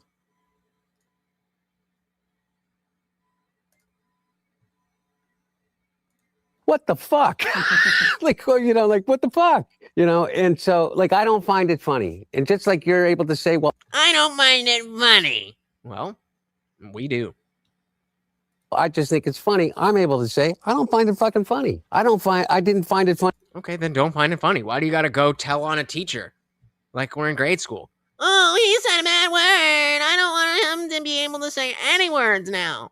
Then I don't find it funny now. I didn't find it funny that some of the things that you said about me, but I'm willing to sit here and listen to. I love that edit. Shout out to Andrew for that edit, or whoever the editor is. You said about me, but I'm willing to sit here and listen to you because I want to get to this, and this is my whole point. What about fucking Donald Trump? Yeah. Oh my God. There is nothing else. There is nothing else. I'm very excited to see after the holidays, once the election starts, because of course the midterms, they're definitely going to be going just on the whole Trump bad thing. But I can't wait till we get to the primaries, because if they're all just saying Trump bad, Trump bad, Trump bad, Trump bad, and also this, how is that going to play out? Not good for them. It's going to be great for the amount of content that is about to be bestowed upon us. Oh my Lord. Woke Center? Sounds about right. Boom, boom, boom. And even 99 cents. So any donation gets a treat for Morty. Oh, we can get to that. Yeah. How did you get, of all the people in the world, but you could look at and say, he doesn't believe anything. So for context for the viewer, Donald Trump is currently the sitting president of the U.S. For our audience abroad. The war with Iran was supposed to be over. Now we're back in business, baby. Khomeini had a pretty sick funeral, if you saw the video. So you guys don't like Trump? You used to like him. I did. You've always hated him. He's tried to destroy your life. Yeah. You guys were cool. You guys hung out once at Mar-a-Lago with Kanye. I wouldn't be surprised. I wouldn't be surprised. I don't think he would get very far, but Hunter's the closet racist Nepo baby left. There you go. Okay. You've never hung out with Trump, right? Would you want to? No. Exactly what I said before. Exactly what I said before. He is telling on himself when he says the problem is these people think differently from me, so I can't get along with them. If that is your principle, the country will fail. So it doesn't. So the woke right is a different thing than the woke left. The woke left came to be a collection of positions that, if you like trans, if you want that, if you're DEI, these positions. Once that wokeness of the left was kind of tamped down a little bit. It's certainly not gone. I see that. Thank you, brother. It's certainly not gone. But now we see on the right the division between, at the very least, like Team MAGA and Team America First. That's a big split. And depending on why you're in each camp will determine whether or not you're woke right. Meaning, if you're somebody who has been like I was saying, no new wars. Oh, that's why I'm voting for that. And now I'm just like championing the war because it's Trump and the other guys don't like him, and I'm playing it as a game. Then I'm not giving my actual ideas or thoughts about anything. I'm playing a team sport. And so even if you are in agreement with my positions, if you're only doing it to have status in the political realm or to get views and clicks or to win other people's opinions, I call that woke. It's the the unwillingness to question certain foundational political perspectives. And so if you are in favor of the war with Iran because you believe that the uranium and this and that and that and that and that, but if you're just saying that, then that's fine. But if you're just saying those things because you don't really know and you're just going to go along with whatever, well, Trump said it, that's woke. Same thing. If you're more isolationist, but you're like, you know what? I mean, I see what's going on here, and we can't, he's ran on Iran can never have a nuke, and we got to do this and that and that and that. Fair. That's your opinion. But if you just don't want to be seen as or if you're looking for an opportunity to be like, see, I'm not MAGA because I have this issue with Trump. So I'm going to make the whole thing about how I don't like Trump anymore because I was something like that. Those are the wokeness is on the right. The wokeness on the right is the path that you take. The wokeness on the left is a little bit different. It's more so the destination. On the right, and now that you hear me explain it, you're going to start seeing a lot more people like, okay. It's not the position that they have. It's why do they have that position? Do they have that position because they actually believe it? Or do they have that position because it will advantage them somehow? I said shit. Me too. And that's why, like, even though I'm not very happy with Trump, I did take the MAGA hat out of the frame. Still the greatest president of my lifetime. That's the woke right. All right. You've never hung out with Trump, right? Would you want to? No. Do I want to? Yeah, I did. Okay. Look, man, I would. Fair Like, enough. can we get him? Can we get him in the motel room? So I want you to imagine. Let's get him in I want you to imagine he's in the motel with us. Yeah. If Hunter Biden wants you to join him in a motel, I don't know if you're going to live through that. You might come out a crackhead, but I would be wary of that. Can we get him in the motel room? So I want you to imagine. Let's get him in I want you to imagine he's in the blow motel some with lines us. with him. Let's That's go. Trump. What do you want to? How about what do you want to ask him? Oh,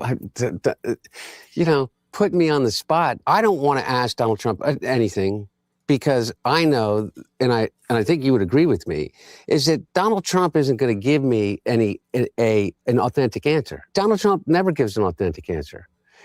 But like again, this is so even though I'll come back to this, Nikki, the fact that he is saying like, oh, I know that Trump is going to do this because of the way that he speaks on TV. That's not how this works. We know you're not going to tell me that you don't understand how politics works. That's not how this works.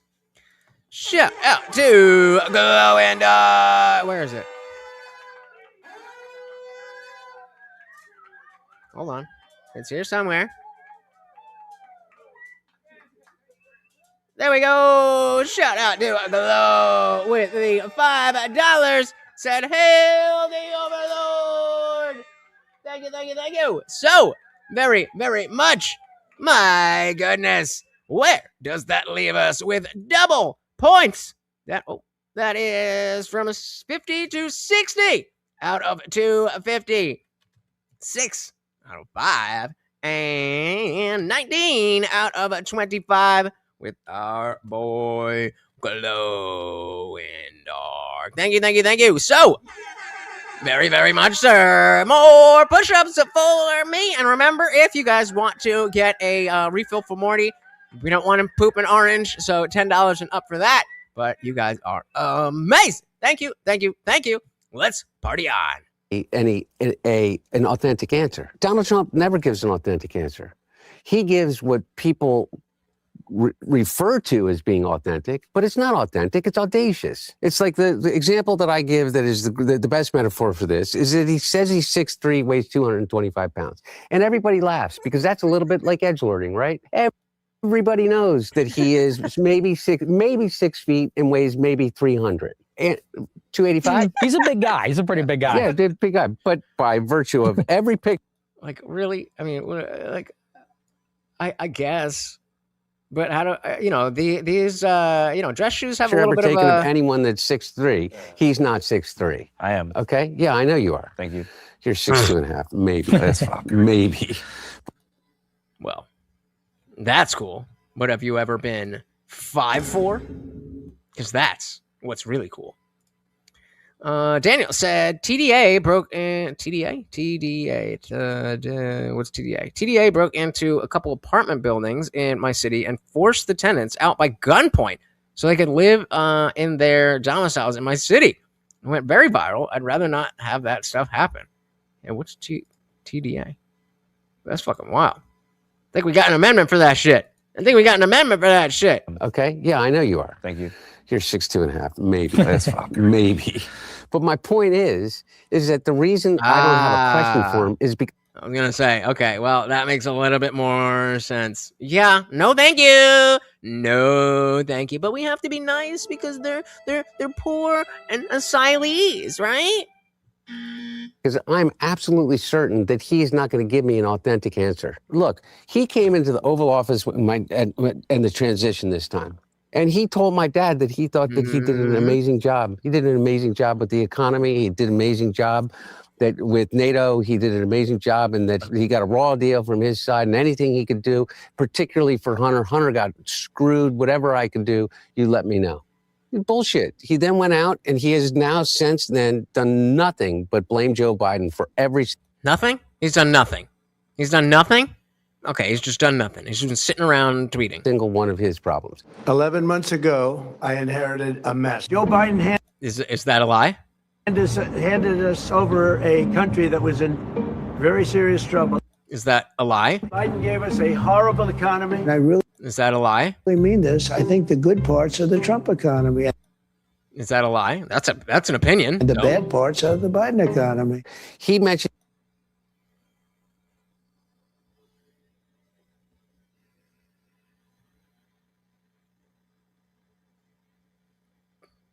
Did you guys see any lies?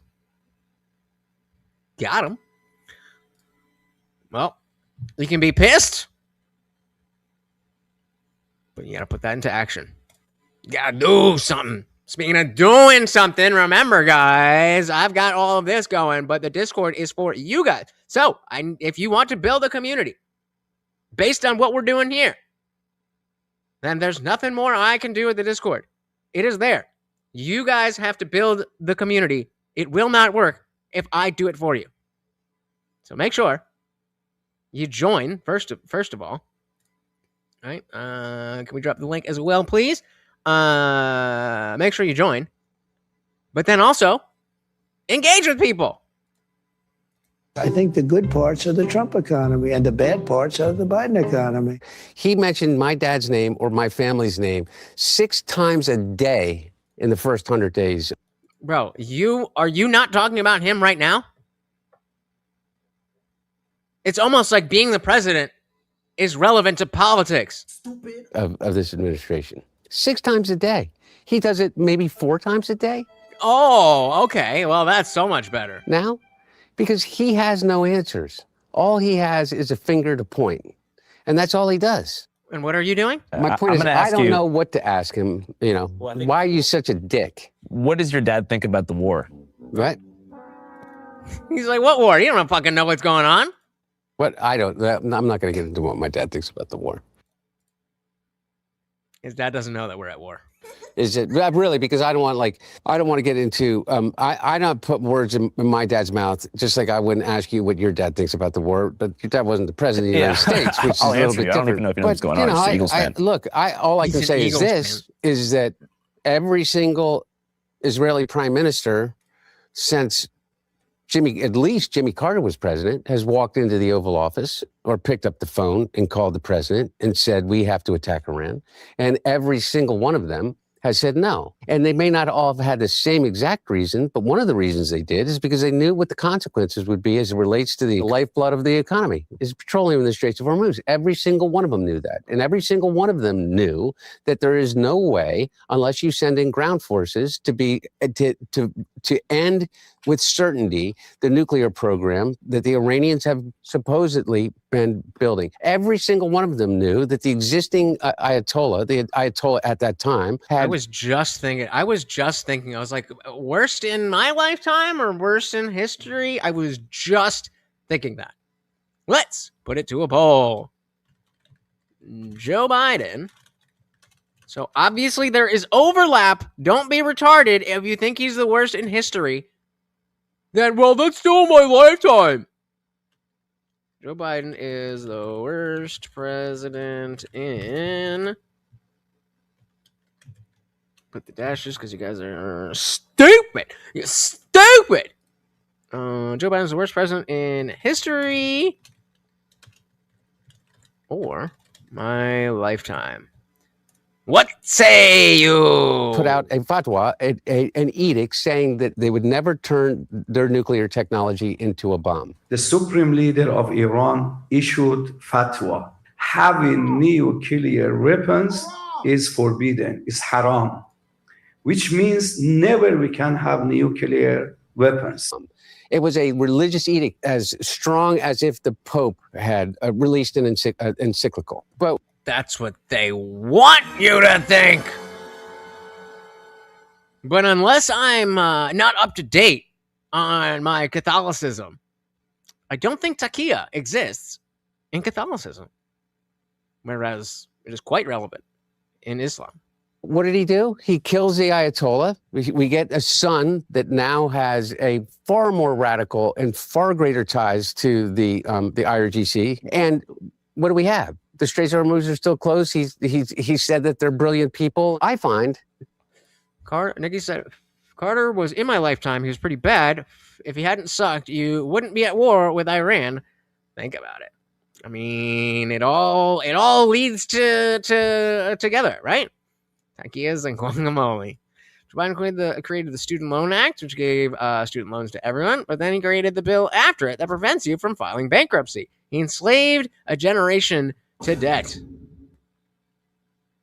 That's no good. That's no good. That's Donald Trump on everything. He said he'd end the war in Ukraine on day one. That is a war that's dying to be settled. I will get it settled before I even become president. And I didn't hear anybody on the right and say, that's just bullshit. So do we really want to go down the list of promises made by Joe Biden, your father? Do we really want to do that? It's just bullshit. He said that he would build a wall. Nick, where you at? I don't believe in building a wall, but everybody said that's bullshit. And then when he got into office, the corruption, the level of the corruption. I mean, people believed or led to believe that there was this thing called the Biden crime family, right? I know that is that I didn't do a single piece of business when my dad was president. 10% for the big guy. That's just made up. I made basically $200,000 a year selling paintings. I picked the thing that was the furthest possible thing away from politics that I possibly could. Don and Eric have done over $1.3 billion in contracts, just in contracts for underlying companies that they have an ownership stake in with the Department of Defense. Don Jr. got the largest loan ever given by the Department of Defense of a company that he bought into like 3 months before they got the loan, because Peter Navarro picked up the phone and called DOD to get it done. My point is, I don't have anything productive to say to him that I know of. And when I listen to you and I listen to what you do, my question is how did you not see that before? He was a disaster in 2020. And so when you say, how did you not see this before? The only thing I would say is you're a dick. Means that he hasn't even thought about like any type of way to get from what he wants to where we are. Like, you just talked about the wall. Why didn't you build the wall? That would be a question. Why do you think you beat my dad? That would be a question. But he's just so bad. Oh, he's so bad. I can't even have a conversation with him. Oh. That's some Frogurt shit. That's some Frogurt shit. He says the mean words, so I'm not even talking to him. My question is how did you not see that before? He was a disaster in 2020. A complete and utter disaster as it relates to what he did with COVID. Regardless of whether you think we were wearing a mask or not. Mm-hmm. The question for Nick is, how did you not realize 6 years ago that Trump would be this sort of letdown? Because he doesn't hold, there's no ideological core to Donald Trump. No. Unlike Joe Biden. Unlike Joe Biden. His political core. Oh, man. I agree with you. Well, you got to realize in 2016 where Republicans were at. We had John McCain, we had Mitt Romney, and the perception on the right is that they were insufficiently conservative and that they were losers. All they do is lose because they don't fight. There was this perception that the Democrats are ruthless, fighters. Obama crushed in 2008, crushed when we thought he really should have lost in 2012. That was a Republican perception that Romney let us down. And so when Trump came on the scene in 2016, it was new, it was refreshing. He seemed like somebody that was really going to take on not just the Democrats, but also the media on our behalf. And what's more, you got to think about the mood of the moment in 16 as well and the message Trump was giving. Trump said in 16, it's just me and my son and my wife. We don't have any donors. We don't have any special interests. More than $100 million put in of my money, meaning I'm not taking all of this big money from all of these different corporations like she. Money. Where's that guy? Where is that guy? I'm not taking all of this big money from all of these different corporations like she's doing. We're going to put America first, make the country great again. This is a very appealing message. And I talk all the time on my show about it, and realizing now that it was obviously a scam and now obviously unfulfilled completely. And you're right, Trump is non-ideological. The message was brilliant because it said, one, the system is broken. America's not great anymore, but it used to be. We can make it great again, but in order to do it, we need to actually bypass the system. Why is it that we never have victories? Why is it that things don't change? Because of money. He said, and that's why I'm different. I'm rich. I'm a billionaire. If I self-fund my campaign and don't take super PAC money, then I won't have to listen to the lobbyists and the special interests. I could fire the people I need to fire, do the things I need to do. That was like a very powerful message in 2016. And after 4 years, I was one of the people even back then that said, look, it never materialized. He did wind up taking super PAC money. He took APAC money for that matter. Sheldon Adelson money at that time. What the fuck is that thing? In 16, even in the first term, bombed Iran. In the first term, didn't build the wall. In the first term, didn't even reduce illegal immigration until 2019. And I remember the timeline perfectly because I covered it every day. It was like in May and June 2019, 20-year illegal immigration high in terms of month over month. Wow. So that at that time, that was when I was becoming red-pilled. So I was already at the maximum amount of hate for Trump. And then I started, my opinion of him was here. So even if, the voters, those of you who voted for him, thought he would be up here and he only ended up here, I thought he was down here. I'm like, oh, wait, he's up here. Oh, But why did I go for him in 2020? At the height of the pandemic, we all thought on the right that if anyone other than Trump was president, you were going to get a vaccine mandate, which we really didn't want to be forced to take the vaccine. We thought the lockdown might never end. We thought that censorship would kick into overdrive. And so we said, really, it's unacceptable that anyone other than Trump would just be a disaster. And then obviously Biden came in, and I don't think it was as bad as we thought it would be, to tell you the truth, honestly. But by 2024, I mean, I was out in 2024 because everything you're saying. That's when I got in. But very quickly, I mean, am I out? I don't know if I'm out. I'm certainly not as gung-ho as I was in November. I don't know. I mean, it's the midterms. We'll see. We'll see. I'm sure that I'm sure that the right will be galvanized to some extent when we see that the left is, doing more things, and they have a little bit of power. Right now, everything is just like there's nothing to do, and so everybody wants to be angry. And so seeing, oh, Trump didn't do this, I think a lot of people, myself included, as we get closer to the 28 election, we're gonna have to start making concessions. And I'm so glad. I am so glad that we are moving past this. I am so glad that we are moving past Trump. Not that I want every effect that he had to be gone, but him specifically, his face, his voice, it muddies the waters. It screws people up. They don't know how to think. And so they go in crazy directions. Shout out to Bit Mozamar coming in the last minute. What is good? Said in all of history versus any of our lifetimes are kind of synonymous. Told you. Just pick one.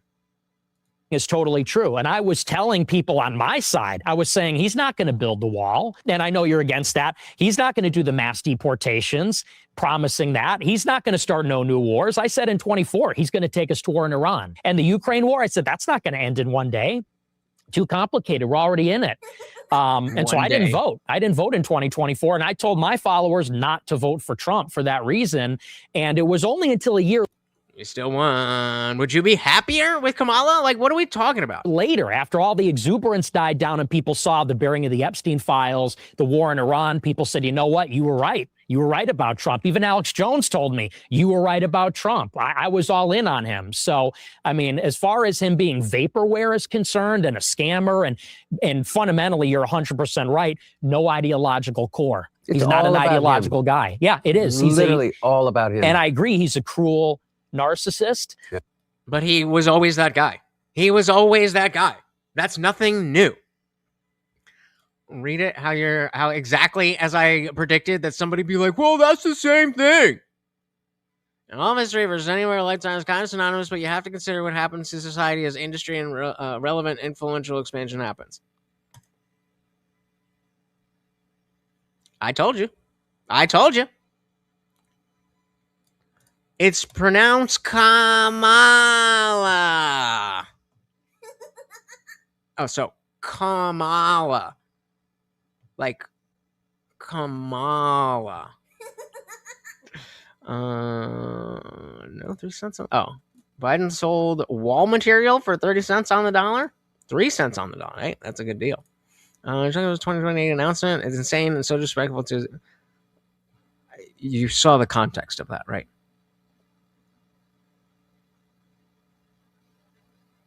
I don't know if you're. I can't tell if you're joking or not. Remember when the Biden administration used a bulldozer to open the border and let people in? I do. Yep. No, I'm fucking with you, but like that's obvious. Obvious if you're saying that something's happened in in all of history that includes our lifetimes. But I specifically said I knew I should have said it in the thing. I knew it. It was the White House Correspondents' Dinner, brother. And you said, I like the cruelty. I do not like the cruelty. No, by the way, no. I didn't say you like the cruelty. I said I'm listening to your thing, and you said one of the things that you liked about Levin was the cruelty. And not for the cruelty's sake, it didn't seem to me like this, is because...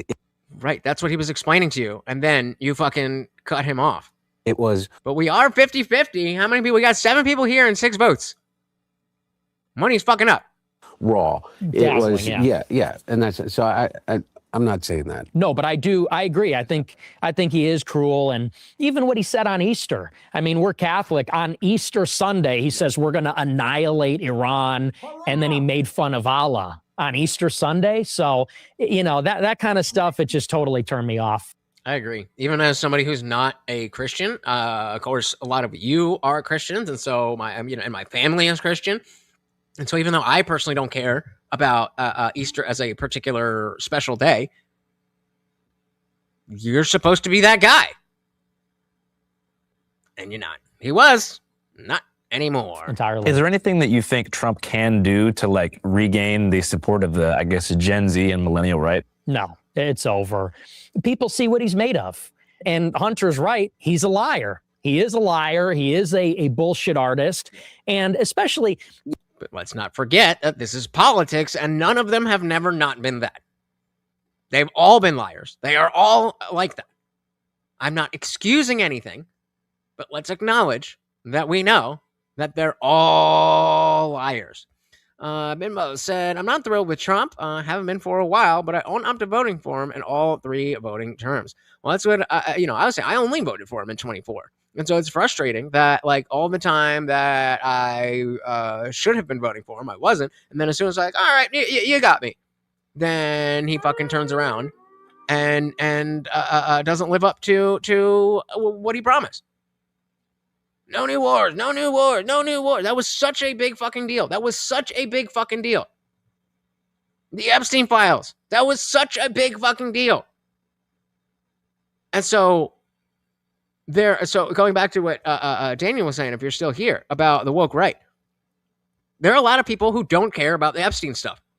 If you don't care about the Epstein stuff because you don't care about the Epstein stuff, I think that's stupid, but whatever. If you don't care about the Epstein stuff, but you did until he told you not to, that's fucking woke. If you were all about no new wars, no new wars, no new wars, and you're like, well, actually, Venezuela and Iran, that's we should, that's woke right. You're just going along with the talking points to be on the winning team because that's what you think. You're playing a game. You're not engaged in a political process that actually affects real people's lives. You are playing a game. This way.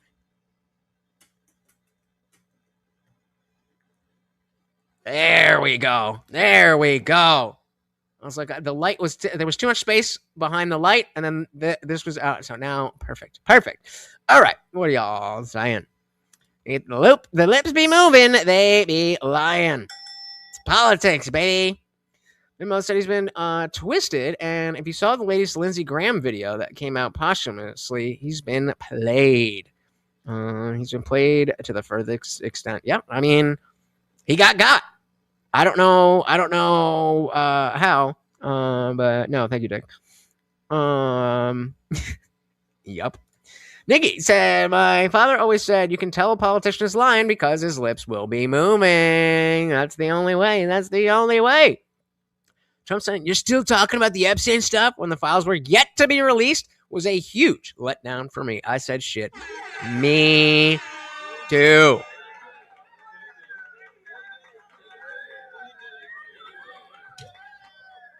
Haram. Memo said, we all do, but I think he's been turned about and been threatened. Which when Melania came out and said a few months ago that Epstein needed further investigation, it's hard to think he's not been manipulated. That's where I'm at. That's where I'm at. What is the other expectation or the other solution? What is the other answer?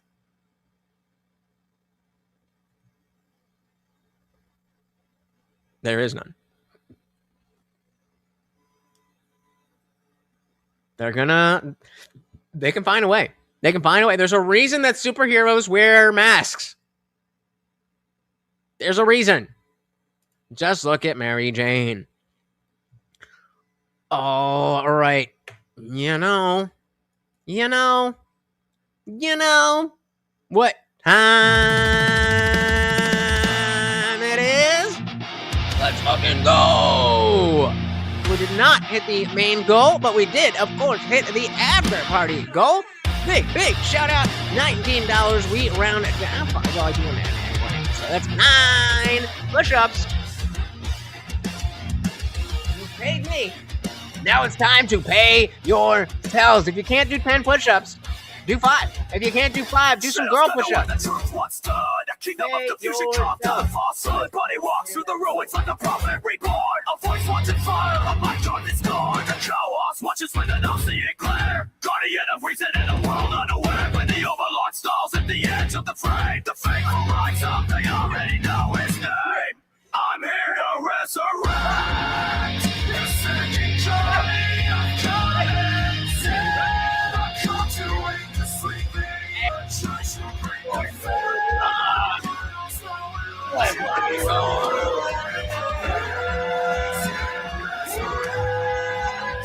Let's fucking go.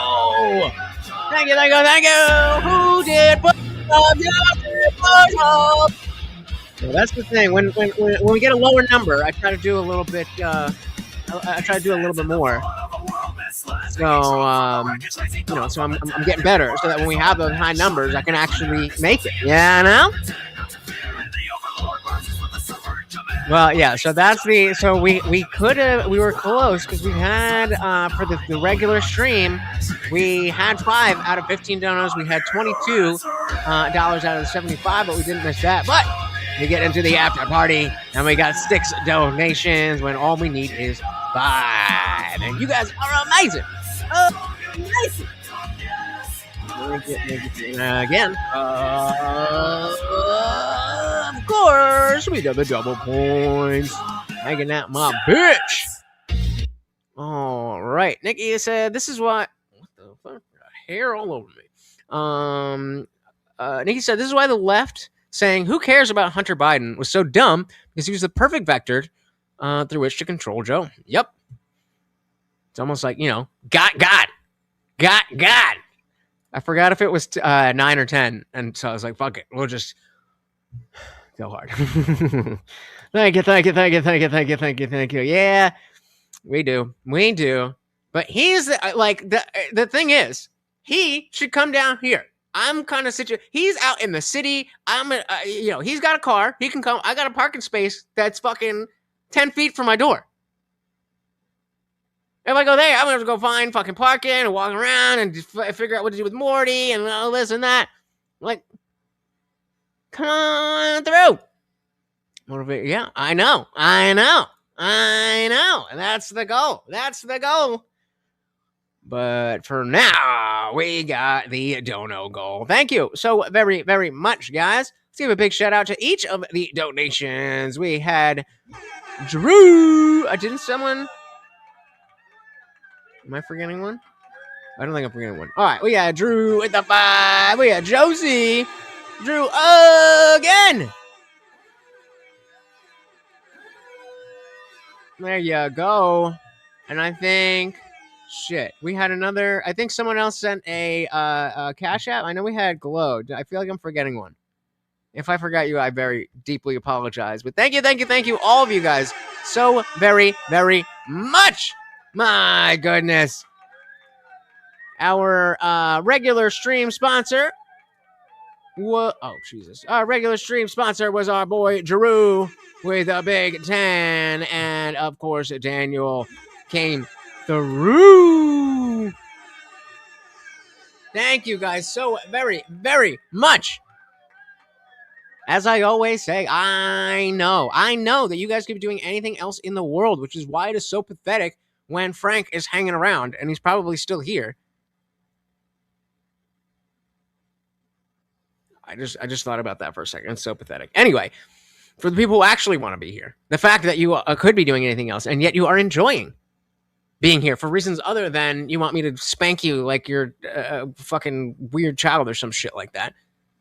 You guys are awesome. The entire internet. You guys are here. Means the world to me. Thank you so very, very much. I think yeah, I think I'm gonna take a day off tomorrow. We'll see. I got an early client, and then I got to get a new phone. So we'll see how long that takes, and maybe we'll do an early stream. I don't know.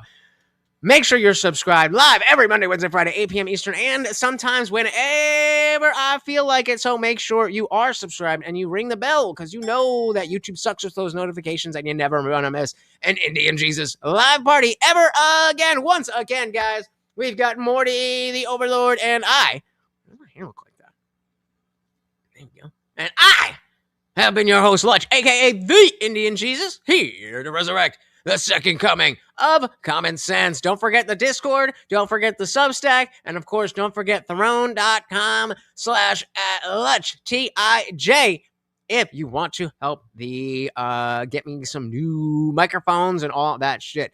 Thank you once again, guys. Really do appreciate it. Until next time, we are out of here. Peace.